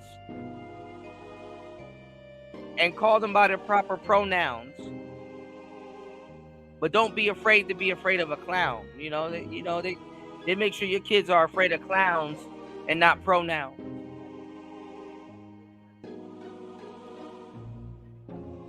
And later on in the future, y'all gonna run up and try to act like nobody didn't tell y'all this. Y'all gonna pretend to be confused. Oh my God. Y'all gonna got me sounding crazy right now. Y'all gonna act like I didn't sit here and tell you. This shit is profound. Some real game. So don't be mad in the future and pretend like I didn't tell you that your kids are bound to be scared of clowns when they should be scared of pronouns. Don't act like I didn't tell you that schools want your children to be afraid of clowns and not pronouns.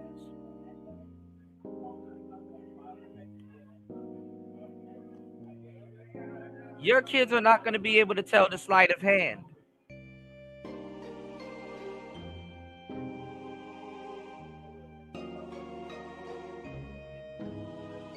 OnlyFans is a pimp,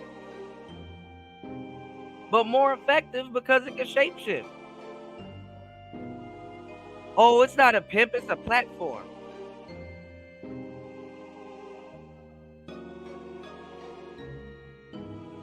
Oh, it's not a platform, it's a job. Oh, you're not a hoe, you're a content creator.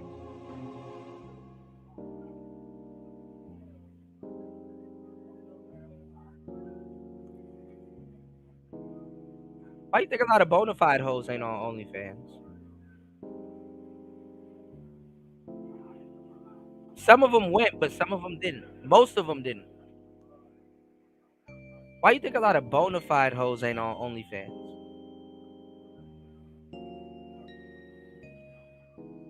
But you got to have vision.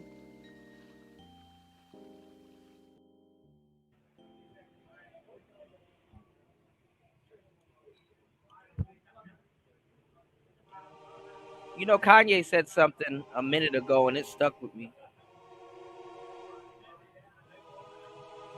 He was like, the paparazzi owes him when they take his picture. Because they're taking his image and they're distributing it. They're distributing his image. You know, it only takes one guy to buy a woman's OnlyFans content and screenshot it and redistribute it all over the internet. Happens all the time. Happening as we speak right now. Take her OnlyFans content and redistribute it all over the internet.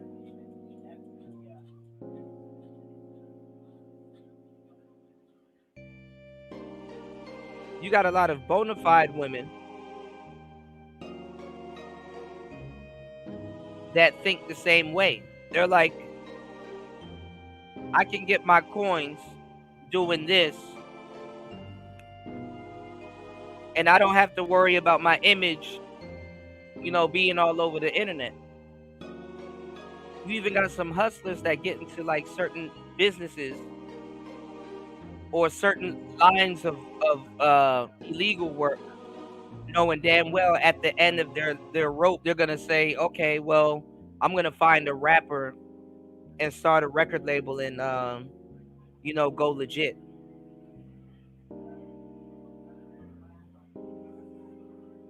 Stuff comes at a price. You can get trinkets out of the game, but you don't got to live like that. So you got a lot of women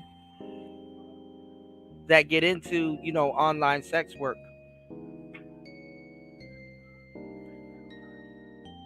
And they can't square up. I mean, they can. There's ways to do it, but they don't know how to do it.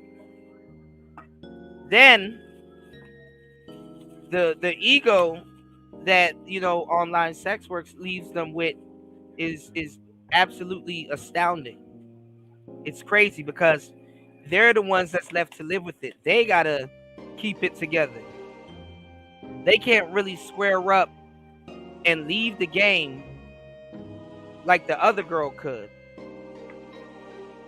I showed y'all a video of I think her name is Kyra Noir, really famous porn star. Speaking of that, I gotta go soon, y'all, because I got some videos to finish editing. But she's done everything, as she says. And just like women do, is they like to blur the lines so they all can kind of do everything. You know what I'm saying? A lot of them don't want to stick to one particular type of sex work if they know that they can make money doing something else, or have been curious as to, you know, say, hey, I want to transition into something else. You know what I'm saying? And what it's really for is to say that in their profession, they can never hit the wall. You understand what I'm saying? A lot of women made everything all inclusive because of how the industries of yesterday was set up. So remember, I was telling you guys about models. Well, guess what? You couldn't be a model if you had all them tattoos on your body. So when the world became all inclusive with the internet, guess what they had to integrate first? Being a tattoo model. Yes. The girl with the poorly drawn gun on her hip, she too can tattoo. I mean, I said she too can tattoo. She too can model too. The girl with her boyfriend's name on her forehead, the Krishan Rocks of the world, they too can model too. And then they wonder why these industries get whittled down to BS. Because you're letting everybody in. That's what happened in the manosphere. Everybody could just come in here.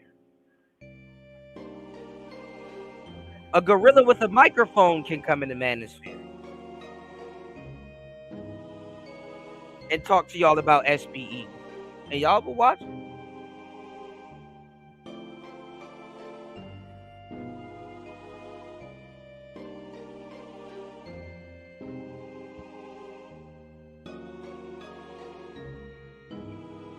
So they did the same thing with being fat. They just did the same thing. They just blurred the lines. And this is how trans gets in. This is how trans gets in. This is why you can walk around and ask women, what's a woman? And they can't answer that shit for you.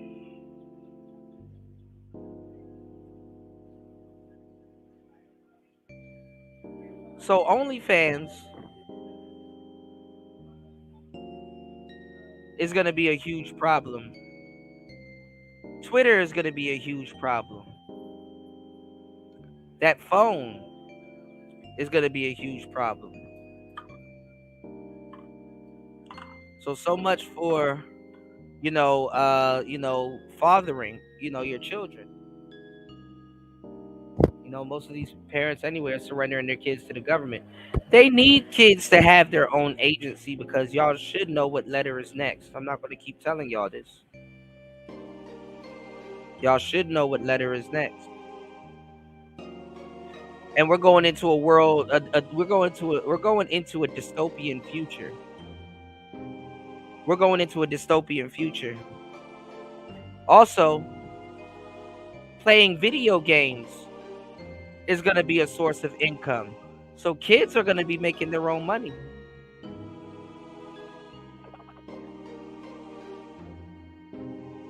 And it's not going to be like college basketball where it's like, hey, you can't monetize your talent.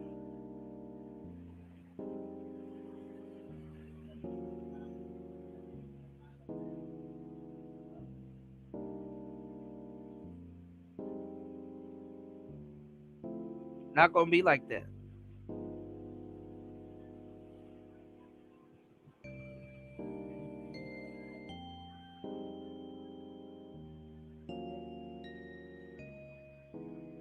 So I don't know what to tell y'all, man.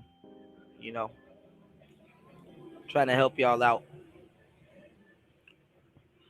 Hopefully it doesn't fall on deaf ears. That was today's show. Thank you guys for supporting the show.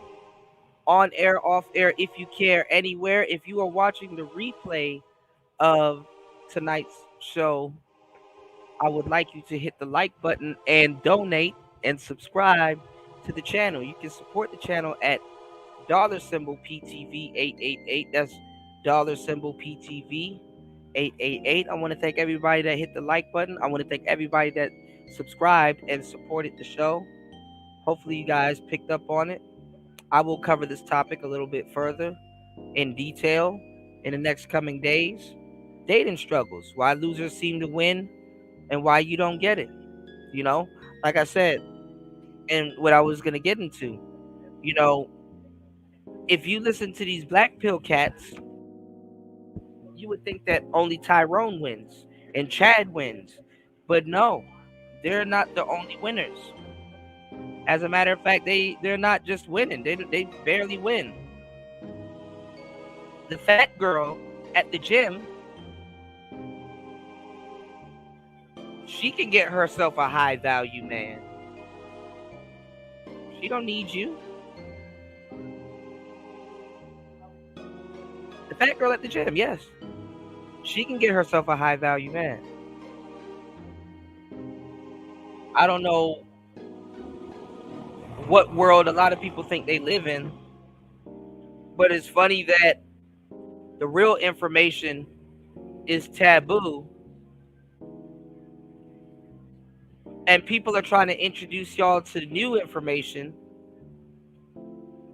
and they don't even go outside. It's Player Talk Radio. Peace.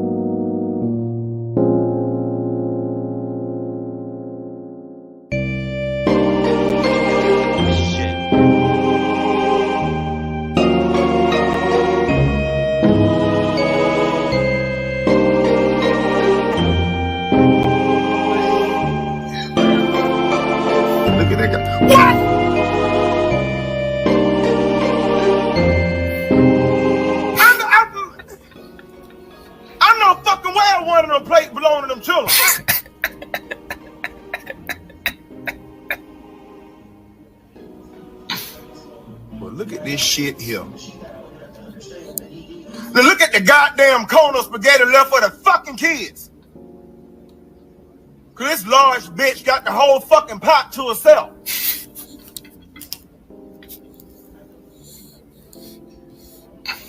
I hope one of them goddamn noodles go down the wrong pipe and choke the damn hell out of her.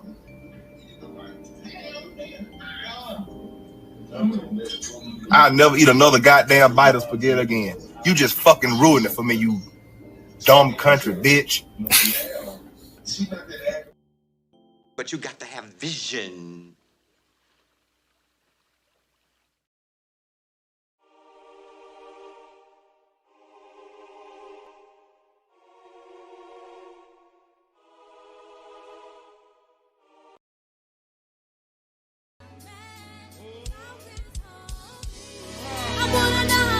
Every night,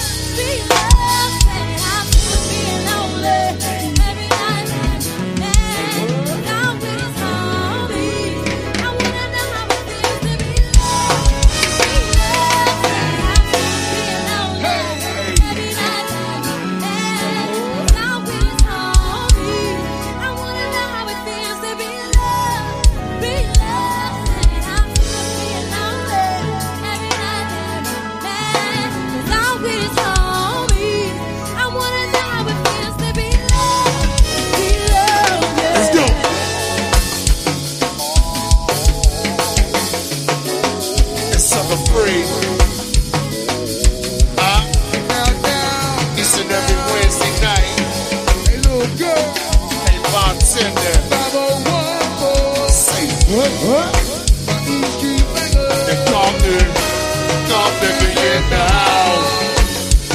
Everything is alright.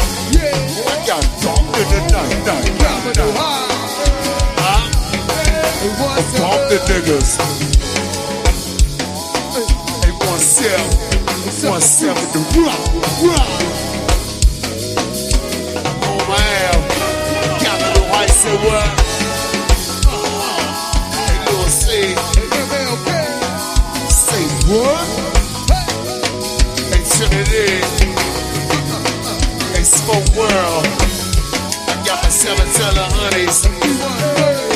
Rest in peace. Can't get sweet Patrice.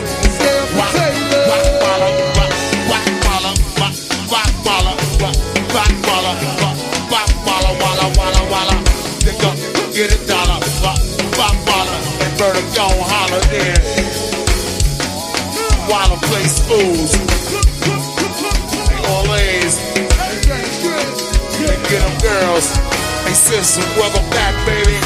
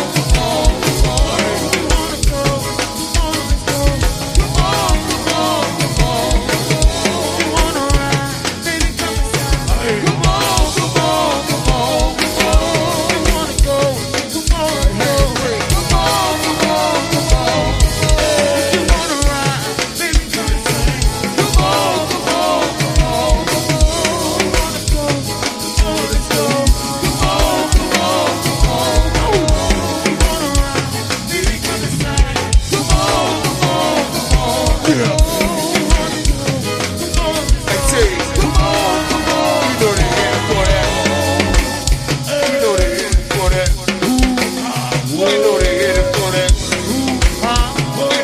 You know that. Certain photo. Hey, God, please. Hold on, I told ya. Thought I told ya. Hey, Black. Hey, look, man. I'm tired of these fans all known out dick. Every time we drop, they be grabbing shit.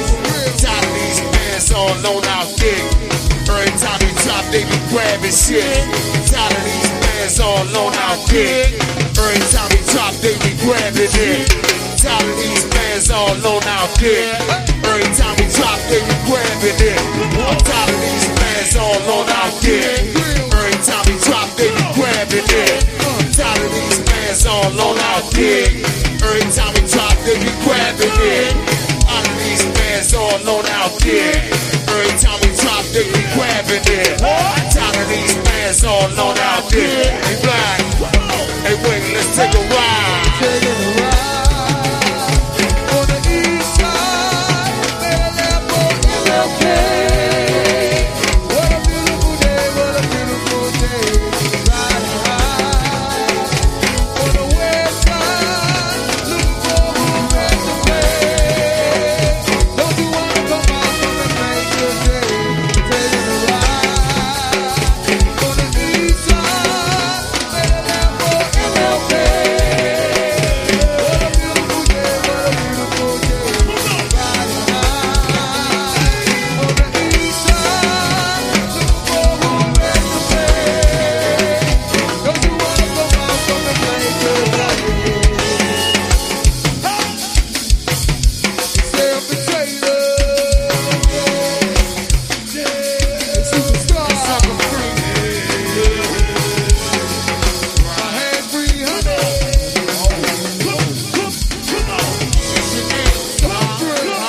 It's on. It's boom. It's rock.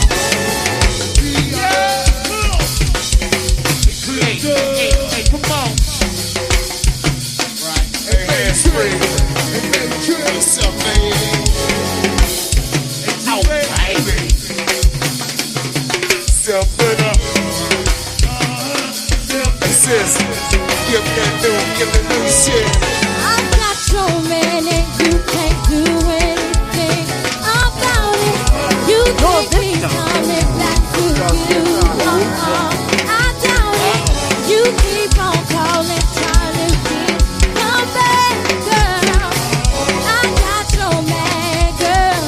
I took your mad, girl. I got so many, you can't do anything about it. You think he's coming back to you. I doubt it. You keep on calling, trying to get him to come back, girl. I got so mad, girl. I took your mad, girl.